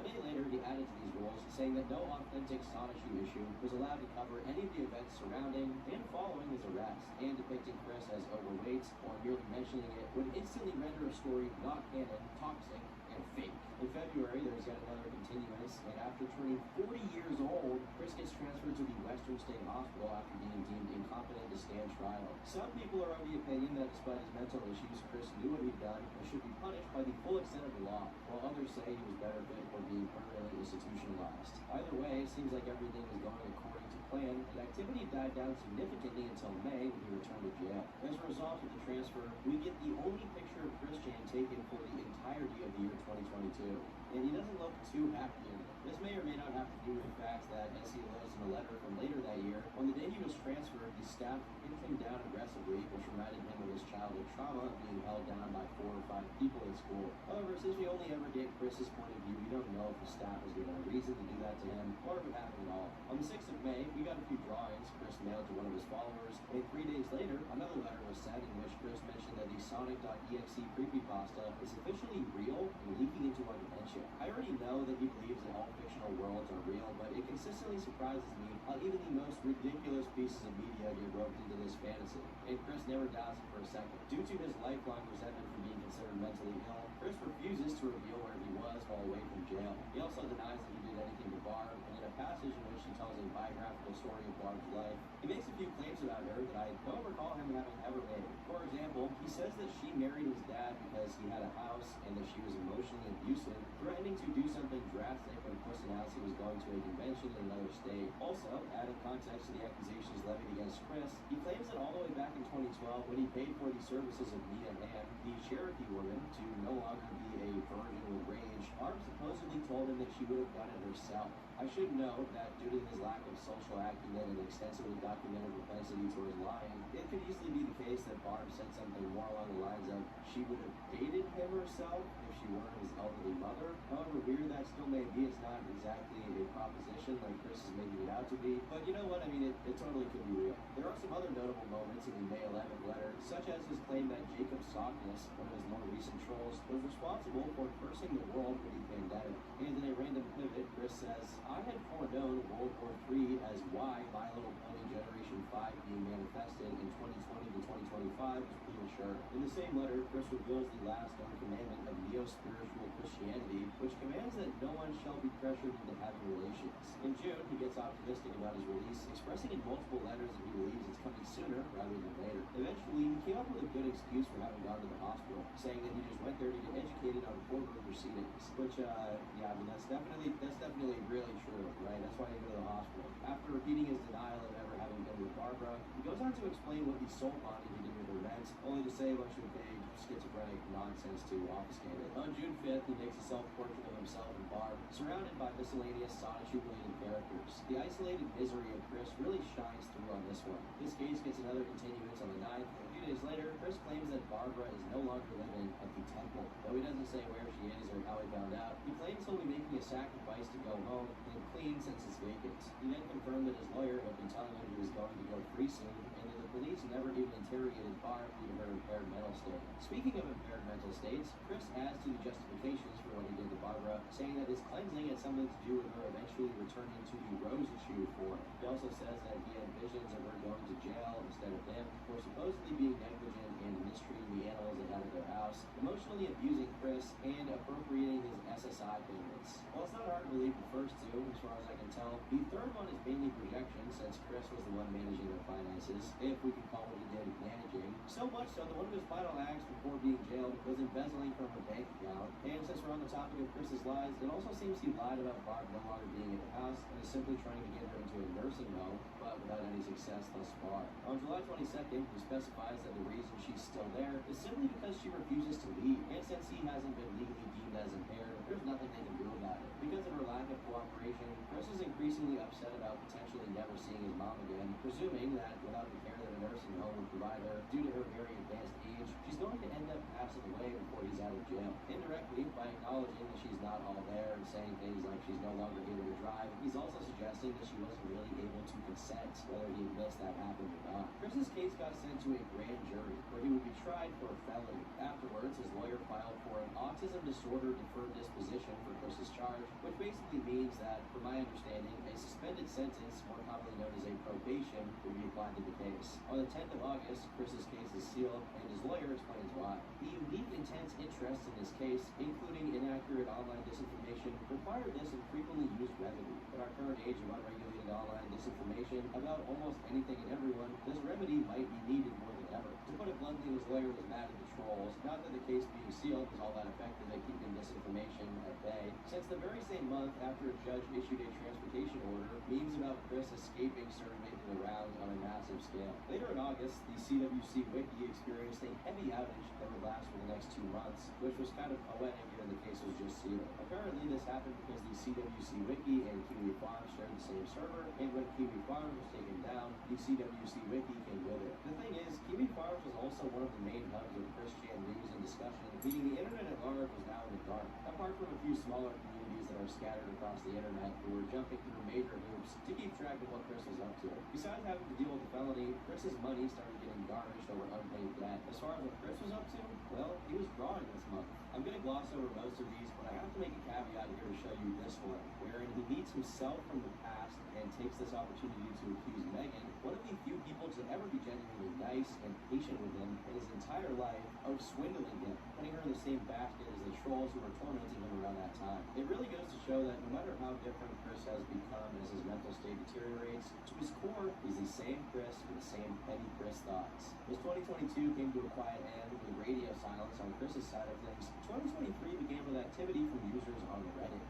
As soon as it started, a few unrelated people happened to check up on the temple to see how it was doing after such a long time elapsed since Chris's departure. The first one was on the 14th, as someone on r/ChrisChanSonichu posted about him and his friend going to the temple and scoping it out for a while until Barb came out to get some mail and went right back into the house. According to the post, she looks like a ghost, but was fully mobile and didn't show any signs of problems with her physical health. On the 22nd, someone else went there to take some pictures, which showed many of Chris's belongings had been thrown out, something he would undoubtedly be furious about if he knew. Meanwhile, the silence continued on Chris's end for the first 3 months of 2023. Things were quiet, too quiet. Something had to be going on, and indeed, something was. Around 10 a.m. on the 27th of March, to the shock of everyone, Chris Chan was reportedly bonded out of custody, and a few hours later, the report was revised to say he'd been released. For all intents and purposes, Chris Chan was free to walk the earth. As expected, the internet exploded. In complete disbelief that what he did to Barb, and to a much lesser extent his issues with debt and embezzlement, were simply not enough to keep him institutionalized. The silence on his end is kept throughout most of April, with the exception of him drawing the cover of Sonichu number 82, which is a very strange decision given that the last issue before this one that was released was number 17. I don't have the slightest clue what led him to make this huge leap in the number, but given that doing completely incomprehensible things is Chris's forte, I try not to get too hung up on it. It's only in the first few days of May that he's actually seen again, emerging from the depths of the jailhouse and walking the streets like nothing happened. The first time he was seen in public again was at Walmart, looking significantly thinner and with his hair back to his natural brown color. According to someone who recorded the video of Chris at said Walmart, Chris asked for a flash drive and bought himself a new Nintendo Switch with God knows what money. It's unknown exactly where he resided at this point, with some people speculating that he was placed in a group home. The very next day, he was seen prowling in his natural habitat, a game shop, playing cards with people who were none the wiser. On the 3rd, more sightings take place, this time at another place he's known to frequent, the mall. For the time being, Chris remained without access to the temple or Bob, but people who visited it noticed that the lawn was being cared for, all but confirming that there were other people besides Barb frequenting the house and keeping it orderly. In the middle of the month, there were rumors going around that Chris had a new car, but again, it was mystery how Chris could even afford that. At the end of May, we got witness testimony from a store clerk who had the pleasure of receiving Chris at his store and also happened to know who Chris was, who said that Chris was pacing around the place, talking to himself about things, and stinking of, as the clerk put it, pure shit, so much so that he had to breathe through his mouth. The image taken during Chris's stay at a girl in the background, who eventually found out she was in it and commented on it, saying he was taking pages in line as he was trying to find a loose change all in his bag. I couldn't really smell him, so I guess I wasn't close enough, or all the essential oils in that store were clogging my nose. June of that year was uniquely quiet, and there was only one sighting of Chris going to buy ice cream with two unknown women, none of which were Barb. The next time he was spotted was in July, with his hair freshly dyed blue, and he actually moved locations. Apparently during the course of this month, Chris relocated from his usual stomping grounds to Lynchburg, Virginia, where he was spotted playing card games and sneaking slightly less than usual. In August, the judge in charge of Chris's case entered for a dismissal of the bar-related charge, basically meaning that he would get away with it. Meanwhile, someone spotted him at yet another Walmart and had a chat with him about Sonic, and once again, he was described as consistently talking to himself while he walks around. It was during this month that Chris slowly regained access to all of his electronics, judging from his Pokemon Go and PSN accounts getting reactivated and having some activity. And then he gets his computers back, at which point he gets back on Twitter and starts liking posts, one of which is legal MLP art that I won't go into detail about to save you all from your sanity. It appears that he kept a lot of the art he made during his stint in jail, since on the 23rd, his very first social media post in over 2 years was a big dump onto his DeviantArt, containing pictures of everything he drew while locked up. A couple of days later, Chris's case was officially dismissed, which he celebrated by playing Street Fighter 6 on his brand new PS5. I still don't understand where this money is even coming from. Where is he getting these funds? Is he in contact with, like, Bitcoin dono whales? He also got back on his Xbox account and sent one of his private correspondents, Elena, a DM, which was released. In it, he said, "Sorry for not responding, but I've been keeping a low profile as possible. Anyways, I'm not mad at either of you at all, and my online return is coming. And I allow you all to share this, as I know you're likely to do. I also enclose the following photo. Thank Critical for the really divinely inspired G Fuel.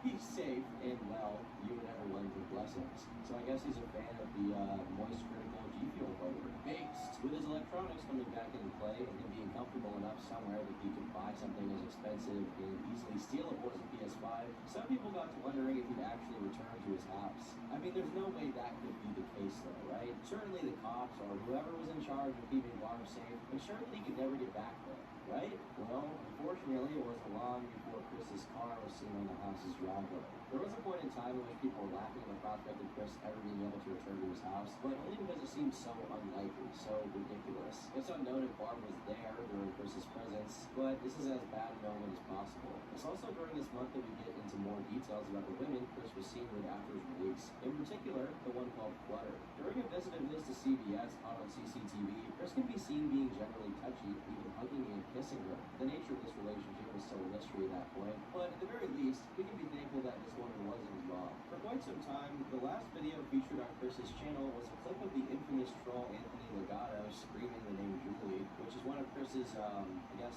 ex-girlfriends, you could say. However, at the end of September, the video was taken down, signifying Chris had also regained access to his YouTube account. His Facebook was then unprivated, he got a new Discord username, and everything pointed to his imminent return and total CWC victory. Said and done on the 16th of October 2023, this prophesied second coming took place in a video titled Jesus Christ Champ Sonichu Prime Resurrected and Returned, and it's about as glorious and theatric as we all imagined.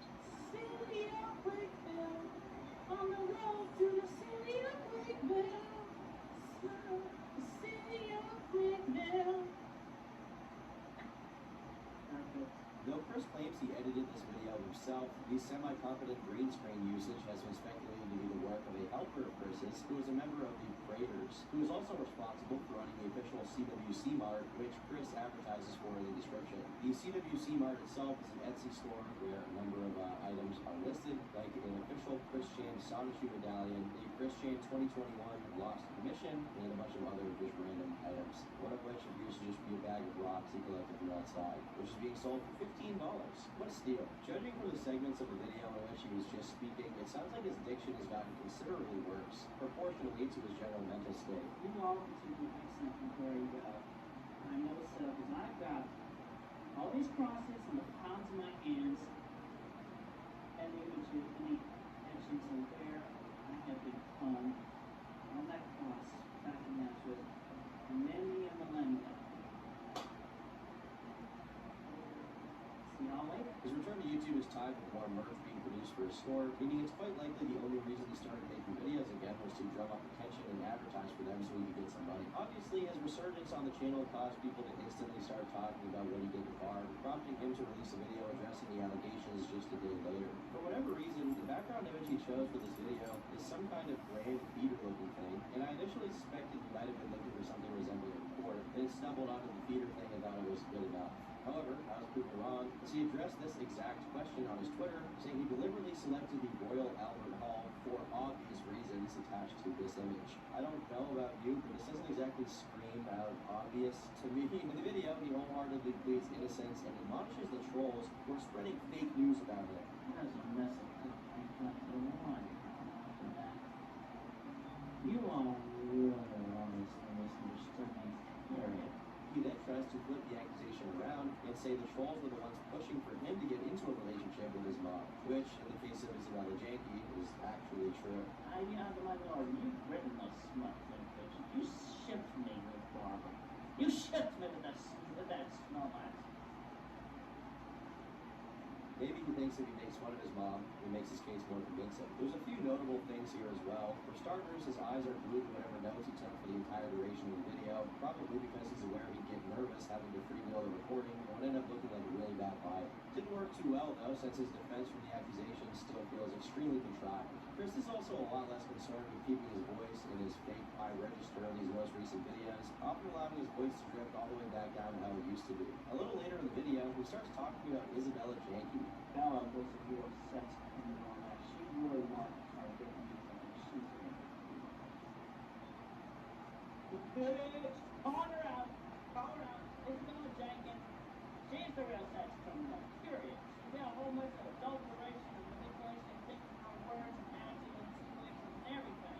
Well, I'm not sure what leads him to call her a criminal of that kind in particular. Other things he says about her are true. She did want to troll him into going the Randy Stair route and leaving this dimension, to put it mildly. However, it's almost as if he was trying to conflate the troll campaigns he was the target of with what he did to Barb so that he can take himself off the hook for it. What's strange is that despite attributing his arrest to the efforts of trolls, he simultaneously says he purposefully allowed it to happen. I guess this is like his headcanon adjusting for something being out of his control, despite his delusion about, him being God. He's like, well, I let it happen. May not have made it happen, but I did let it happen. Chris Chan, as always, sucking on a big old tank of copium. He also briefly speaks about the woman he's been seen with, but the only new piece of information he reveals about her is that she's 30 years old and got in touch with him while he was still in jail. I suppose Chris's autistic riz became even more powerful once he became prison hardened. What can I say?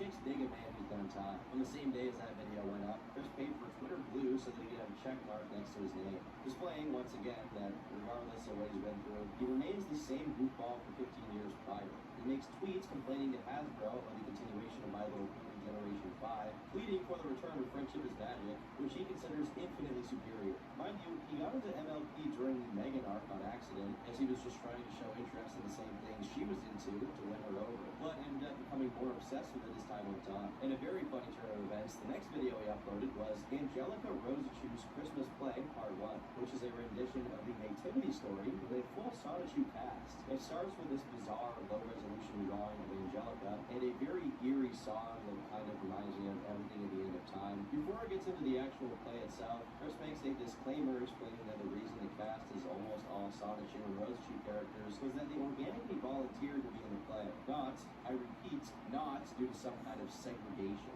It's very funny to me that he felt obligated to put that there. I wonder if he's still trying to beat the racism allegations from the attraction side era, in which he excluded black girls from his dating pool explicitly. As for the play itself, it's mostly just a green screen to Chris, posed on a snowy background, to evoke CMOS vibes, of course, while he reads off his schizophrenic understanding of the nativity scene. Sometimes, when he's speaking from the point of view of a different character, a JPEG will flash on screen over him. Pretty subtle filmmaking. While I won't get into the minutia of every single part of this play, let me digress to tell you about the drawings that appear throughout them. Despite there being a sizable amount of them and all of them being listed for over $100 at least, they've actually all sold, despite their abysmal quality. It's hard to believe that Chris is managing to monetize his own insanity in real time, and there's absolutely nothing that anyone can do about it. My personal favorites from this collection are the ones involving George Bush, for whatever reason. In both of the drawings featuring the ex-president, he's seen laughing at the part of the gospel in which Peter falls into the water for not having enough faith, and George is saying, what could be wrong with my footing? As the many different parts of the Christmas play are uploaded to YouTube, Chris Chan is looking for skilled people to open a Minecraft server with. On the 25th of October, he announced he started live streaming, and no matter how much people were grieving for the fact that he was free, at least they'd get some content in exchange for his crimes against humanity that are whatever happened with his mom, and also unleashing Chris Chan into the general public. His first stream, aptly titled The Return of Jesus Christ Chan Solitude Prime, and I say aptly titled because his neo-Pentecostal roots really start showing. And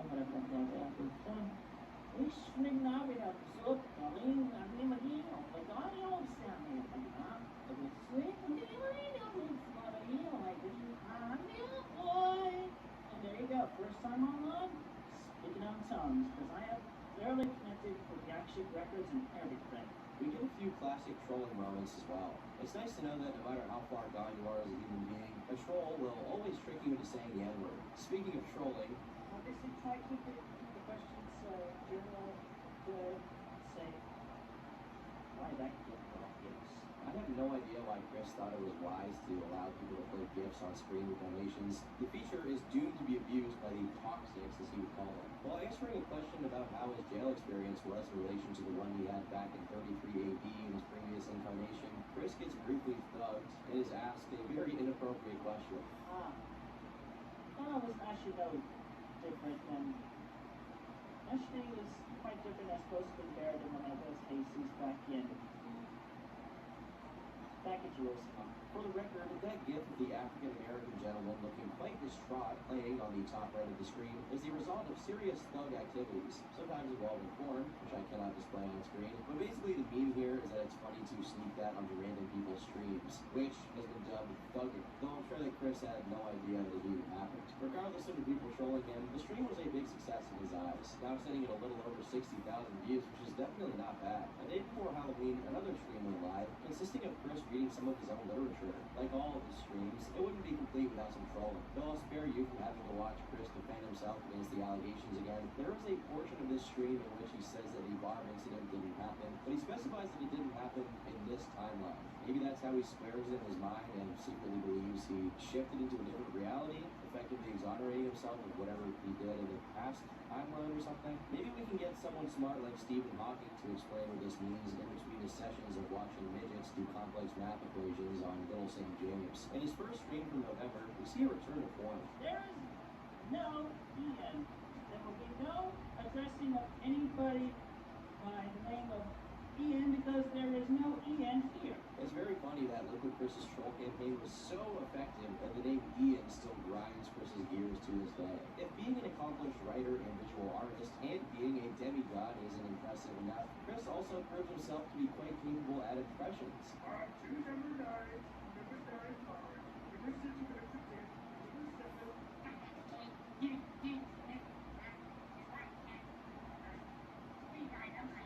If you didn't catch that, those were supposed to be Big Smoke from Grand Theft Auto San Andreas and Eric Cartman from South Park.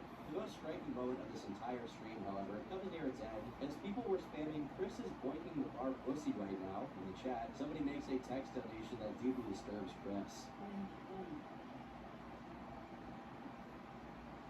A lot of people have read deeply into this moment trying to understand what emotion Chris was expressing, with most concluding it was pure, unadulterated guilt. On the 7th of November, some pretty interesting news was shared on the subreddit when user TaxesTheft98 posted the following. I was working around 15 minutes away from the temple, so I stopped by to reminisce. Lo and behold, the new Sonichu car was there. I shit my pants in disbelief when Chris stepped out of the house with boxes to bring in the car. I got out, introduced myself, and made assurances that I would not take pictures. We had a 10-minute or so kind of awkward but pleasant confirmation. It was confirmed that Lynchburg is the new place of residence, but no other specifics were offered. Barb is still around and doing okay. Turns out that Chris was just grabbing some belongings and took Barb shopping earlier in the day. I did see Barb at the door and heard the bark and howl of an old beagle that I've heard so many times. There were no mentions of Sonichu or Rosechu, but we did talk briefly about the new Sonic Lego sets. Manifesting was brought up, and I was blessed, and we shook hands before I left. Overall, Chris seemed a little nervous, but made me happy to have a normal and friendly conversation.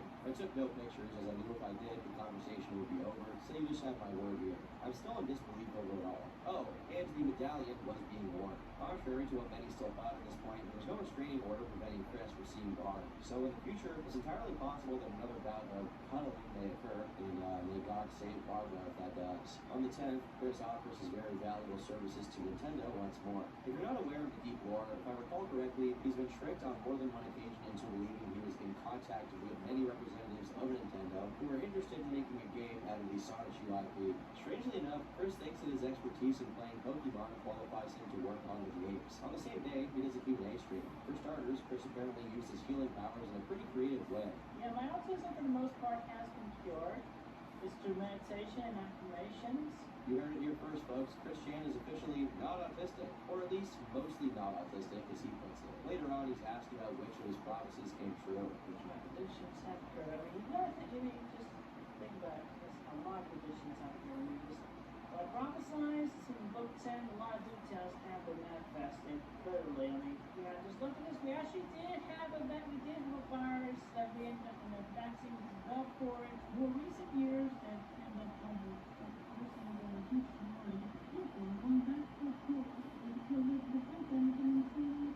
If you got a migraine from trying to decipher his deep tism talk, don't worry, I'll translate. According to Chris, all the way back in Sonichu number 10, he foresaw the pandemic. However, upon further inspection, it appears he's referring to the part of Sonichu 10 where a vaccine is created to cure homosexuality. Not sure if that qualifies as a prophecy that came true, unless COVID has been making people zesty this whole time. And apparently, I just never found out. But I don't think it's been doing that. He also weighs in on a current political topic with a curious opinion. He's right. Sonichu Prime is neutral, but we're siding with Israel, really. He's already identified himself as the Old Testament God many times, so I'm not particularly surprised he's siding with the chosen here. A day later, Chris tweeted about feeling woozy at times, which his friends chalked up to him under reading. For once in his life, this may actually be true, as Chris isn't exactly short, and he lost a lot of weight during his time in jail. This also brings up some questions about his physical health. While he seems to eat a lot of fruits, Chris is far from a healthy person, so it's worth wondering how long he'll last. As of the writing of this video, he's 41 years old. How many more good years does he have in him? 15? 20? I can't imagine how Chris will be if he makes it to his 60s. Though to say that it won't be any better than he is right now. A couple days later, Chris once again addressed the topic of family love, though this time coded through Sonichu language. I would like everyone to refrain from their perverted and strange ideas and dreams about I and the Sonichu and Rosichu species and evolution lines. I do see all of you in your fiction writings, and I don't even have to consciously read them. How the smut fix, in general, the Sonichu Prime and Rosichu Prime with I, and even that which included between mother and daughter. I'm not defending it whatsoever. Congrats on discovering and manifesting distant alternate universes and timelines that need not exist or happen. The absurd is often appealing because it is unexpected and funny, but the ones who thought and or wrote and drew it out hardly have any empathy for those alternate universe individuals and their universes out of the multiverse that we reside in. Be careful what you think and or wish for. You might manifest that with yourself in the hot seat. Good luck with that timeline shift. Knit between the lines of that verbal diarrhea is the clear implication that by writing or drawing these things, people are bringing them into reality. Again, is this some kind of veiled way of shifting the blame to the people who were speculating about what he did with Barb before he actually allegedly did it? As if it wasn't his choice to do what he did, but the trolls manifested it into reality? I mean, given the lengths that Chris is known to go to so he can evade blame for something, it wouldn't really be shocking to me if he literally ran into another dimension in order to avoid accountability. Soon after, he posted a video reviewing the comments he got on his Etsy page, starting the video out with trademark Chris Chan professionalism. Once again, you can look at the Etsy store here and purchase medallions when they are in stock. Oh, pardon me. By the way, I didn't turn the burp up for comedic effect. That's how it sounds in the original video. At one point, he reads a comment from someone calling him Ian, and it miserably still gets to him. Perhaps the strangest thing, though, about this video is the fact that Chris has been raking in thousands of dollars for selling merchandise. Can you imagine being like a normal cartoonist or someone that puts like effort into something and making art, and then you see that this Sonichu garbage is regularly pulling in over $100 a piece? I would be fuming. Then again, Chris spent 2 years in jail for boinking Barbussy, so I'm not totally sure that anyone should envy him. On the 20th, he does the first proper gaming live stream since his return, and the trolling followed suit. It's great to know that he's made peace with the pickle. Later on in the same stream, he denies having bought a PS5, which contradicts his PSN having shown him playing Street Fighter 6. Either he logged on to someone else's PS5 to play the game, or the more likely possibility is that he's lying so people don't think he's spending his money on useless news. On the 27th, Chris's car was spotted in the driveway of a property on Big Island, Virginia. This house is owned by the leader of the Craters, the main person organizing the business side of things. And though Chris may or may not be living full-time in the Big Island house, it's almost certain that he's been using it as his studio.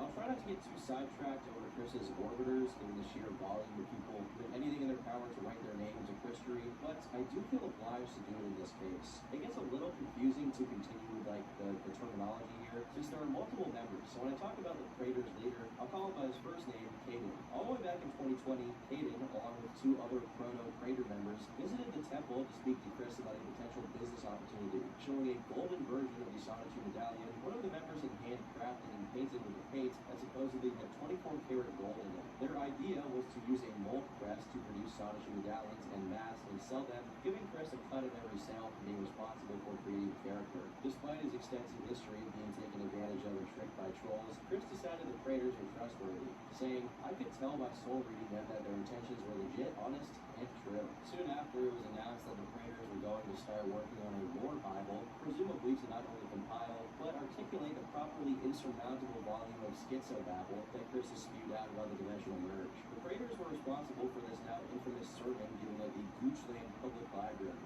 This picture, which is one of the most popular pictures of Chris ever, came from one of his interactions with the Craters and not from his mugshot, as many seem to believe. Even Isabella Janke, the aforementioned insane woman responsible for first divulging the news of Chris's misdeeds with Barbara, was briefly considered a Crater. Besides maybe the idea guys who destroyed Chris's mind permanently with the merge stuff, the Craters are the people most responsible for the way Chris's life is currently structured. But there's a little bit more to it than many people know. The reason why we're even talking about them in the first place is that around a month after the Big Island house Chris is currently working out of was bought, Caden was charged with 4 felonies for allegedly manufacturing or growing, I don't really know what the right term is here, and distributing psilocybin mushrooms, which are very much illegal. Based on what I can glean from the legal documents attached to this case, although I should note I'm not very fluent in legalese, Caden pled guilty and was sentenced to 19 days in jail and 5 years of probation. This is relevant because Chris is in an extraordinarily comfy and financially rewarding situation, exclusively due to the structure placed beneath him by Caden and the Craters. And if something were to happen to Caden, or if he violated that probation,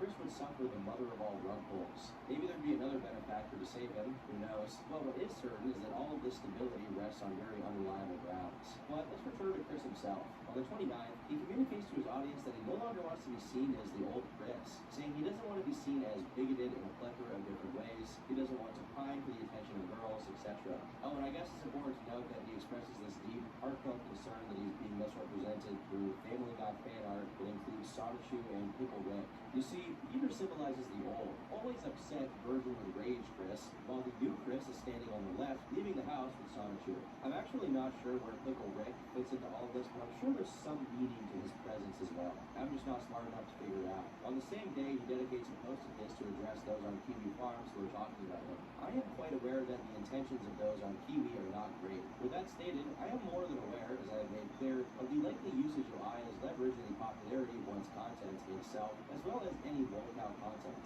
I am not a lolcow, and I feel concern and disappointment with those who see others in their respective drama and stressful situations as comical. I feel pity for they who do not have empathy upon the pains of others, including myself, as well as not being open for the present and future better individuals that are more than capable of being in light, power, good, and righteousness. In general, I want it very clear that I humbly wish you all authentically have no intentions of making or promoting any mockery of I or anyone with disabilities or any aspects that may feel cringeworthy to you. I am not the lolcow that I was mislabeled as back in the late 2000s, and I do not identify as such. If you all would please, I am to be appreciated and understood as the more mature individual that I have become and shall maintain through my further soul searching, literal meditations, and even my psychic connections with literally everything there is, was, and shall be. Meditate on that for yourselves. I think the best way to articulate what Chris is saying here is that he's doing the same thing he's always done. Complain about being trolled. However, post-merge Messiah complex Chris feels obliged to filter everything he says through an often biblical-sounding thesaurus vocabulary, which just results in him sounding like he overdosed on Thorazine. I suppose he believes that if he keeps saying, I don't identify as a lolcow, people will just respect that. Unfortunately, the real world is in Quickville, and his status as not just a lolcow, but but the greatest locale of all time is not negotiable. After cooking Elon Musk on Twitter for no comprehensible reason, on the 1st of December, Chris gets tagged in a post containing fan art of Joshua Martinez. Since Josh is kind of deep Chris lore, let me explain who he is. When Chris was very young and still having trouble with being nonverbal due to his autism, he went to speech therapy where he met another kid, Joshua, who was there for his very strong Spanish accent. This marks the beginning of Chris's lifelong appreciation for Spanish, which is evident in the fact that to this day, when he's going to call himself Jesus, he pronounces it as Jesus. Josh was one of Chris's best friends during his childhood, and after both of them left speech therapy, they remained distant acquaintances for the following years. However, in 2007, when Chris was starting to become famous online for who he is, Josh found out about it and became one of his earliest trolls, being the first person to ever catfish Chris. During the original Encyclopedia Dramatica page saga, where Chris made a series of Herculean efforts to try and get their attention off of him, Chris started bringing up Josh's name. You see, during this time, Chris believed the reason they were after him as hard as they were was that he was so self-evidently awesome and talented that everyone was trolling him out of envy. In order to dissuade them from doing so, he started saying Joshua was awesome and talented instead, saying that multiple famous female celebrities, which he referred to as were lusting after him. You can imagine how effective that tactic was. To say the least, Josh and Chris had a mixed history, and the fact that Josh trolled him so early on meant that he got under Chris's skin when it was still very easy to do so, and made his mark. This explains why on the 4th of December, when someone by the name of Autistic posted fan art of Josh that made him look very buff and tagged Chris, he responded with, "Raffle, man, if you think Josh was built buff like Chris Evans or Lucas Lee, you're way off. He pretty much had a string being built with some physical strength within it when I last saw him years ago." It's very odd to see Chris make fun of someone's appearance when he's so sensitive about his own, and will block and shut down anyone who tries to point out that his physique is far from what one would call graceful. A day later, Chris was once again spotted in public, this time at the Greene County Sheriff's Office, with his panties visibly pulled up to his belly button. Someone replied to the post speculating that he was at the sheriff's office in relation to his probation, or possibly to take legal action against the people who had been doxing him. However, the original poster explained what Chris was there for, saying, "The reason is neither. As far as my understanding, he was trying to reclaim items of his that the sheriff's office has in their possession." A little later, a completely unrelated person who happened to be in the MLP community made a tweet that read, "Repost if you are against predators being welcomed back into our community only because they apologize after getting caught." Quite the sensible position, and based on all of the freaks I've voluntarily exposed myself to in order to make videos about these people, I'd say it's a requirement for any functional community to get rid of those kinds of people. However, a day later, Chris Chan thought he should add his own 2 cents into the conversation, saying, "The misunderstandings linger from those who misconceive of others' intentions or lack thereof in pure accidents or happenstance. Do not be closed-minded to apologies, and when one has authentically done nothing wrong or is not guilty of anything, especially after being proven this in court of law, they are to be welcomed back into society, period, without any further bias based on past misconceptions. As for those who have and are, or have redeemed themselves proper, let them be welcomed. And if they act improperly again, then they are shown to require more time to meditate and reflect for themselves." It's worth making a note here that Chris was never proven, not guilty in a court of law. Although I guess he is still innocent until proven guilty. Really what happened was he was placed in an autism deferred disposition program that allowed him to basically be on probation due to his disability. Based on what Chris himself said in the letters while he was in jail, no one ever talked to Barbara, and I doubt that audios of Chris confessing to Janky were ever brought up at all. As a matter of fact, the tweet he's replying to was talking about people who apologize. But has Chris even apologized? He's just been claiming he's soul bonded with Barb. He's never apologized for anything as far as I can tell. In fact, he goes back and forth between denying it and then simultaneously being like, "But if someone did do something like that, it'd be fine." The GIF attached to this tweet is an anime guy getting punched in the face so hard that he flies away. I don't really know why that is. I can't explain it, but it's there. On the same day, Chris makes a hard pivot to talk about Rick and Morty, claiming that the 9th episode of the 7th season is accurate in relation to the dimensional merge. A couple days later, he drops new video content. 2 shorts uploaded in reverse order called Toys for Tots. Doesn't seem he understands the concept of shorts too well, though, since the 2 videos are actually one long video split in half, and it only makes sense if you watch both. But again, they're posted in reverse order because he uploaded part 2 before part 1, but he could have uploaded one regular video instead. And he complains about people taking pictures of him when he's out in public as if he's Bigfoot. But I'm not sure why he's only expressing his disapproval of people doing that now, given it's been happening for months, but maybe he only just realized. On the same day, Boogie2988 tweeted out celebrating his 6-month anniversary with his girlfriend, to which Chris replied, I for one appreciate and like seeing you both content and mutually appreciating each other as soulmates. It is very good. Is getting a relationship blessed by Chris a good or a bad thing? What kind of abyssal energies can you be accursed with if the power of Sonichu starts acting on your relationship? Soon after, Gino Samuel, the person responsible for documenting Chris's entire life over the course of dozens of long-form videos on YouTube, replied to someone tagging him showing a 3D printed Sonichu medallion alongside a certificate of authenticity. Chris passively aggressively responded to Gino's post, saying, Gino, don't even with the certificate. 3D printed never surpasses the full soul effort of handcrafting. It's not funny. This is funny because Chris is the last person on earth I'd expect to be an art elitist, since the quality of his drawings of Sonichu have remained steadily awful ever since he began making them. I guess this is another instance of Chris's fixation on his characters being represented the right way by his standards, similar to how he got really mad at Sonic's arms changing colors at one point. Another of his fixations, as mentioned previously, is My Little Pony, specifically the Friendship is Magic show, which he's been prophesying will be uncanceled and resume soon, just about any day now. Probably when the merge is complete. In another tweet, he says that it shall be done by divine intervention and command.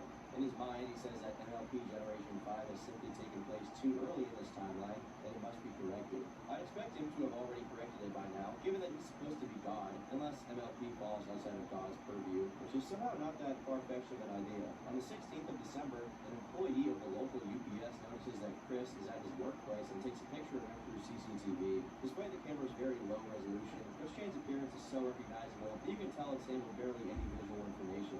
The lanky legs with the tube socks, the scuffed gym shoes, the jean skirt, not to mention his barrel-like disposition and dyed mane. You got a recognizable look, you gotta give it to him. No one else can steal that Chris Chan swag. A few days later, Chris puts up a new video on the YouTube channel that consists basically of him playing with his Transformer toys and making them dialogue with one another.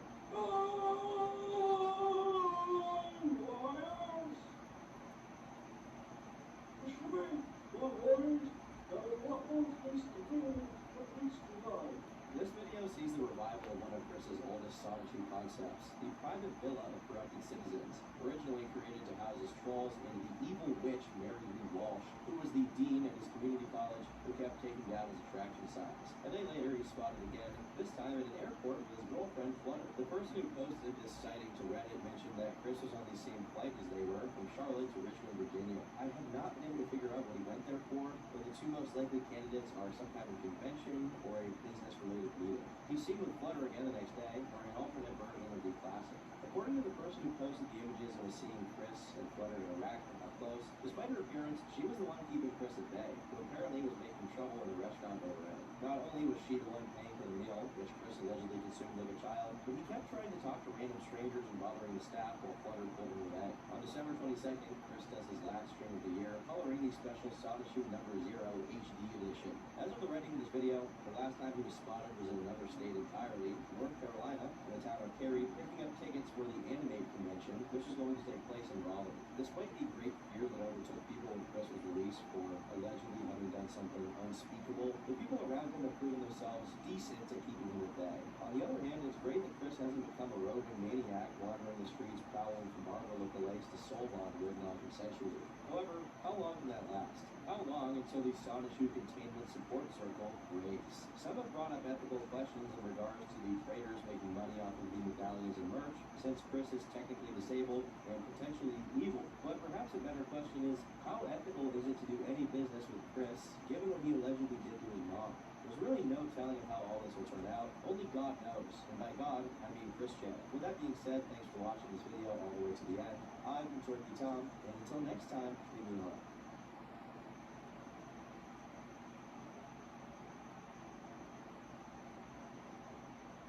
Boogie's house, saying, "This is my house now." Boogie calls his bluff, saying that he won't show up because he's a coward, while simultaneously suggesting that he shouldn't show up because he will be shot. Eventually, as most of you probably already know, if you have even a cursory amount of knowledge about Boogie or Frank, eventually this confrontation took place in real life. Frank showed up to Boogie's doorstep with a GoPro strapped to his forehead, assaulting Boogie in whatever ways he could think of, and Boogie came out with a revolver. After a couple of minutes of them going back and forth, Boogie shot a warning shot and Frank left. Though thankfully both parties came out unharmed, Boogie shot a gun in a school zone, which landed him in county jail, where she was bailed out at the tune of $5,000. When it comes to assessing what happens here morally, there's a strong case to be made that Boogie was unjustly sexually harassed in the situation. But for most people, the ends justify the means because the entire thing was just too funny to ignore. This whole situation made Boogie back away from social media, but this was only temporary, as in June of 2021, he returned with a video about his arrest. Despite everything that had happened, from being arrested, charged for his reckless shooting with a firearm into the air, and the amount of people making fun of him, Boogie had finally managed to recapture some semblance of relevance. This video has more than 600,000 views, which is the best he had done in a while.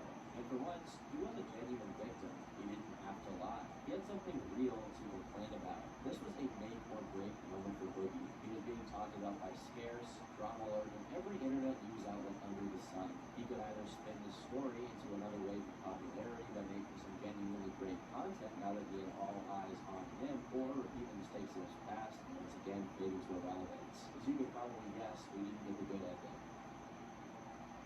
For the past half-decade, Boogie has had a pretty dedicated group of observers going over all of his controversies and compiling information about him. Apart from Sammy Tolkien, which was banned, many of these guys congregate on the typical lolcow sites. After the subreddit that talks about Boogie was shut down, the discussions were relegated either to lolcow itself, which was far from being as easy to access and warmly-friendly as Reddit and Kiwi Farms. A lot of people treat the forums like they treat 4chan, as an evil boogeyman that does nothing but harm. PR-wise, Boogie had it easy, as his most fervent opponents started out with the massive disadvantage of being known as the gathering spot for the skull of the earth. Much like 4chan, for every good and informative post is backed up by evidence and well-done research, there's 3 or more posts spewing absolute nonsense. But if you're in the business of researching eccentric, esoteric, and otherwise extraordinarily screwed people, as I am, you're condemned to sit through when the patience will bring his mom. As it turns out, the Boogie thread on Kiwi Farms is gigantic, with over 1,200 pages of nothing but people dunking on the guy. Personally, despite all I've covered, I don't hate him as much as I feel pity and annoyance, but that's besides the point. More recently, a development from the site has been the idea that Boogie is currently running soft accounts to get back at his haters. It all started with Boogie Truth, a Twitter account that has collected content that criticizes Boogie for quite some time. As you can see, it's relatively small and doesn't get a ton of engagement, hitting 20 likes on a tweet on a good day. Enter this post on Kiwi, where someone is remarking to this account, Nightly Girl 4, is responding to the Boogie Truth account saying, well, maybe if it weren't for the hate sites and stalkers, you wouldn't have to worry about staying off social media. They also have a reply to Shoehorn Head saying that, no, if we go to Twitter to take a look at this account, we can see that the only thing they do for the most part is interact with Boogie. They retweet all of his stuff, they compliment him, they insult anyone who is critical of him, and they have a particular hatred for Frank Castle, who at this point was seen as Boogie's arch nemesis. They tweeted H3 trying to get people's attention to talk about Boogie, and they weirdly insult Boogie's dad and call him a rapist. This is quite unusual, since people were already heavily doubtful of Boogie's stories about his CSA, to the point where the thought of anyone calling him a rapist based on things Boogie has said was far-fetched. When taking a look at the bio for this account, we see she describes herself as a cute goth girl just living her life. Now, if you look at Google Images and simply type in cute goth girl, this is one of the first results, so this obviously isn't her. Whoever made this account just ripped it and used it as a profile picture. But that's not abnormal, right? A lot of people use pics that don't belong to them or pics of other people as their profile images. But let's be honest here for a second. What person self-identifying as a cute goth girl would be a fan of Boogie 2988 of all people? And not just a fan, mind you, an obsessive fan who does nothing but talk to and about Boogie all day. Sure, anyone can make a Twitter account and claim to be whoever, so it might be some anon that's a Boogie fan pretending to be a cute goth girl. However, who has the motivation to be a steadfast defender of Boogie in modern day besides Boogie himself? This incongruence was accentuated when another similar account began popping up, this one called Rusty Girl 69.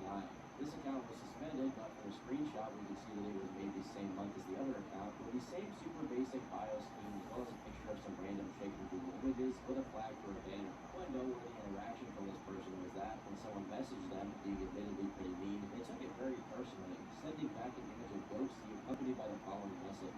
You piece of shit, squirrel-faced hate stalker, fuck you, Kiwi Farms, fuck Frank. You guys cause me more stress and I hope you die, get blocked. This sounds quite like a certain YouTuber we would come to know and despise. It almost reads like breaking character clear as day. Not only because the reaction was so angry, but also because Frank and Kiwi Farms are explicitly singled out, which just reeks of Boogie being extremely salty about having his good guy persona picked apart so brutally by them. Another account, this one called Nocturnal Walrus, was created a month apart from the other two, also following the same format, with a typical praise for Boogie and fixation on his haters. Someone did the diligence of comparing the times of interaction on the Nocturnal Walrus account, and we see that on April 29th, Boogie's first tweet of the day was at 4:24 p.m. Coincidentally, the first tweet of the day on the Nocturnal Walrus account was just a few minutes later. Boogie also also went out of his way to respond to them specifically. Now, it's worth noting that the account posting this then goes on to call Boogie a morbidly obese pedo, only half of which is true, but the screenshots are certainly compelling. This is followed up with a more compelling post comparing the dates, and you'll see that this is a trend for this account. They always respond to Boogie, they only respond to Boogie, and the time is always on up. The more people look into these patterns, the more similar accounts come up. Eventually, word of this made its way around Twitter until it found its way back to Boogie, who decided to respond with his usual spiel, claiming that people will believe anything anyone says about him and claiming it's ridiculous to think he would ever pull such a thing, when he obviously would pull such a thing given his track record. People out here believe that anyone who says something positive about me is just me on another account. Prove them wrong and say something nice. This is yet another example of Boogie's not so confident attempts at double speak. Here, while he does imply that the account is not his, he doesn't actually claim it. Instead, he suggests that people begin saying positive things about him to prove that he isn't the only person who could say good things about himself. Clearly, he's begging for some kind of validation from fans, who now are more scattered than ever since the guy they were a fan of was self-destructing in front of his own audience.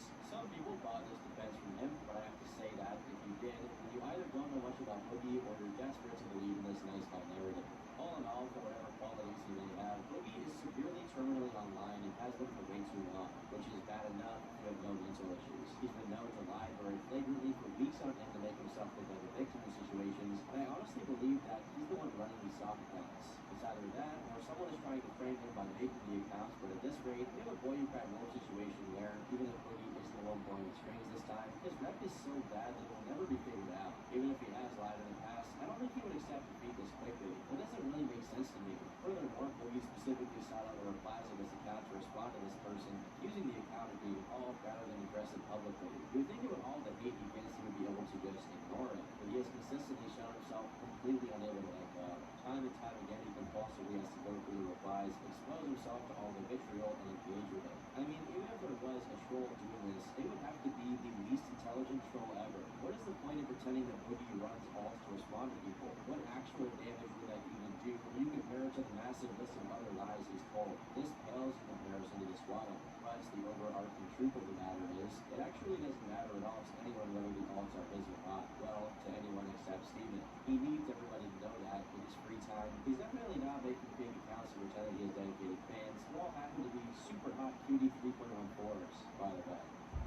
One of the most revisited parts of Boogie's backstory is the fact that poverty is something that lives in his background. From growing up dirt poor to living in his brother's apartment in his early adulthood, being on disability for a total of 3 years from age 34 to 37, Boogie has always had issues with money. After he began making some off of YouTube, his issue was soothed to a great extent, but as it turns out, the problem isn't just with money itself, but with the mentality he has when it comes to finance. In 2017, about a decade into his YouTube career, Boogie took an interest in cryptocurrencies. In January, Bitcoin's value broke the $1,000 barrier. It then doubled, tripled, and by the end of the year, skyrocketed to over 19 grand. This immense growth led many people to become millionaires overnight. That included some YouTubers, of whom Boogie became quite envious of.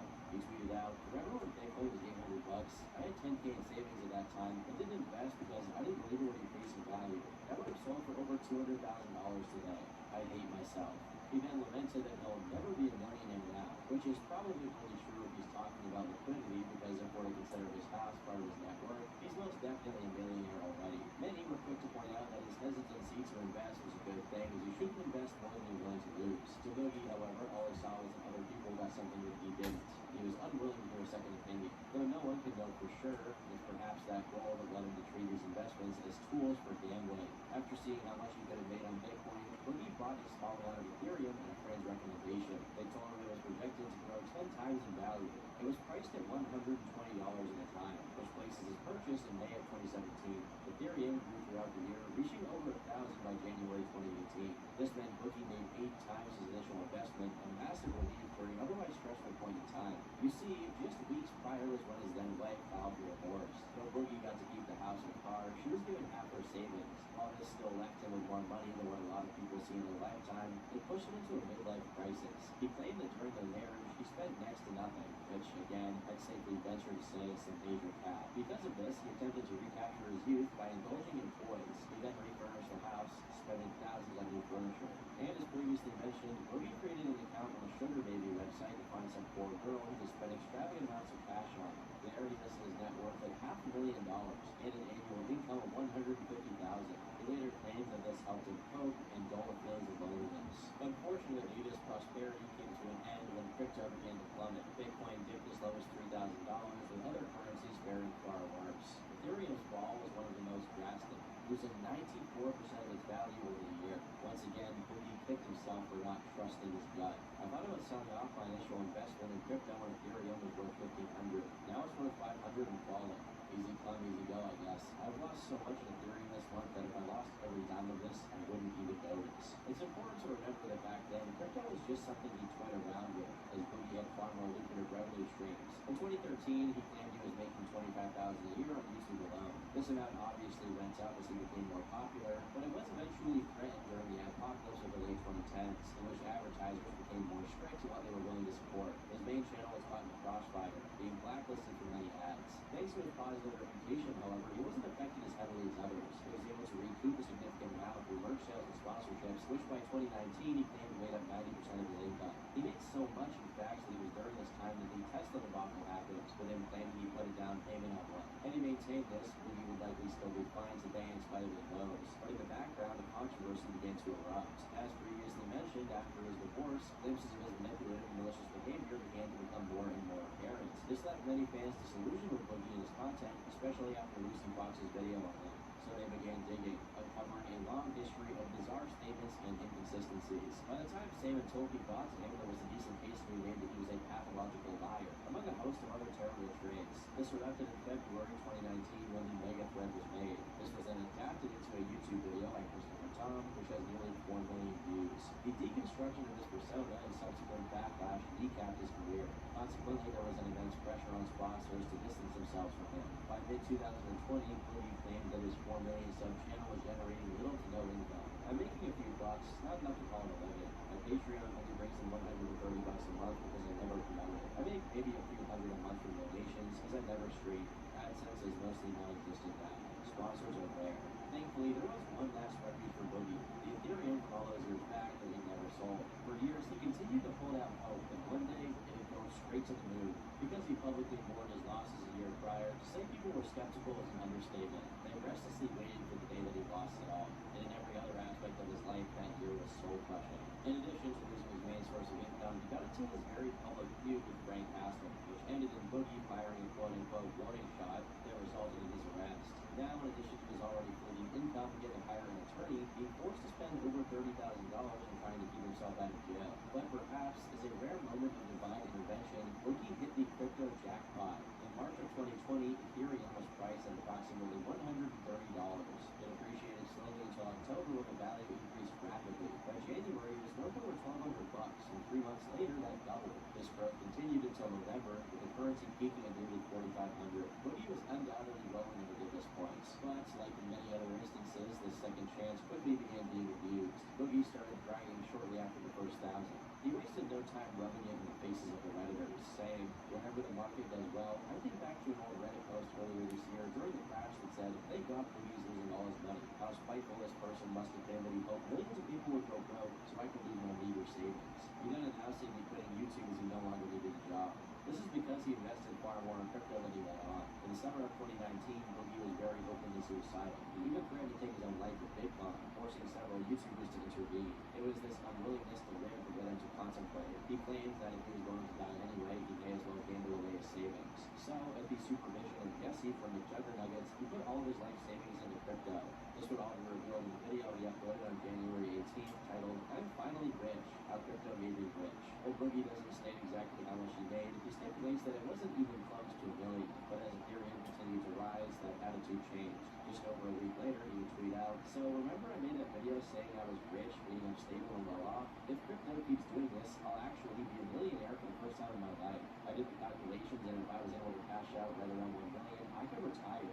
Never worry about money again. Travel the world, get surgery to remove this skin, and take care of my friends. Also, hookers and cocaine, I guess." In true Boogie fashion, he continued bragging while feigning humility. In one tweet, he claimed to feel guilty for making so much money because he couldn't share it. But it's obvious he just wanted to flaunt his newfound wealth as he fixated on the mythical 7 figures. He would tweet over and over again about how he hoped to become a billionaire.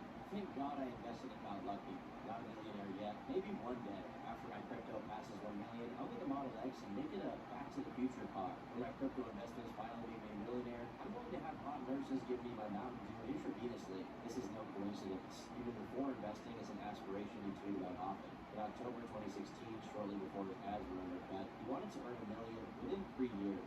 Weeks later, that goal changed to 1 year. Of course, once he lost both his ads and sponsors, this became feasible. That is, until crypto offered him one final chance, and by late February, he tripled his life savings. This was well more than enough for him to live comfortably, and given he admitted it was the gamble of a suicidal man, one would expect him to withdraw. But oddly, he seemed convinced it was safer in Ethereum. He spoke of it as if it were a bank, noting that his money was better there and out of their reach. Instead of pulling it out, he attempted to diversify by taking more and more risks on random shitcoins with basically no backing.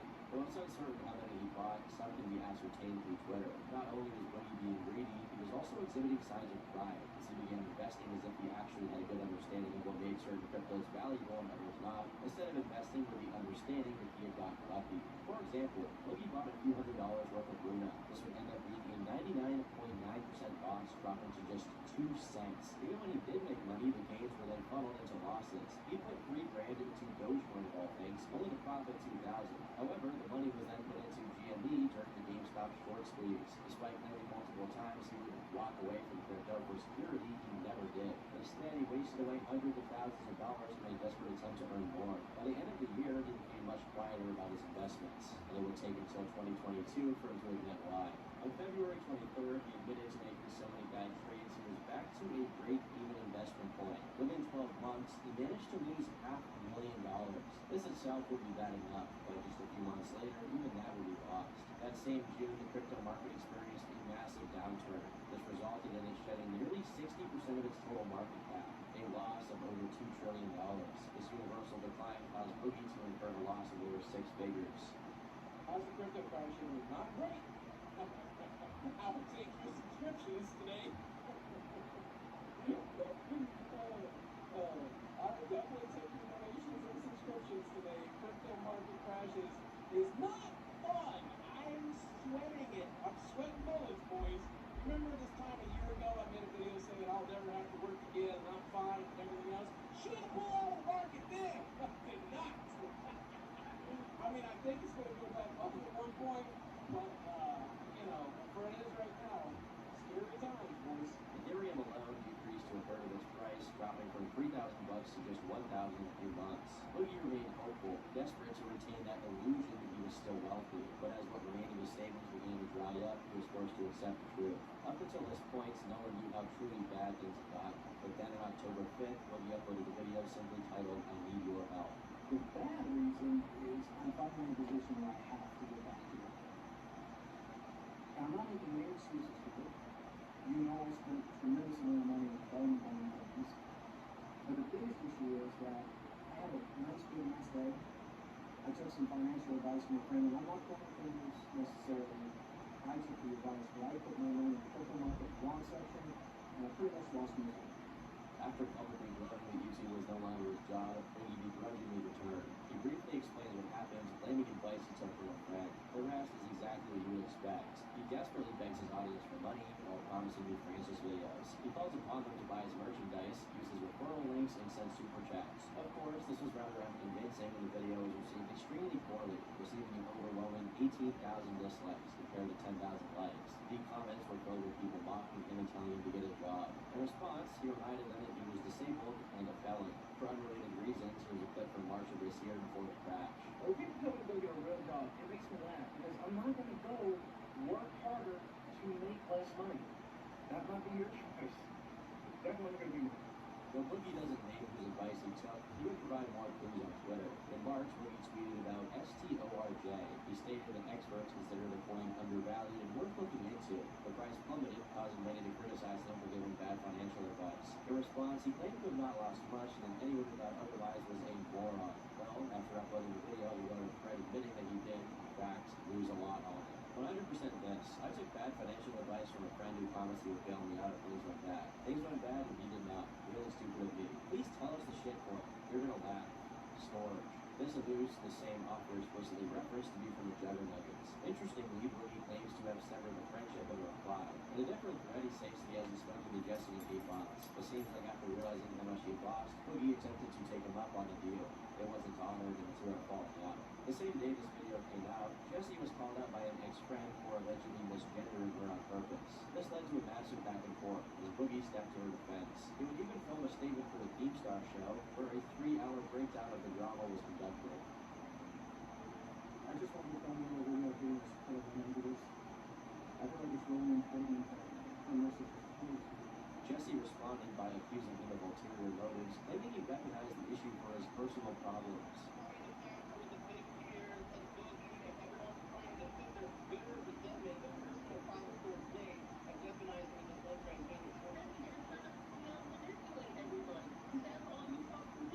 He elaborated in a Twitter video the next day, and surprisingly revealed an entirely different reason. In Jesse's words, they fell out because one of Boogie's friends brought 2 prostitutes to his Halloween party without permission. Apparently, they drunkenly started fingering each other to the point of staining his carpet with blood. Jesse's father kicked them out, only for the friend to drunkenly put him through a table. Boogie was allegedly filming all of this, which led Jesse's dad to lecture him on being disrespectful. They got into an argument, resulting in Boogie and his friend being kicked out and forced to stay at a hotel. Boogie refuted this by posting a video of these ladies of the night making out, but has since been deleted. It did show he wasn't filming any specific clip, but other than that, the circumstances remain unclear.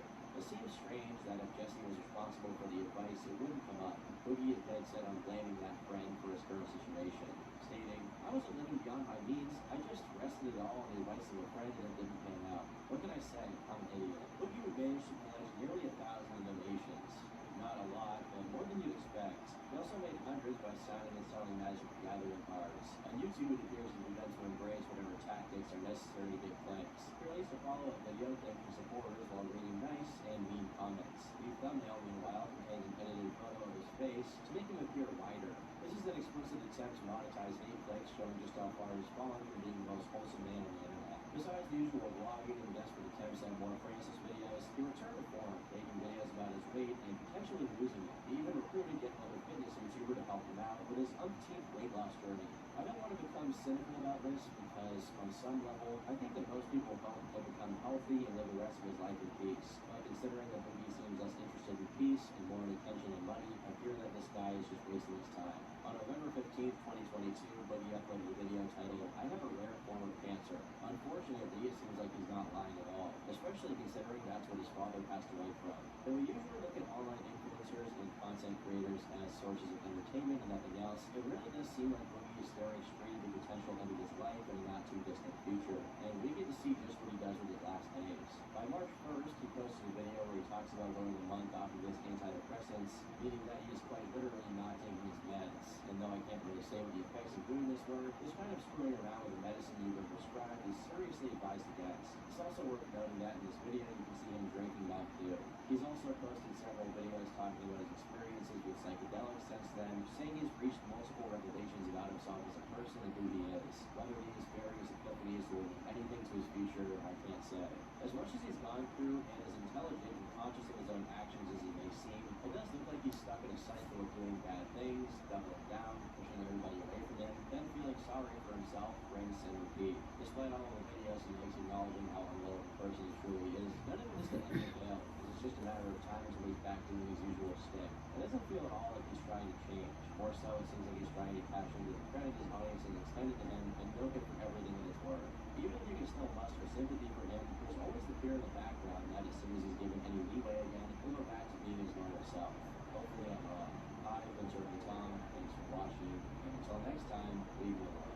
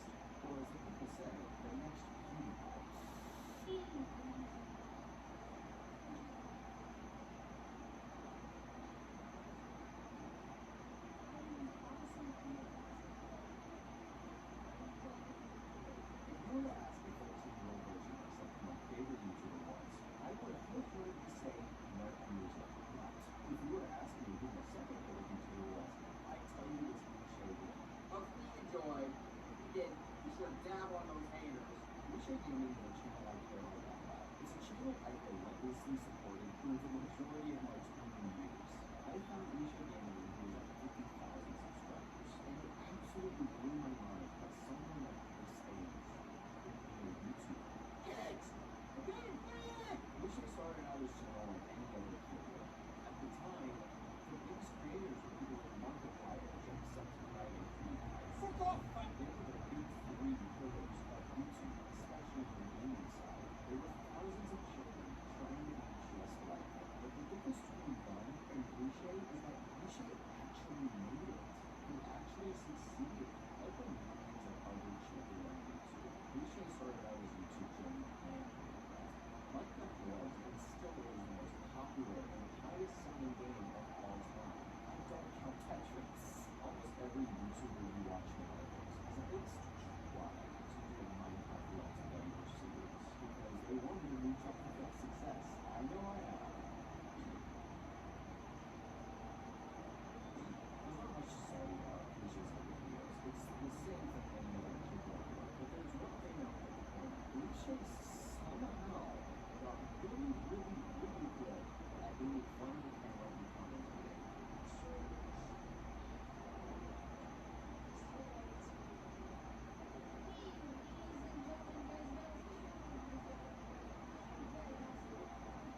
His delivery and his energy sound like he's already learned how to be a YouTuber.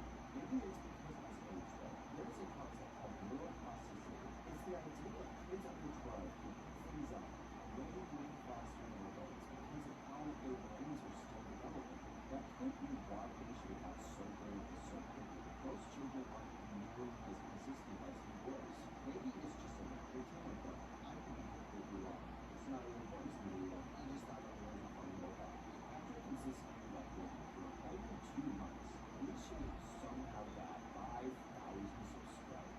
To put that into perspective, it took me 8 years of on and off uploads to get where I am now. And I was just lucky because I ran into the title that I posted back in 2016 went viral.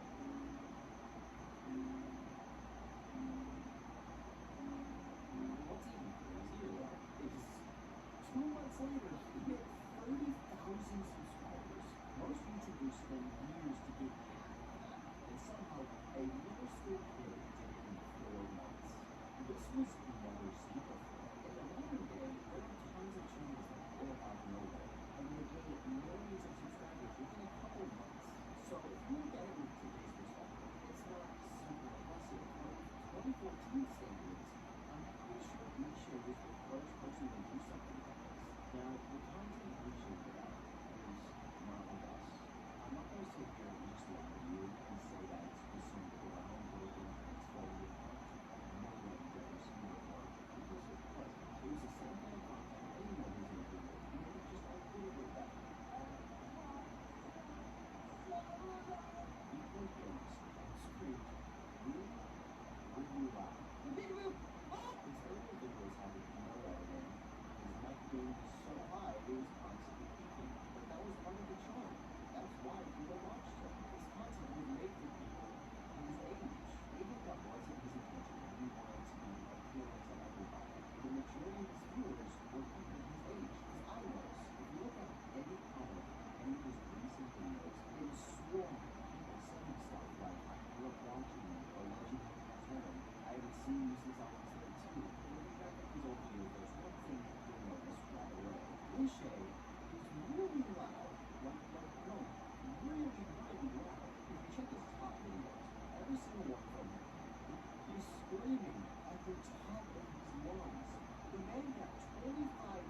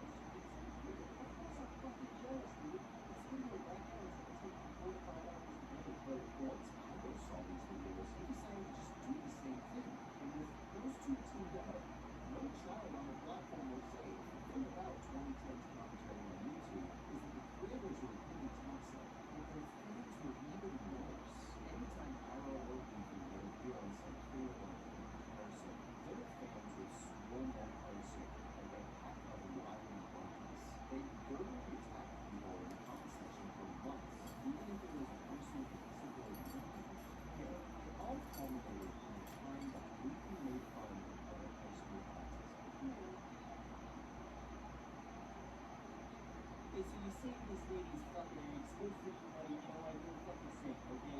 Much better than I am. Like, what is saving someone's eggs in the middle of a fucking Walmart parking lot turned into, you know, fucking recording from a YouTube channel? It's like it's with a person. And that person started getting death threats, so they apologized. But that just led to them putting a little disclaimer in the beginning of their video and saying that it was satire. That's not what satire is. I don't really think about it. Those people have been just losers. I don't even mean it. But imagine people coming to ask me that, going to the playground and bullying children for being cringe. Every time I see this video, I'll just think of this video. Dude, that's my fucking song.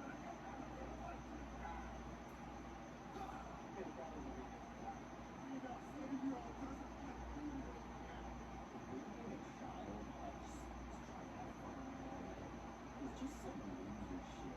But that's what the issue was. Yeah, he was a kid. In the 2015 House of the Lord YouTube kids. It was the same formula as every other concept video like that. You just play a clip and then try to say something really and say it's cancer and rattle it out. Mindless, lazy slot content. Looks like some things never change. I said this a couple times. I'm slots. I don't know, like, slots. Looking back at the video, Pyro wasn't even that mean. He called Misha annoying and then green screen filthy fake youngins and he stopped. It's time to stop! That's really all it took. The day Pyro posted that video, Misha got ruthlessly attacked. For months, people were spamming his comments saying it's time to stop. His like and dislike ratio was terrible. And Misha was always underrated, but it was different this time. There was a change.org petition getting banned for Christ's sake. That's how insane it got. Of course this affected him because he was a kid. He kept uploading, but something was off. He stopped using his face anymore. He never straightened anymore, and he kept doubting himself every step of the way.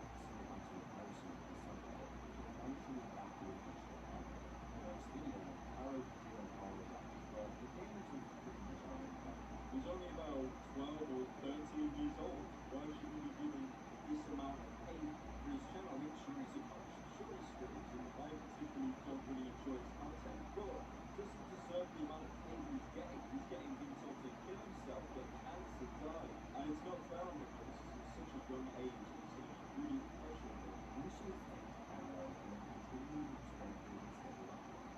He slowly grew back to what he was, until a YouTube by the name of Interpersonal video came too.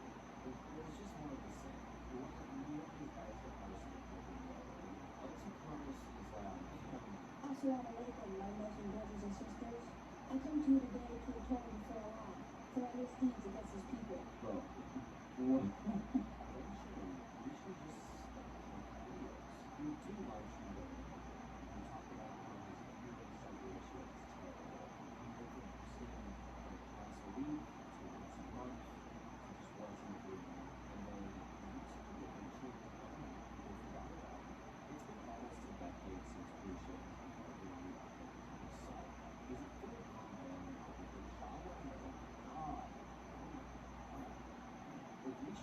see what Martin Forever did earlier. He's inspired so many people to start content. And you can't see someone their age succeeding the way he's doing.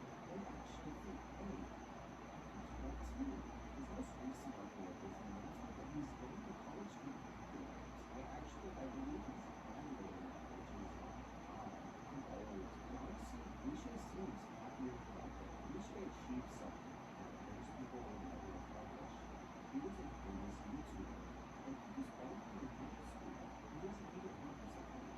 He's not some washed up kid impressed with people around their likeness. He's already made his mark, even before being puberty, and he's in young now. He's starting to hold functions. He really well. In my mind, there is another world that Risha never saw. Get that going, and 100% believe he might have been executed.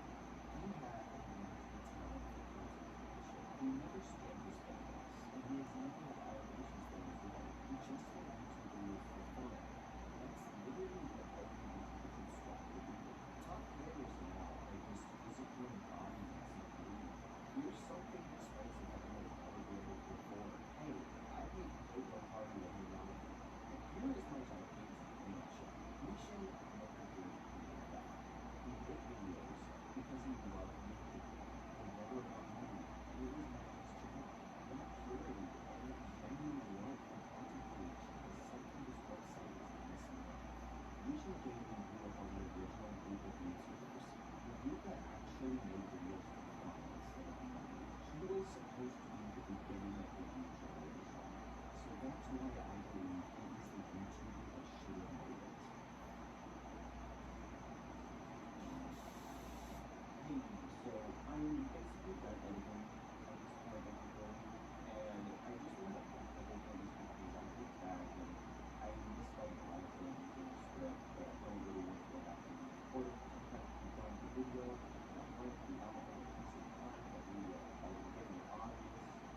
So right here, I'm going to just restock things that I forgot about, and also you're probably just going to have some gameplay or something in the background because I really don't feel like editing this. So a lot of videos that I've tried to mention in this, like I'll be acting sad and something in space camp, a lot of them are real. They are completely lost the time, and it's not like people who have never done this. You know, he wasn't the biggest YouTuber, so a lot of it's just lost media, but you'll just kind of have to take my word for it. There's not a ton of, Risha Gaming documentation out there. I also really want to point out that Risha's vlogging videos he makes now are really, really good. Like, Risha makes incredible videos now, and I really hope more people will end up watching them because they are some of the best videos I've ever seen. I did kind of go off topic on this video, and I'm not the biggest fan of the demo. I think I was professional, but when I'm talking about Minecraft, when I'm talking about all these other people, I'm also trying to relate them as these are inspirations. These are inspirations for Risha, but Risha is inspired by these people who are some popular YouTubers who are aggressive about that do have and millions of kids who are inspired by them to make videos. So does Risha. Like Risha did a way of that and succeeded. I'm sorry, this is the end of the video. Again, I just don't want to go back and record everything because then it will take me up until October to finish this because I'm really slow with editing but I'm never a perfectionist. Oh yeah, also, I know Risha had an account before Risha Gaming. Legos do a bunch of numbers, and I did watch a couple of those videos when I wasn't being a Risha obsessive fan. I did find that channel, watch a couple of those videos, but I'm pretty sure he deleted that channel not long ago. So again, that's also lost media at this point. And even if it wasn't, he's like 9 million videos, and I don't think, honestly, no, I don't feel comfortable recording that. I don't feel comfortable recording videos of like that 9-year-old kid playing with like lightsabers and Legos. Yeah, I think that's something really different, but we're not gonna end this, so I'm just gonna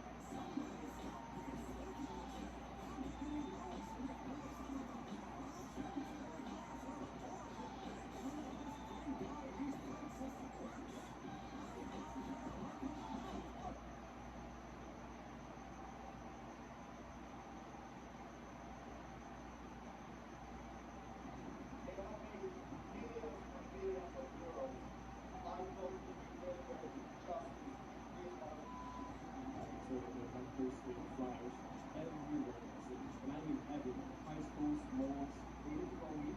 Even if there's a secret club, even if they're gonna be taken away. If somebody goes home walking, there will be fun. They said 18 people outside the door having a chemical poisons. We are having war with other scientists as well. Most of this is forgotten. Sites are scams.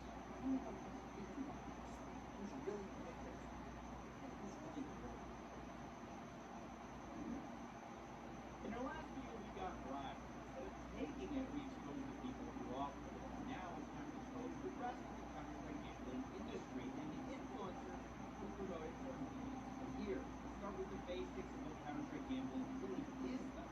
Counter-Strike is a first-person shooter video game where you can buy cosmetic options for your guns called skins.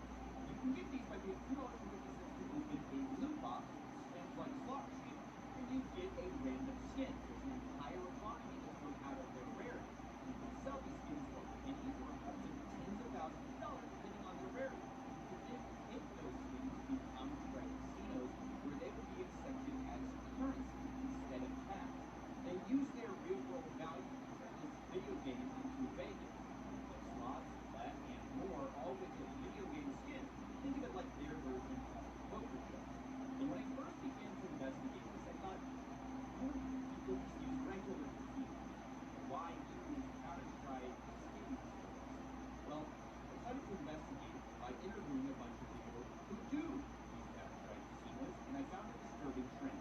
I've been here gambling and Counter-Strike for about, I'd say since 12 years. I started gambling on Counter-Strike when I was probably 13 years old. 14. I think it was 14. Started with January, was going after you were 12 and Most of the people who started gambling, right? And it was while they were playing the game. This trend continues beyond the anecdotal. This YouTuber named Jeff surveyed over 9,000 players. He found that around 70% of Counter-Strike gamblers start underage. Now, even casinos have always had an audience, but with Counter-Strike, there is an underage gateway to all of this because all you need is $2.50 to get your first skin out, and you don't even need to show ID. It's part of it.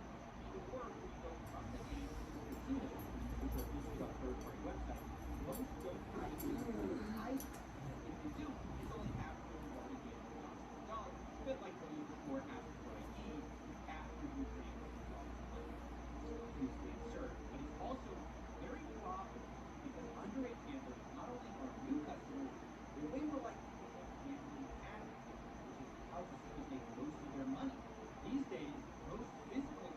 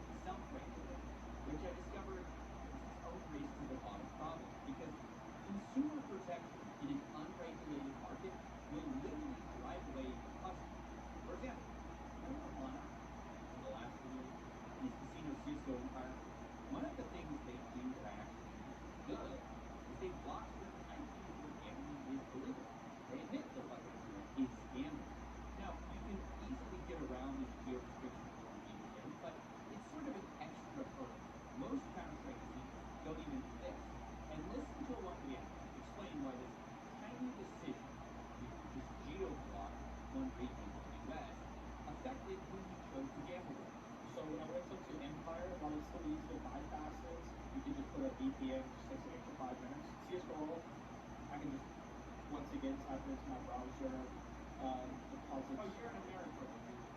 Yes, correct. Yes. No VPN restrictions, no geo-blocking. Yes, correct. So on roll 0 VPN blocking, 0 means bypassing, on Empire there is blocking, but if truth speed is very easy to bypass. Right. That makes sense. Most people end up going to the casino who asks them less questions, requires less from you. Even if you're not illegally trying to gamble, you don't want to have to put in personal information, anything like.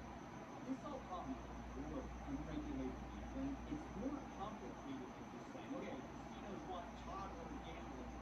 It's also market dynamics, right? You get a competitive edge by not regulating.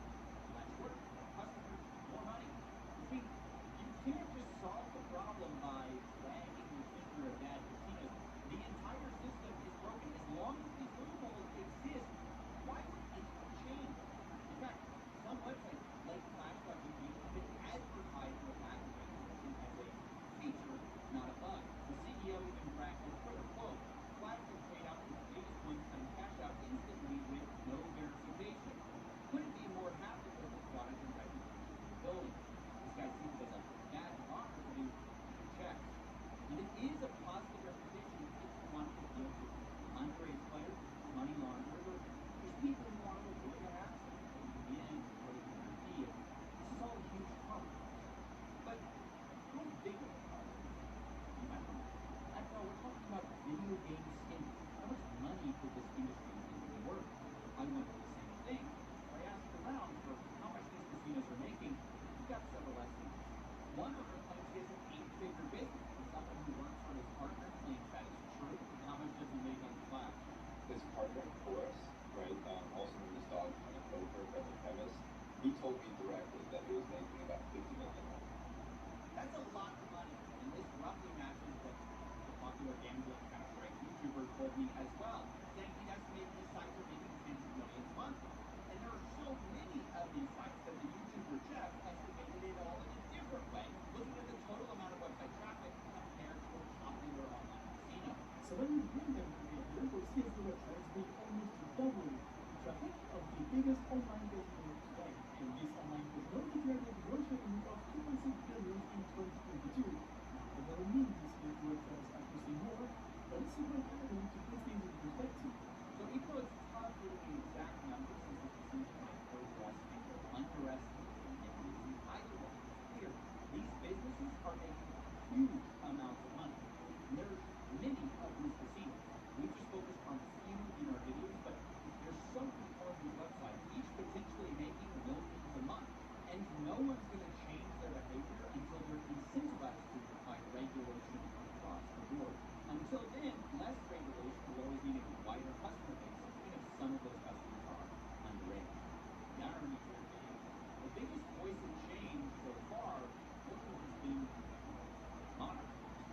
From the last video, you guys know I'm no fan of this guy's method, but I'll be honest, there's large parts of his public arguments that are hard to argue.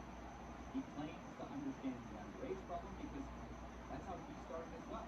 How I got into gambling myself was when I was 13, when I was playing real estate, and how the lottery was like a gateway for me. That's how gambling started for me. And that's what it led me to break all this out. I'm just disgusted about this whole thing. I think that the whole base system on Steam is pretty horrible the way it happened. There's no diversity. There's it's such a horrible tool for getting children, even adults. I think even adults, they have a bank account. It's not only it's not a age exclusive thing. It's just a machine that makes people banter. Imagine there's a kid who just plays CSGO and they open one box, 3 games, they open one credit card, they spend €3 for that box. Or then they open 7 box, 3rd box, 4th box, and so on. And soon they see that they will be in range of playing some third party games on the side. And this is where it's like switching from being straight to, I don't know, gambling or something. And they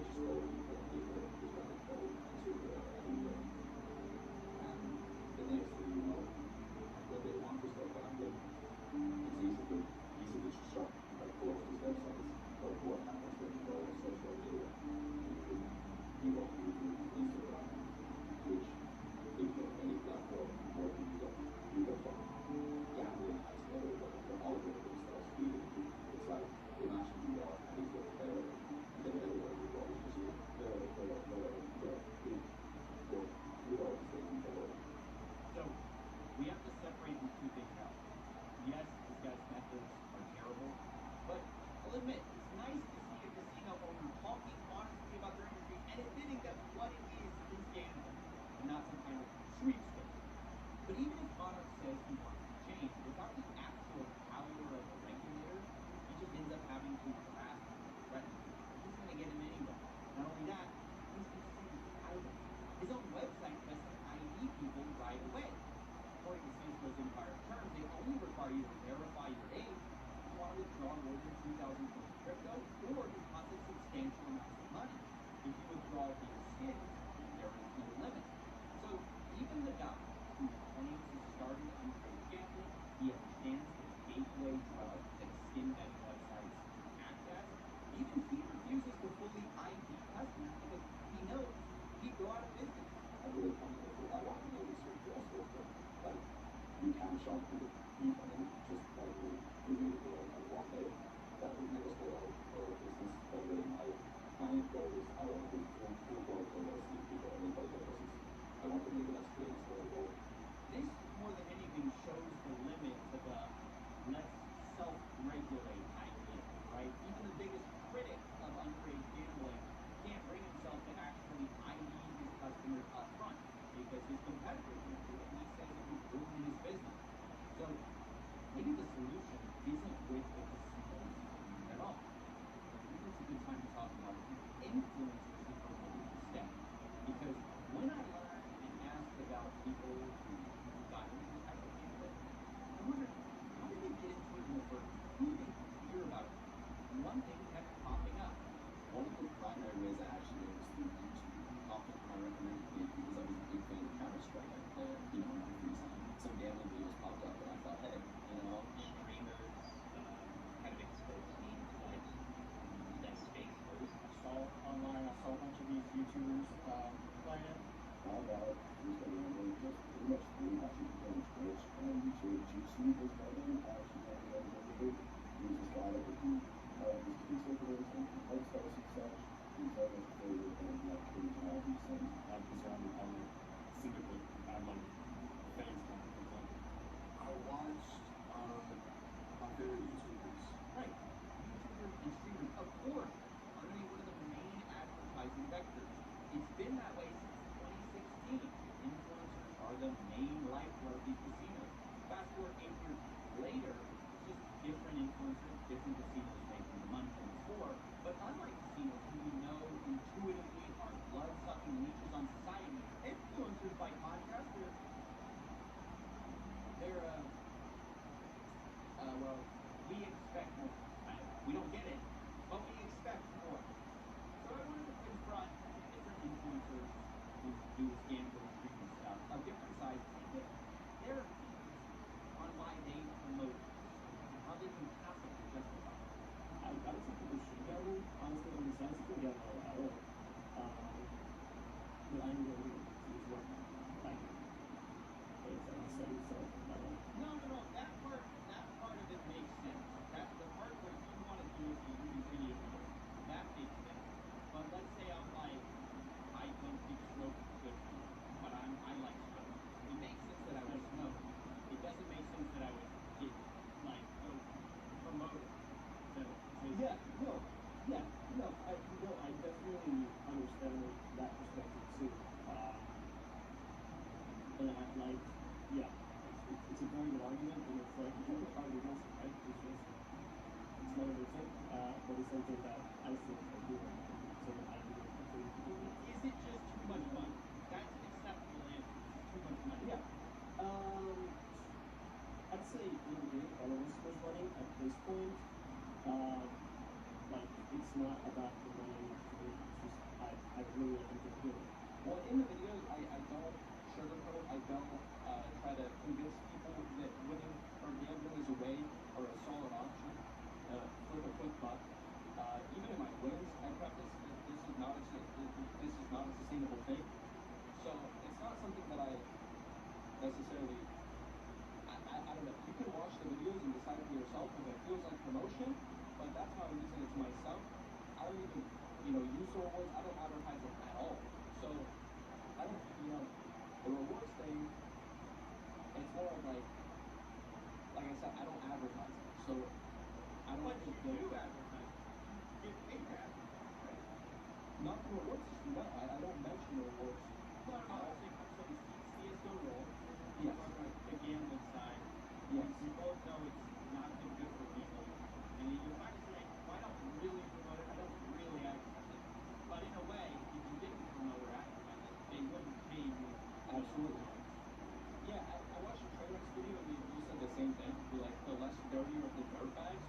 So I guess I would call myself that.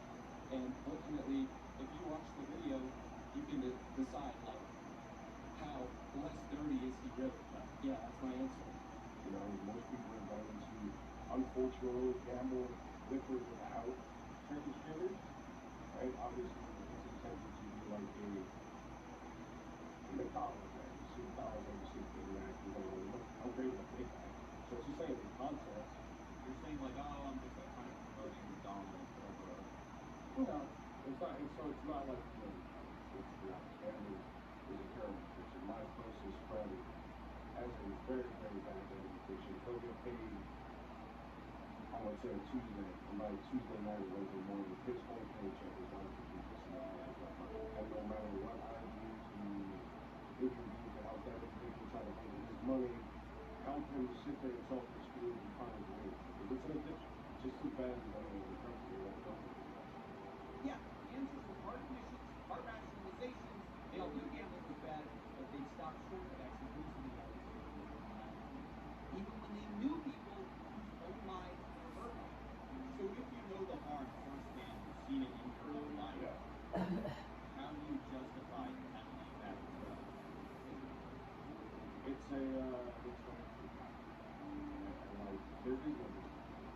And I say, like, on the front, the other shirt, you know, they'll label certain screws on the label as a good, in essence. And that's okay, I guess, if people are going to look that way. I mean, I was, I want to know how I feel. Because you said it. Right. It is, I mean, it gets to the truth. It's kind of why I so,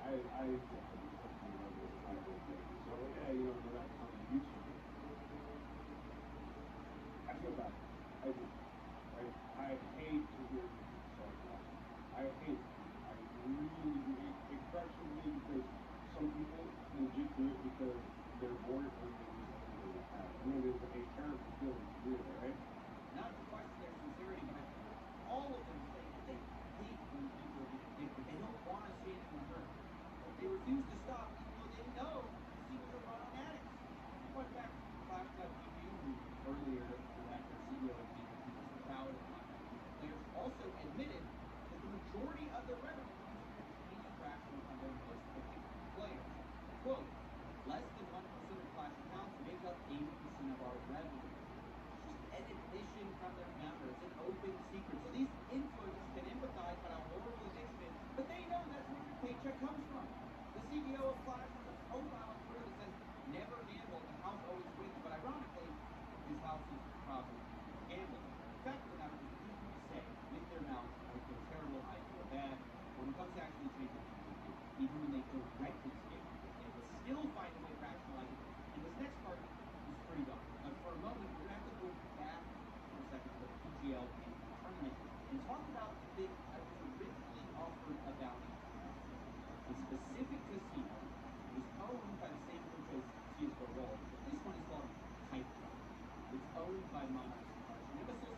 Hype Drop was a casino where instead of gambling Counter-Strike skins, you could gamble real-world items, real-world loot boxes.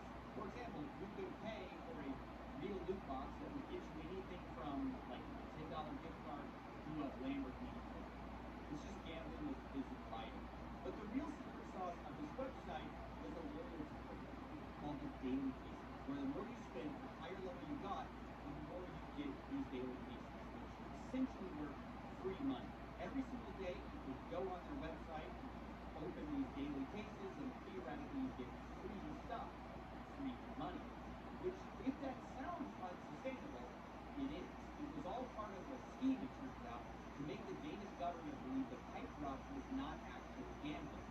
I received a letter Hype Drop gave to the Danish regulator, arguing players could not lose money on the site because over time, the daily cases paid back all of the losses over 3 years. This is one of those loopholes we talked about, where they're going to argue they're not actually gambling because you can't lose. Now, of course, I asked Hype Drop about this, and initially they denied ever sending this.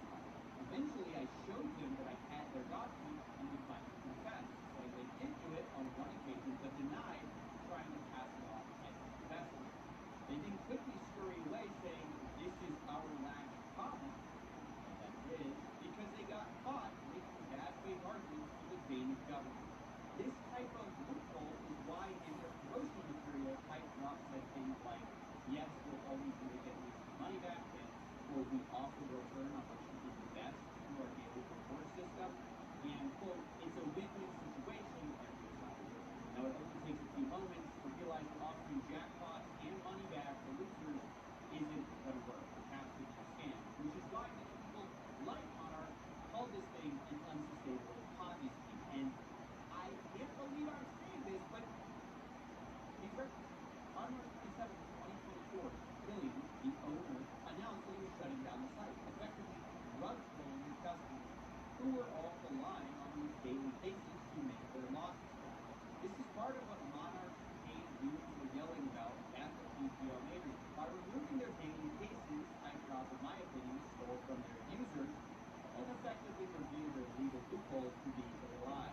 With that all understood, let's circle back to this guy, Juicy, a gambling streamer who we heard from earlier. He was easily one of the biggest promoters of Hype Drop, and I wanted to know, given that he had likely promoted a scam, what was he going to do if he was right? So let's talk about Hype Drop. This is man, kind of precipitated the PGL majors, according to Monarch. It says Hype Drop, Ponzi scheme that collapsed, and CSGO rolls next. Now, when I was looking up Hype Drop, you were one of the people who was promoting it, one of the bigger YouTubers on maybe. Yeah. What's your take on promoting this stuff? Where's your ethical line for what you will take, what you won't take on? Yeah. So to my understanding, I have never worked with a gambling site that had rewards that function like a Ponzi scheme, you know? So when I was playing on it, I'm not promoting the rewards, you know? I'm not like, this is the most rewarding IRL gambling site. So I was just playing with the product itself and, you know, making content around that. So obviously it's really annoying and bullshit when the rewards hit. First off, cut down, and then second off, now there is no reward offering and the site's going away. I'm obviously very upset, not just for my own intent, but also mainly for the people who, and especially people who put money into Hype Drop, thinking of it like a good monetary investment versus like I'm just gambling, you know? I'm pretty sure from my understanding that wasn't like an advertised thing. At least they weren't advertised. They weren't saying, hey, you got to tell them about this great investment option. I think that was more of a legal loophole that they were, you know, trying to operate. He's just lying about some of this. He says he didn't advertise his daily cases, but I think he didn't think I'd watch the video because he definitely did. Being reminded, pay the daily cases, they're free monies. Coach, you guys will get you 3 free cases, so might as well. I mean, my daily cases used to pay a filthy amount of money. It was a full-time income just playing this every day, dude. We're making a full-time salary every month. Yeah, all the daily cases basically a full-time salary. But I thought surely after seeing that, the Hype Drop scam people, he would cancel his sponsorship with the same company. It's the sister casino CSGO Roll, right? Has to stop that scandalous. You cancel it, right?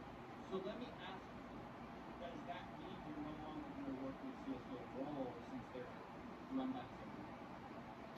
Well, I already promoted the site, and I already have fans who use the site, and I don't think the reward offering there is going to change, but yeah, I mean, it's unfortunate. I think you can see the logic. No one thought Hype Drop was going to rug people from these cases, these daily reports. And if you are regretful, wouldn't that turn into some kind of action on your part to like change?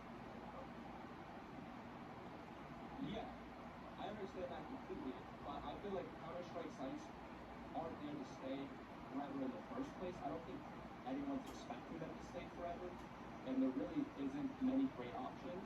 So yeah, maybe it's up to me that I continue to do so, absolutely, but it really is one of the better options on the market right now, and there's a ton of thought on it right now, so yeah. And there it is.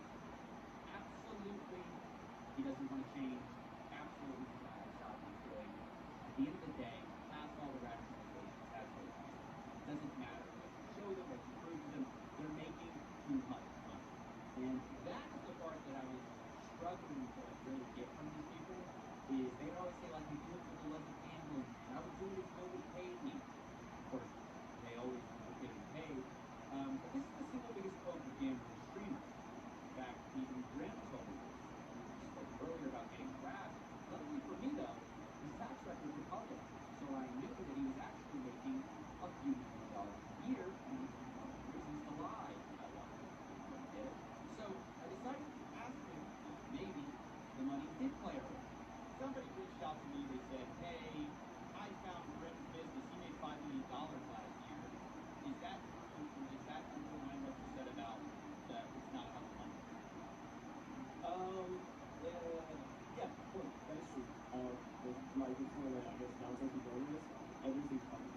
So when my company name, people just don't know. If you look around, they'll find it. So I give you whatever it is public, and yeah, you can say that probably is obviously I made a lot of money, but like I don't do it because I make a lot of money. I'd still do it if I didn't make a lot of money. And like even if it wasn't me, I would still do it when I had excess money to do it. If I really did, it might like sound like a lie. That's how I started. And that's how I always wanted to do it. It sounds like the $5 million financial indicator. It that's fine. Yeah, I mean, like I said, I 100% understand that people would think like, oh, no, it's only because of money, right? Like, I, for myself, like, it isn't only because of the money, but it's obviously great. Don't get me wrong. How much did you make this year? I'd rather not say, but I could say it's a lot. Come on, you tell us. Just tell us. Look, So I actually don't know the exact answer myself, but I can tell you it's going to be right around yours, which I know you told me already. Grand $5 million. Yeah, and then I got to pay a stupid tax rate on that, but it's probably around. Both made about $5 million last year, so it's kind of obvious why they're not going to stop based off just a moral argument. And I began to wonder, like, how many of these influencers make these deals because they are so profitable? Luckily, thanks to the hard work of Jeff, who you mentioned earlier, these documentaries you should definitely go watch. I found out it's almost everyone. This is our 300 silver streamer since the beginning of this year, ranked by watch time. Our 300, 226 are currently sponsored by at least one of them, some have up to 5. We are looking at 75%. 75%. It's insane. Counterfeit gambling is basically funding over half of the fee of these ridiculous paychecks. And I began to wonder, not about the people who said yes, but the people who said no. They're the minority.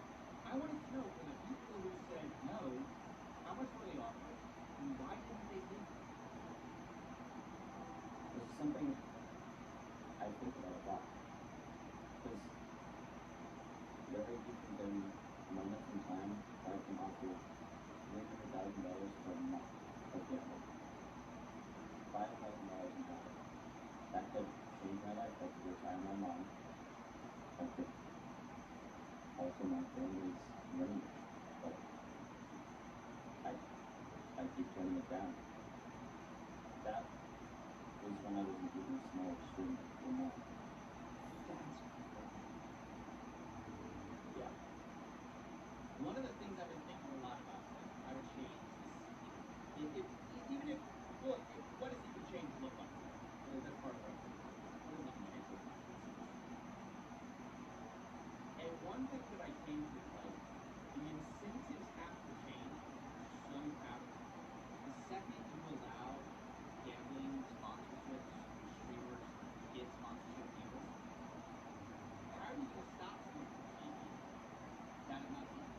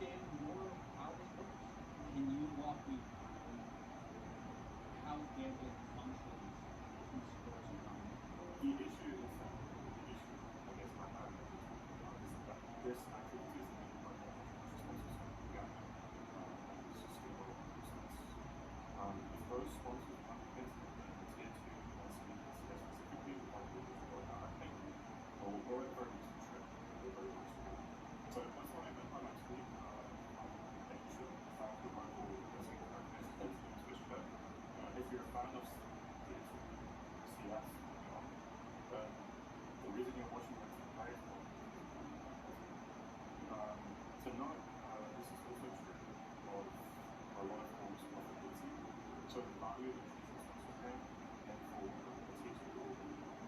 Even more than that, just the more than the value that the business wants to bring to them versus the guy that wants to 50 of the market.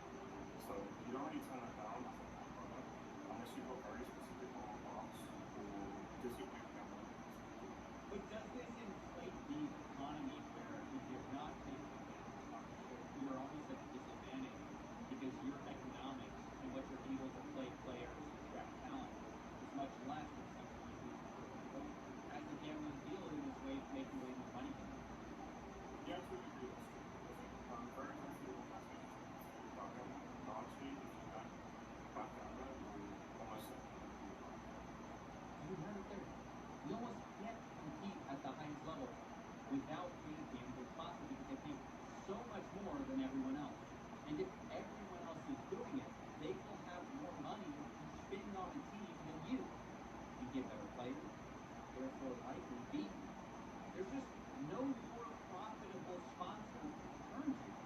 And so, a lot of people actually have money.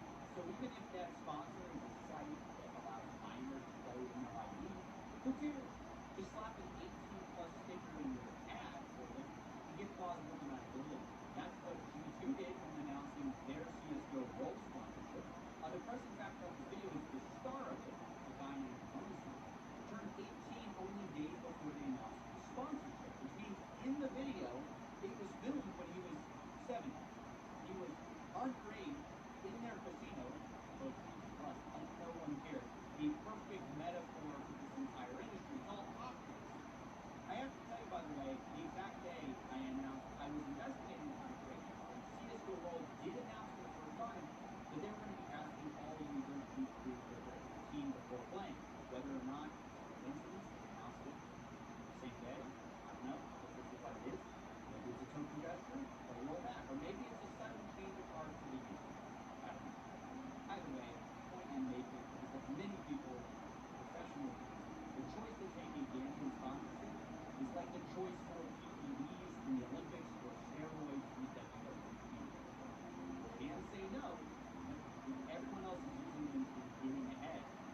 You choosing not to for ethical reasons will get you left behind, and your peers will become more successful. It's a depressive cycle that has me flashing back to the CSGO Wild days several years ago and realizing, well, right when we started, CSGO Wild in 2016 was a gambling website secretly owned, slightly by Facebook.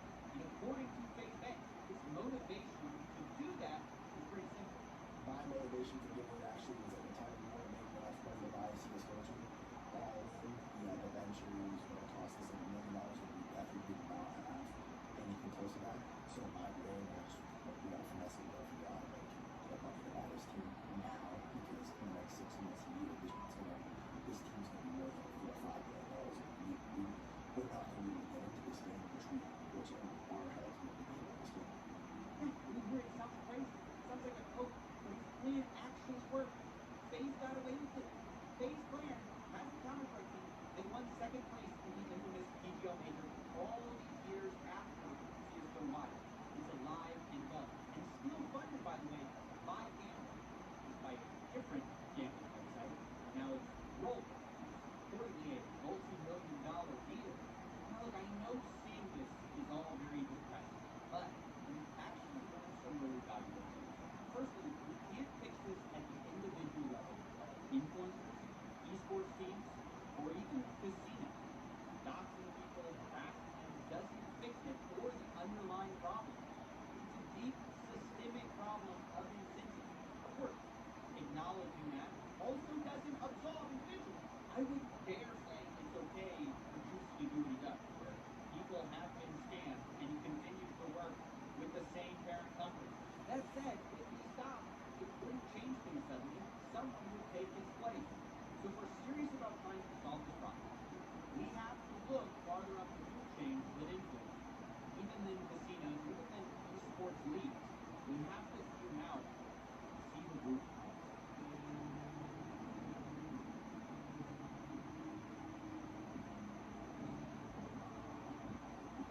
Definitely does have a gambling problem.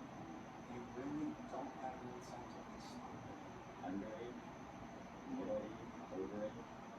doing on the slicing. I think they have all the responsibility. I mean, you can pass me some of that if you want, but ultimately they're the kingpin, reaping in all of the money, or majority of the money. And there's a reason why they haven't killed it yet.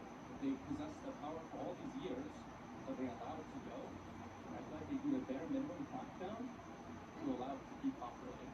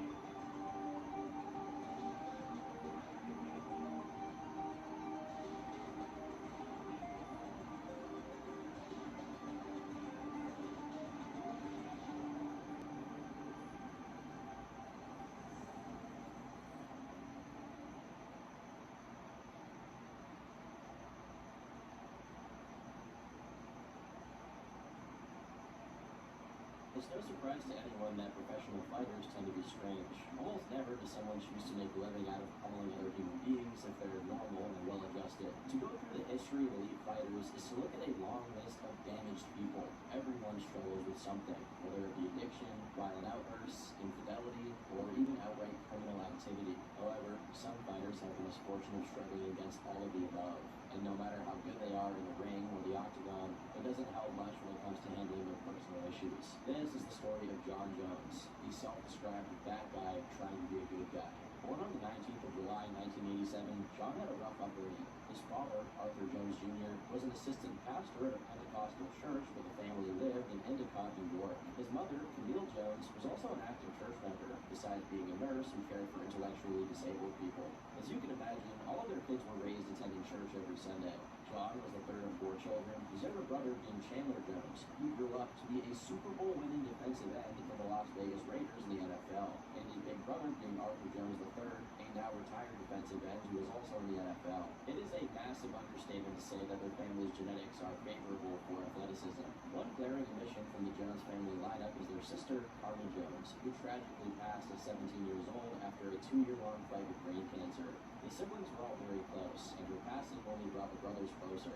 According to John's brother, Chandler, the 3 brothers slept in the same bedroom, which resulted in the much too frequent occasion of a piece of furniture being broken due to them fighting each other.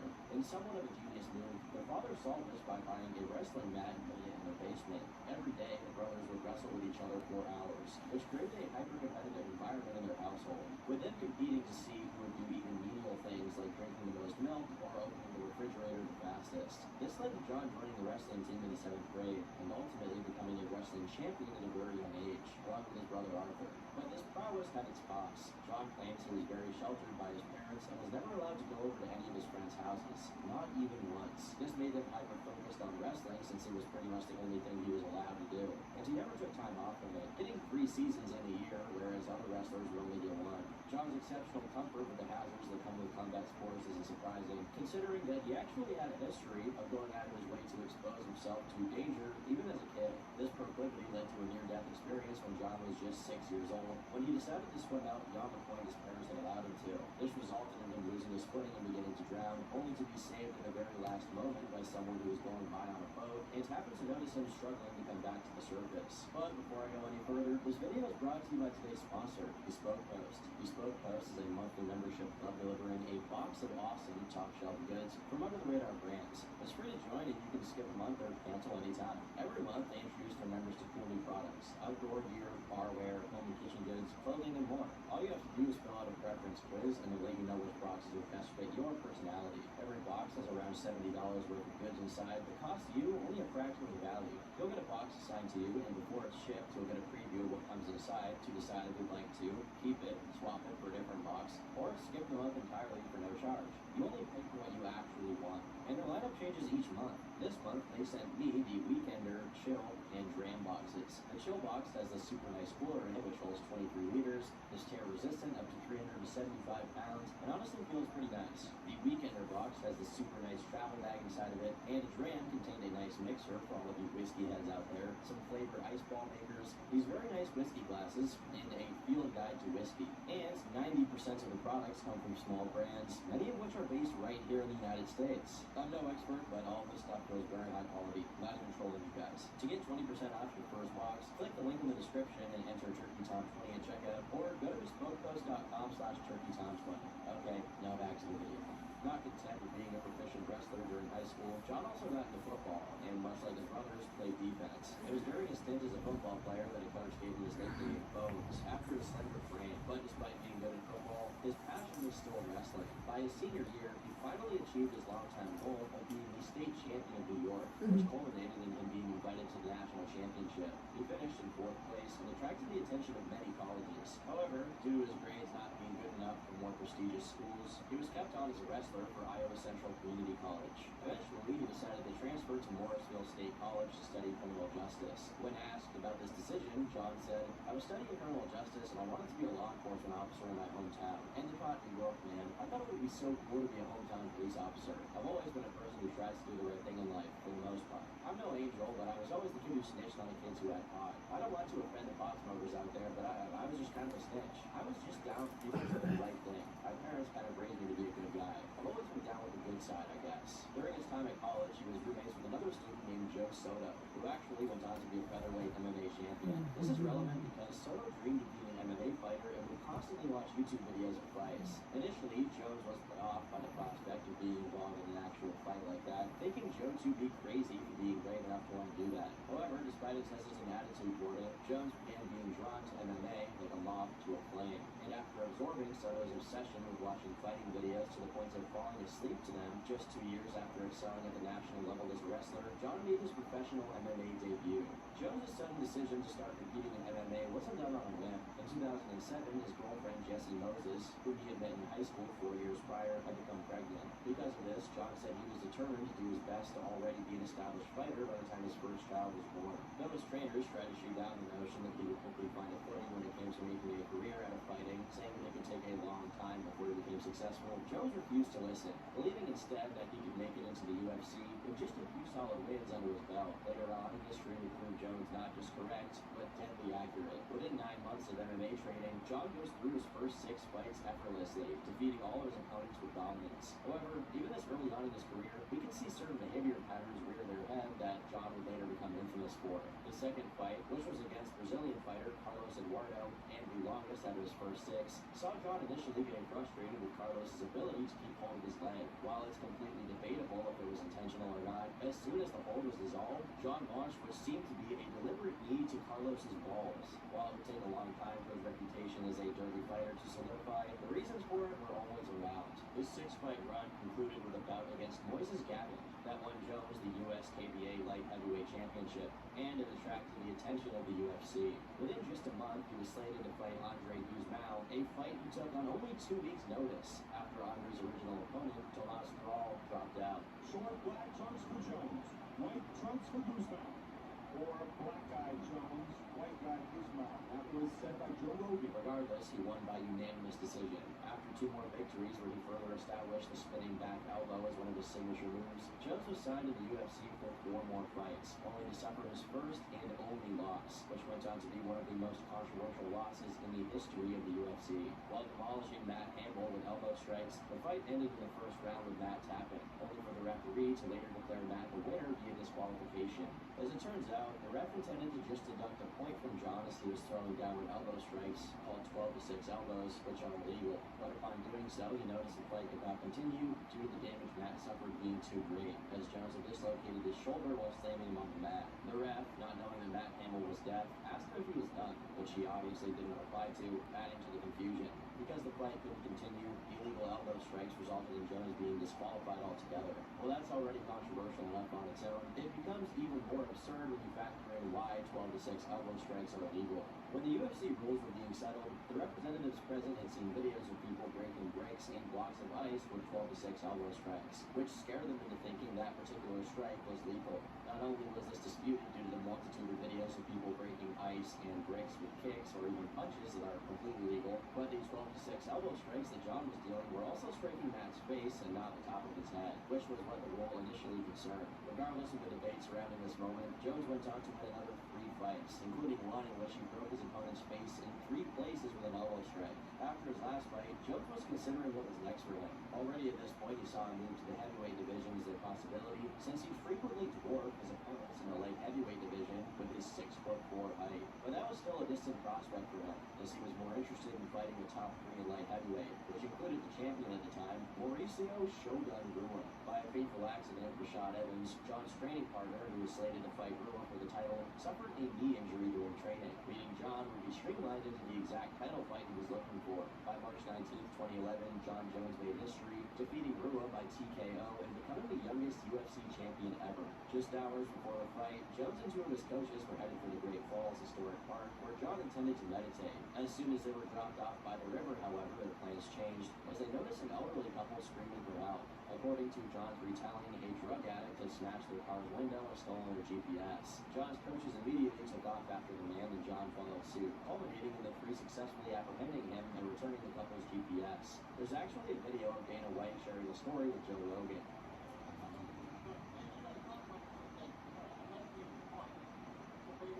Help, what's wrong? Chase the guy on mile. And that kid from behind, that's not possible. You get my question to the police come. What? 15 minutes ago. It must have been a pretty effective way for John to get ready for the fight against Rua, since his performance on fight night was staggering. John began the fight with a flying lead, and over the course of the 3 rounds, he broke Rua down with everything he had in his arsenal, including more of his trademark malicious techniques, like kicks to the knee and walking at his opponent with his lead hand open to cover the opponent's face and potentially poke him in the eye. What's particularly impressive is that John didn't just perform well, but dominated in a fight against the champion. On top of that, the fight didn't finish on a decision or a regular TKO with the ref waving it, but with Rua tapping out, which is extremely rare when the fight isn't on the ground. Even by UFC standards, this was an unusually brutal match. His first title defense was supposed to be against Rashad Evans, his aforementioned training partner who dropped out of his fight with Rua.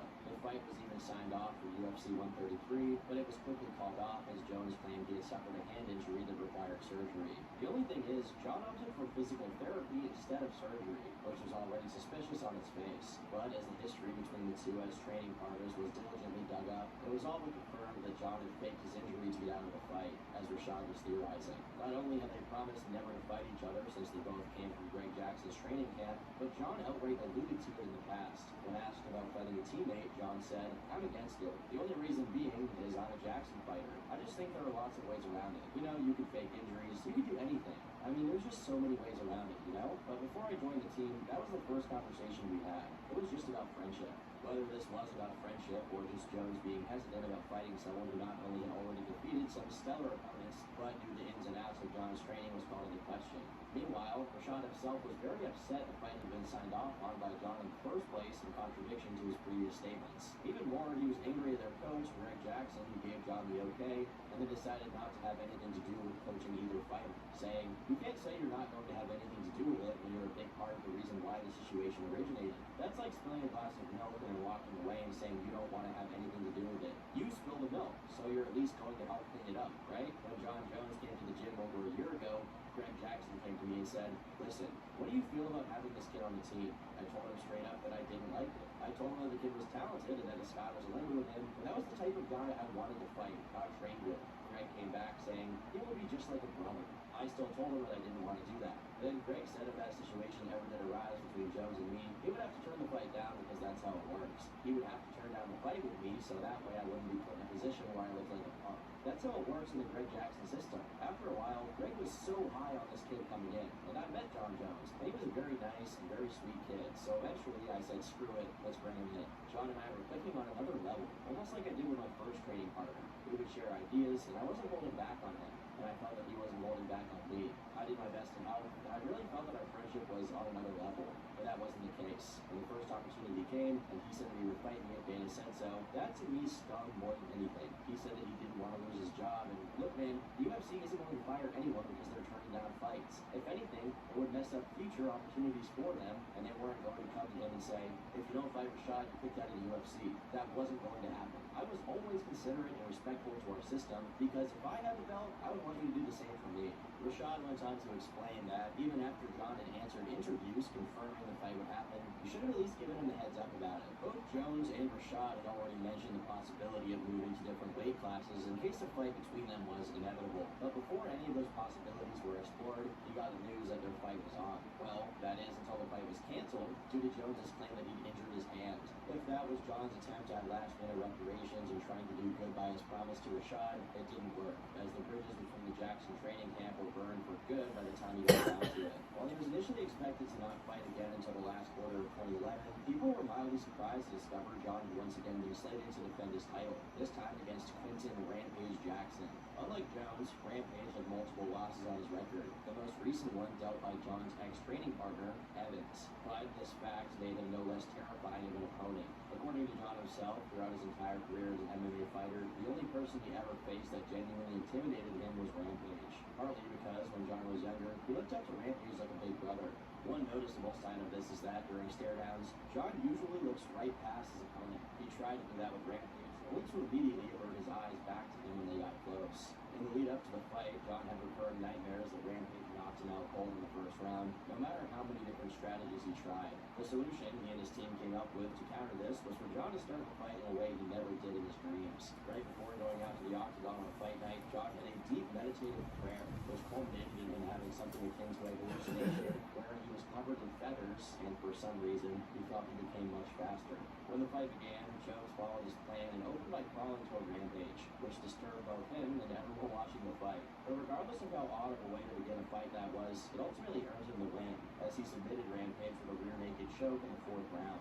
The first time a John Jones fight ever made it to the fourth round, as well as the first time Rampage had ever lost a fight via submission.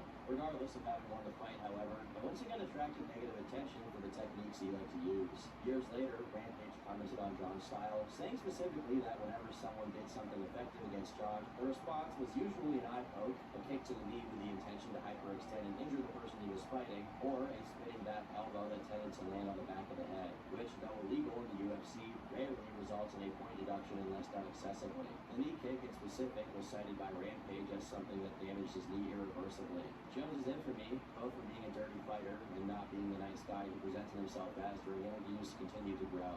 Once again, a fight between John and Rashad was being considered, but due to a hand injury the latter had recently suffered in his fight against Tito Ortiz, Jones was matched up with former light heavyweight champion Lyoto Machida. Despite being shorter and 9 years older than John, and having lost to both Rua and Rampage before, Machida gave John an extraordinarily tough first round. For the first time, John appeared to be genuinely outmatched when it came to striking, as he missed most of his kicks and even got caught a few times with counter punches that badly staggered him, a sight almost completely unforeseen.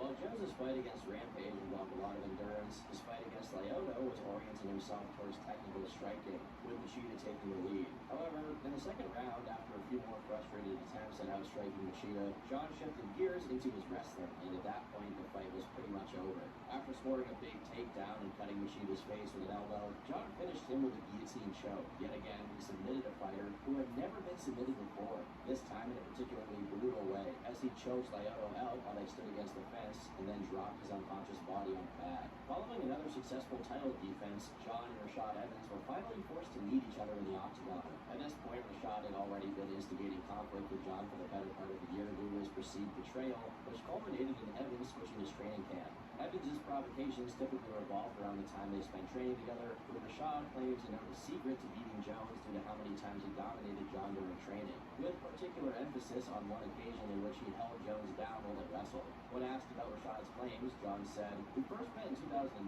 and I don't even remember when we started training together. We stopped by the beginning of 2011. I wouldn't even say we were never friends. We went to dinner once and probably trained with each other 8 or 9 times. It's really overblown. People are acting like he taught me to fight and that we had friendship bracelets. Some days he would get me, some days I'd get him. We shared little psychological tips. At the time, he was the #2 contender, and I wasn't even a contender. But one day he dominated me. It wasn't like I was thinking, this is defining who I am. He was on top of me. I never thought he would come back and be used against me. I'm glad he talks about the time he kept me down, but I've totally eliminated through hours and hours of work his ability to ever do that again. My game face is a lot different than my practice face. I've never intended to hurt a teammate, and I've only knocked out one of them. He held me down. That's not knocking me out. It's not a test of my cardio. It just affects the time clock. Yeah, you got me. You won't do it again. Rashad says these things hoping I'll focus on the pre-fight hype rather than tactics, but my mind, body, and spirit are all in the gym. Said and done, their fight wasn't particularly eventful. John proceeded to wobble and beat Rashad over the course of 5 rounds, winning by unanimous decision. Having defended his belt against pretty much every significant challenger in his division, some of John's past opponents were being considered for a rematch. Lyoto Machida was ruled the #1 contender at the time, because right after his fight against John, he knocked out Ryan Bader in the 2nd round. John was asked about potentially revisiting their fight, to which he replied, "He was my lowest pay-per-view draw of last year. No one wants to see me fight Lyoto Machida. Lyoto is a high risk and low reward. He's a tough fighter, but no one wants to buy that fight." Between Shogun, Rampage, and Rashad,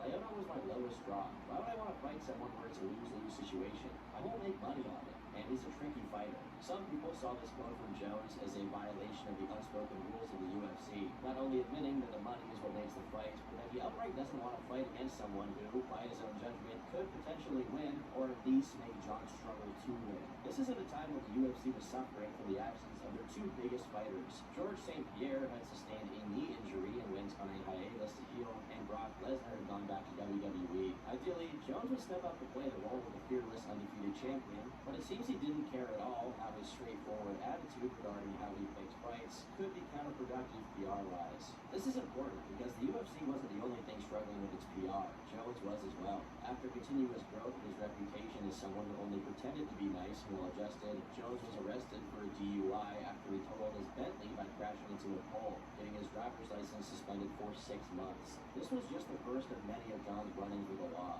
Regardless of this, his outright willingness to refuse a fight if it wasn't in his interest would soon get him in a heap of trouble. During the Rashad Evans post-fight press conference, Jones' next fight was said to be against Dan Henderson in UFC 151. Dan, like John, came from a wrestling background, and perhaps because of this, John's training camp was preparing to take the fight to the ground, where John would have an advantage. Besides that, Henderson was a whopping 17 years older than John, which further suggested the fight wouldn't be very difficult. But 18 days prior to UFC 151, Dan pulled out of the fight due to having sustained a knee injury. As is customary when a fighter pulls out, the UFC scrambled for a last-minute replacement. After calling every single fighter available, everybody turned the fight down, probably due to how little time they had to train and how threatening an opponent John Jones was. That is, everybody but one man, Chael Sonnen, who not only accepted the challenge, but said he would fly to Las Vegas the same night to fight Jones. Mind you, Chael is a middleweight, while John is on the heavy side of light heavyweight, meaning the fight would have to be a catchweight fight with a massive difference in size between the 2 fighters, all of which makes Sonnen's willingness to fight all the more impressive. But, much to the chagrin of pretty much everyone, Jones turned down the fight. Not only was this completely unforeseen, coming from a reigning champion without an injury or greater reason, but it also meant that the event would be canceled altogether since its main card would be missing. It's important to note that as of late 2012, John Jones was the first mixed martial artist ever to be sponsored by Nike on an international scale, meaning if the UFC was to have someone as its face, it was going to be him. Everything was set up for John to be the Michael Jordan of the sport, but his refusal to take the fight was a massive letdown for the fans, the other fighters on the card, as well as the UFC itself as an enterprise. President of the UFC, Dana White, had some choice words to say about the decision. This is probably one of my all-time lows as being president of the UFC over the last 11 years. For the first time in 11 years, we're going to cancel an event. One of the things that you guys have heard me brag about a million times is how UFC doesn't have to cancel events. We can always find a replacement. We're starting to fight John Jones like notice. It's tough to do. But to be totally honest with you guys, one guy did. Not only when I called him did he say, I'll take the fight. He said, I'll fly to Las Vegas tonight and fight him. And that was Chael Sonnen. Chael Sonnen accepted the fight with John Jones, wanted the fight back. So as of, 8, 9 o'clock last night, we had a fight. We here at the UFC started working,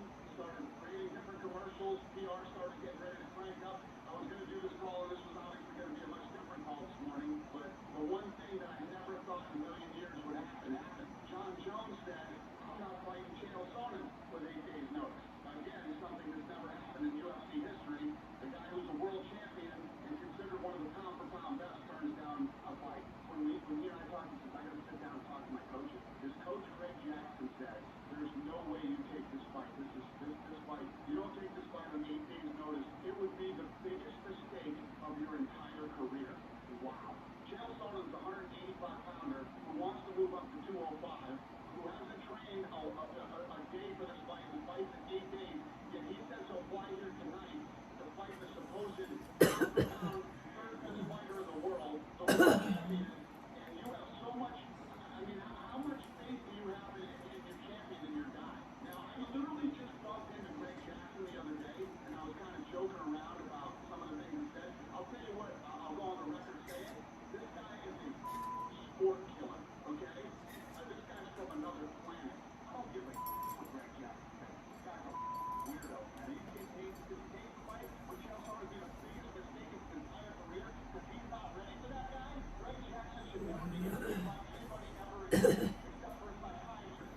So right now what's happening is this fight is canceled. It'll be John Jones versus Lyoto Machida, Saturday, September 22nd on the Toronto, Canada card at UFC 152. I can tell you this right now, he ain't turning down the Machida fight. If I get a call today that says he doesn't want to fight Machida, I'll have another media call, and it won't be good. All in all, this was an extremely controversial moment for John. To this day, it's not exactly clear why he pulled out. When asked about it, he said, "I don't regret the decision. I pretty much had everything to lose in that situation. Chael Sonnen is a guy whose record is, I think, 6-5, which isn't a very good record to even fight for a world title. I just thought it would be a bad decision to give a guy the opportunity of a lifetime like that. It all seemed too suspicious that he was calling me out way before I had a clue my opponent was hurt. People don't realize Chael Sonnen and Dan Henderson are actually best friends. Chael Sonnen knew his teammate was hurt. He had prepared up to 3 weeks for me. That would give me 8 days when he had 3 weeks. It's odd that John simultaneously downplays how much of a threat Chael was, while theorizing that Chael knew about the injury and had 3 weeks of training as if it were a threatening advantage.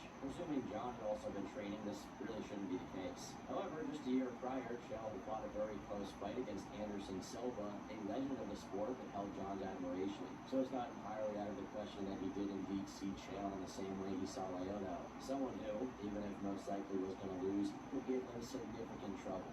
Speaking of Lyoto, by trying to avoid Chael, John landed himself right in a rematch against him in UFC 152, which was slated to take place in September and thus would give John Jones plenty of time to train. However, the fight was set up without Lyoto's consent, and upon finding out that the fight was already being promoted, he declined it. As a replacement, John was slated to defend his title against Vitor Belfort.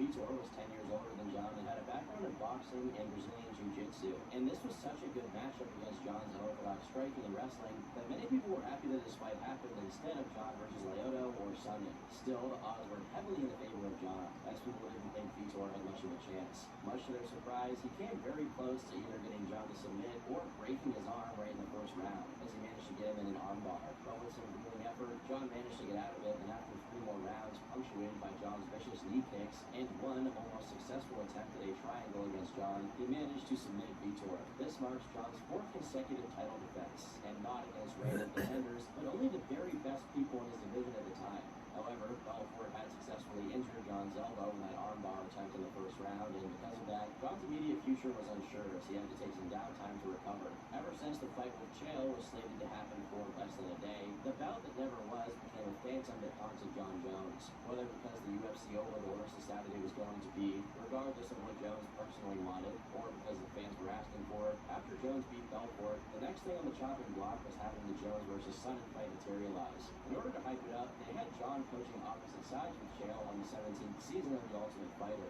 This is a move they frequently did, having fighters who are supposed to face off in the near future coaching Ultimate Fighter to create moments of conflicts that will inevitably attract attention and generate hype. They had done this with great success to hype up Chael's fight against Wanderlei Silva, with the two getting in a scuffle that became extremely popular. Given how prone Sonnen was to relentlessly bad-mouthing his opponents, it seemed like a done deal. But John Jones had a different idea. John still very much believed the fight to be unworthy of having his name attached to it, let alone promoting it. So he made no efforts to antagonize Chael and went out of his way to look past Sonnen's antics. This strategy ultimately proved effective, as not only did Chael fail to bring out the defensive champ with a chip on his shoulder attitude out of Jones, he and John actually became friendly with each other. On top of that, Chael was actually humanized, which severely detracted from his cartoonishly villainous bad guy acts. Well, it's a very interesting piece of media to watch, especially now that years have gone by and we can look at it retrospectively. At the time, it must have been a nightmare for whatever team of people were responsible for promoting John and Chael's fight, since there was no marketable enmity between the two. And the one potential selling point, Chael's gimmick, was deconstructive. During interviews and pre-fight press conferences, Chael tried his best to do what he usually does, giving us hilarious moments such as this one. You're looking pretty big. Tell me what are you walking around at? No, I don't promote fights. I pick fights. I'm better than John Jones. I'm better than Sean Combs. I am even better than John Holmes. John Holmes is a dead junkie, and Sean Combs is like a rapper. Is that the other guy? Don't bring up old business. The course is current events. FX Ultimate Fighter just before Justified Tuesday night. But the entire promotion hit a brick wall whenever the time came for Jones to meet Sonnen's energy halfway. What's worse, UFC 159 was supposed to be the most commercial event of the year for the company, and Jones was actively underselling it at every opportunity he got. For example, in the few instances Jones actually addressed his fight with Chael, he said, "The beautiful thing about Chael is that he uses his words, and that's all he has, really. He's just a gang of quotes that no one's going to remember. He's weak in every way, shape, or form. He taps before submissions are even sunk in. I can put one hand around his throat and he's probably going to tap. Chael's mouth doesn't bother me at all. I think if I was to take it personal, if I wasn't to understand it, it would bother me. But I have a pretty clear understanding of who Chael is, what he's accomplished, and my understanding kind of takes the power away from his words and his persona. You can see that the talk is picked up a little bit, but Chael is in the promote fight business. I guess that's how he got in this situation in the first place. I'm in the remain champion business. It's definitely safe to say this is one of those fights that's for the fans. Chael doesn't have the greatest record, but he has a huge following. He's a statement maker, and people like to see him compete. Whereas some fighters either play up the threat of whoever they'll go up against or downplay it so excessively that people tune in to see if their trash talking gets backed up, Jones did the worst thing he could do, which is treating it basically like it was an exhibition. People made the point that promoting the fight meant that John would ultimately make more money, but it consistently fell on deaf ears. The cherry on top of all of this is that Sonnen had recently been caught with elevated testosterone levels due to TRT, which at the time was a hotly discussed topic. While John remained mostly silent otherwise, he decided to weigh in on it, saying that it was a good thing that the UFC was cracking down on performance-enhancing drugs and attacked Chael for getting caught. The irony of this would only be revealed later. As was expected, fight night came, and Jones did his best to do to Chael Sonnen what Chael Sonnen used to do to other fighters, which was to immediately put constant pressure on his opponents and not let up until he got the win. While this did earn John a TKO before the end of the first round, it also mangled his big toe in such an abhorrent way, I can't even show it to you right now. Because of how much weight he was putting on his foot to take Chael down, it snapped his big toe right in the middle. It also meant that if Sonnen had lasted for a measly 30 more seconds, he would have won over Jones in a doctor stoppage, as there was no way Jones could have continued to fight without injury. Fast forward to 2013, and as Jones healed from his annihilated toe, light heavyweight top 10 contender Alexander Gustafsson was slated to fight Gegard. Gegard? Really? That's a cool name. That isn't that cool shit. Alexander Gustafsson was slated to fight Gegard Mousasi, but Gegard wasn't medically cleared, which landed Gustafsson in a bout against Jones for September. After a completely uneventful lead-up with a mostly friendly approach to the battle from both sides, with one glaring exception being when Alexander called John a brat in a Swedish interview, this fight was proven to be one of the most dramatically undersold fights of all time. The promotion found nothing to market it on besides the fact that Alexander, unlike many of John's opponents up to this point, was as young and as tall as John is. The fight went the distance, which was a rarity for both fighters. Throughout his 5 rounds, John found himself consistently not just outboxed, but unable to use his wrestling as much as he'd like, which was something completely novel. Right in the first round, Alexander cut John right above the eyebrow, and over the course of the fight, the cut got so bad that the ringside doctor was looking to end it. Luckily for John, that didn't happen, and after having to depend solely on his kicking prowess, he finally got his trademark spinning back elbow in and scored his one and only takedown against Alexander, but only after Alexander had beat him to the punch, getting Jones down for the first time in his entire career. By the end of it, both fighters were absolutely demolished and immediately had to be taken to the hospital, but John won his toughest fight ever by unanimous decision. It was ruled not only fight of the night, but fight of the year. This came timely, as John had just gotten sponsored by Gatorade and Muscle Tech, 2 of the biggest sports-adjacent brands. John had just broken the record of light heavyweight title defenses, but a rematch was already being forced by the UFC. This is when Jones's fight-picking tendencies reared their head again, as he chose to postpone the rematch, which would have easily been a million pay-per-view bout. To to instead fight Glover Teixeira. To say fans were disappointed is an understatement, but because John held so much weight in his division, he had enough leverage to pick who he fought. Many people speculated his decision to avoid an immediate revisitation of his fight against Gustafsson was due to how uncomfortable it made him to look vulnerable in the octagon. Another reason for the disappointment was that, though Glover was certainly no pushover, he was yet another fighter that was significantly older than John. In one instance, a fan began tagging Jones, claiming he was ducking Alexander, only for John to go on said fan's profile and start commenting on every post of his, accusing him of being gay. Of course, following some thorough backlash, John and his manager claimed the account had been hacked and that Jones had lost his phone. This is odd since a picture was uploaded to John's Instagram during the time. He supposedly didn't have his phone with him, but despite this, the controversy was laid to rest and the focus was back on John's match with Teixeira. While Glover is certainly a talented fighter, as signified by the fact he had become the light heavyweight champion at a whopping 42 years old just a couple of years ago, he was no match for John. After multiple reschedulings, John beat Glover badly, finishing the fight ahead by 5 points on every scorecard. Once again, eyes were drawn to his excruciatingly vicious, dirty wrestling, as he tore a ligament in Glover's shoulder in the very first round, an injury that he is still dealing with to this day. He also had his hand on Glover's face and blatantly poked him in the eye, which was confusingly cruel since he was already winning the fight and had no reason to resort to such tactics. To make matters worse, after the fight, John posted a video to his Instagram where he mocked people who were criticizing him for poking his opponents in the eye. Though it was deleted right after, the internet never forgets, and it was clear to everyone in the audience that, unlike how the UFC was trying to spin it, the poking was not accidental, and John had no intention of stopping either. By June 2014, when talks of a Gustafsson rematch were peaking again as Alexander had just won another fight, Dana White said the obvious. Just to clear up a couple of things, people think we're in contract negotiations with John Jones. We're not. What we're doing right now is trying to get him to sign a bout agreement for Gustafsson. He doesn't want to fight Gustafsson. Lorenzo and I have a meeting with Jones on Thursday to get him to sign the bout agreements, and he's asking to fight Cormier instead. So there it is, as explicitly put as could be. Daniel Cormier weighed in on this pivot of Jones to a fight against him. So obviously this might benefit me in the long run, and if Jones really believes that I would be the tougher fight, then he will be doing it for the right reason. But if he's saying he wants to fight me because he believes I'd be an easier guy, man, I don't know. That's not good. There's good reason to think John preferred Daniel over Alexander because he'd be the easier one to fight. Daniel was 5 inches shorter, 9 years older, and he used to fight in the heavyweight division, which meant he was probably not going to be able to match John's speed. Although he did have a stellar background in wrestling, he wasn't as proficient in striking as Gustafsson, meaning he certainly wouldn't give John as much trouble. Ultimately, despite the UFC's best efforts to have Jones versus Gustafsson 2 take place, Alexander sustained a knee injury, which meant John would get the fight he wanted against Cormier. Despite me just mentioning how DC would have been the easier fight for John, I mean in no way to downplay how much of an excellent fighter he is. Prior to his fight against Jones, Daniel Cormier fought Dan Henderson,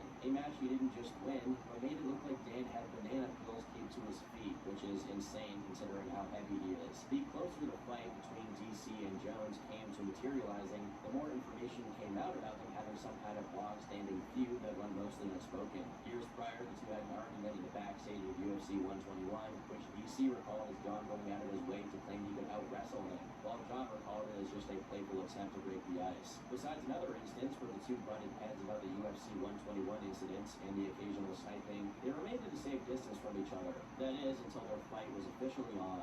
John began antagonizing DC almost immediately, and in ways he hadn't ever done to any other opponent of his. Well, at least not publicly. From sending him DMs saying things like, "come to daddy," to telling him to shut up when he was just promoting the fight, in ways a lot less insulting than previous opponents have, by the way. This conflict came to a head in a brawl the two had during a stare-down after Daniel shoved John. While this beef was already well on its way to becoming a sideshow to their actual fight, it was actually the conference the two held the next day that marked their conflict with each other. When asked how he felt regarding the brawl, John said, "You know what, first of all, I'd like to give an apology to OGM fan and all the fans, all the kids who saw that. So fake. It's so fake. Definitely not a problem what happened today, but what happened was we had to face off.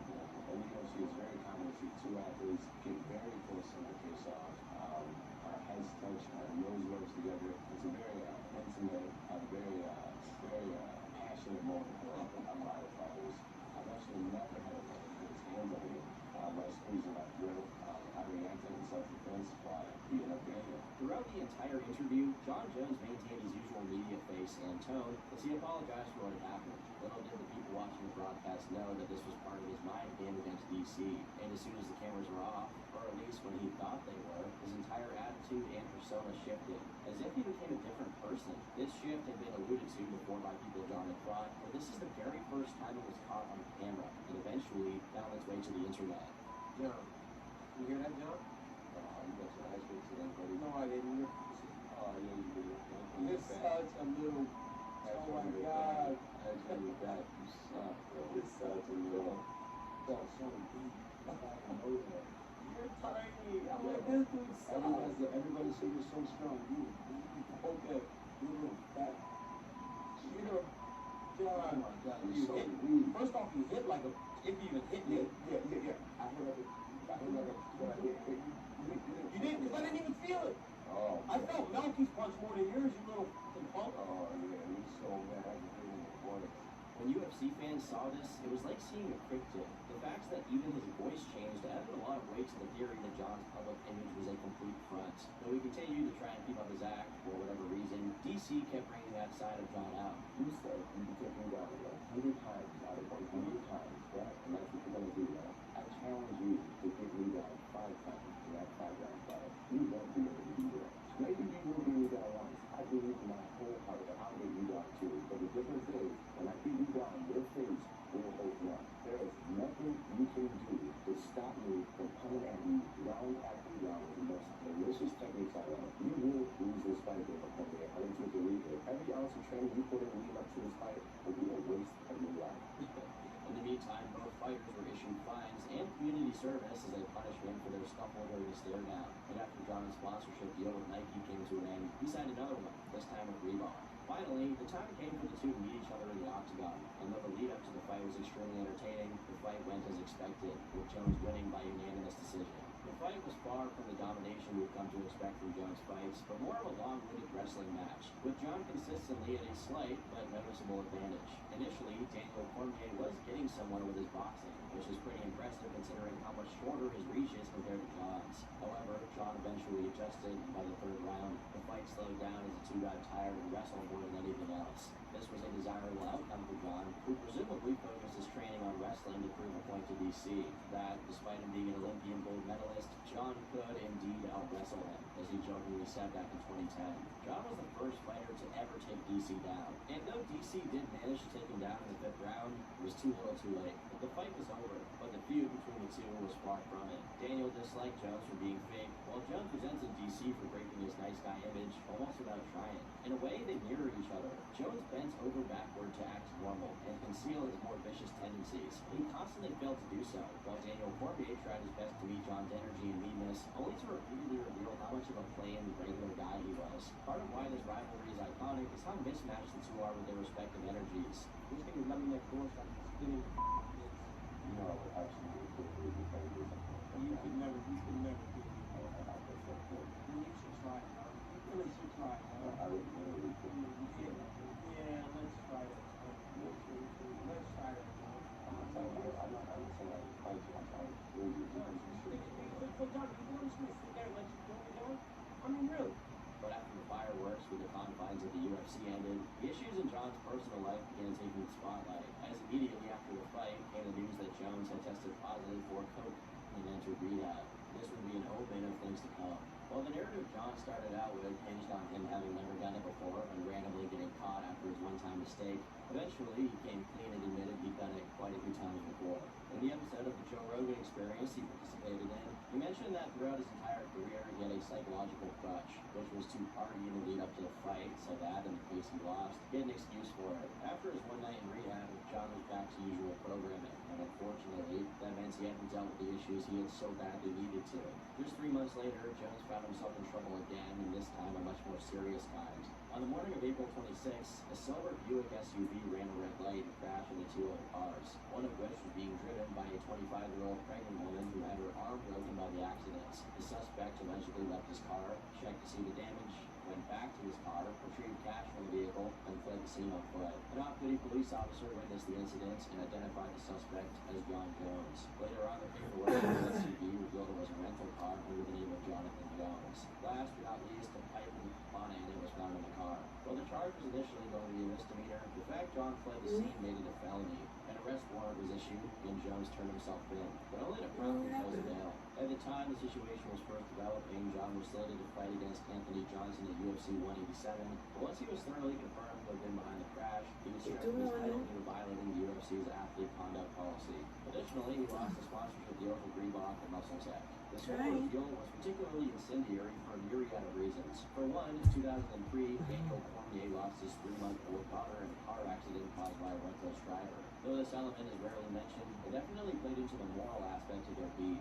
Jones himself was a father of 3 at this point, still regularly partying to the point where he endangered the life of a pregnant woman. Thankfully, the woman who was injured suffered no complications, and after pleading guilty, John was sentenced to up to 18 months of probation and 72 appearances for charity and youth outreach in order to not get a felony on his record. During his time away from the UFC, John seemed to be truly dedicated to getting his act together, but his problems weren't limited to outside the octagon. In the same test that discovered the coke in his system, his testosterone was found to be unusually low, which could be consistent with someone who was cycling steroids. However, at the time it didn't get much attention, and ultimately nothing came of it. As John's fighting career resumed in late 2015, he was initially supposed to have a rematch with DC in April 2016. You see, while John was out for the counts, DC went on to beat Anthony Johnson, the guy John was supposed to fight before his hit and run, and Alexander Gustafsson, the guy who gave John his toughest fight. But as the fight approached, it gradually stepped on continually thinning ice. In February 2016, John was stopped by the police while he drove 75 miles per hour in a 35 zone without insurance, vehicle registration, or even his driver's license. Despite him claiming ignorance to every question he was asked, he was miraculously let go without even a write-up. 1 month later, another traffic violation happens, and this time, Jones wouldn't be so lucky. On March 25th, he was stopped again for drag racing, exhibition driving, weaving, failing to properly display his license plate, and modifying his exhaust pipe. Video of the incident showed John being uncooperative with the cop, going as far as insulting him for stopping him over the traffic citations. Again, by some miracle, these were not seen as violations of his parole, and the fight was still on. Unfortunately, DC suffered a foot injury in the same month the fight was supposed to happen, and was replaced by the same pro.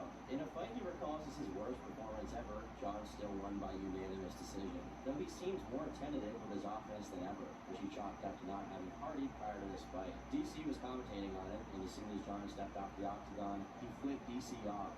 Just like that, his rivalry against Cormier was back on track, slated to come to a head on UFC 200. Just 3 days before the bout took place, however, John tested positive for 2 banned substances. Though he arduously claimed to not be a cheater and to be strictly against performance enhancers, the only proper explanation he ever provided was that he took off-brand Cialis pills that happened to be tainted with the substances. To this day, many don't believe him, but after John provided said pills to USADA, they were tested and matched to what Jones had in his system. He was promptly declared innocent of any cheating, having taken the substances on regular, something he was happy about considering people wanted me to do it. Being seen as a PED user. Another person who was extremely upset about John having tested positive was none other than Daniel Cormier himself. In a video of Dana White breaking the news to him, DC is seen offering to sign a release to fight John, even if he's proven to be on substances.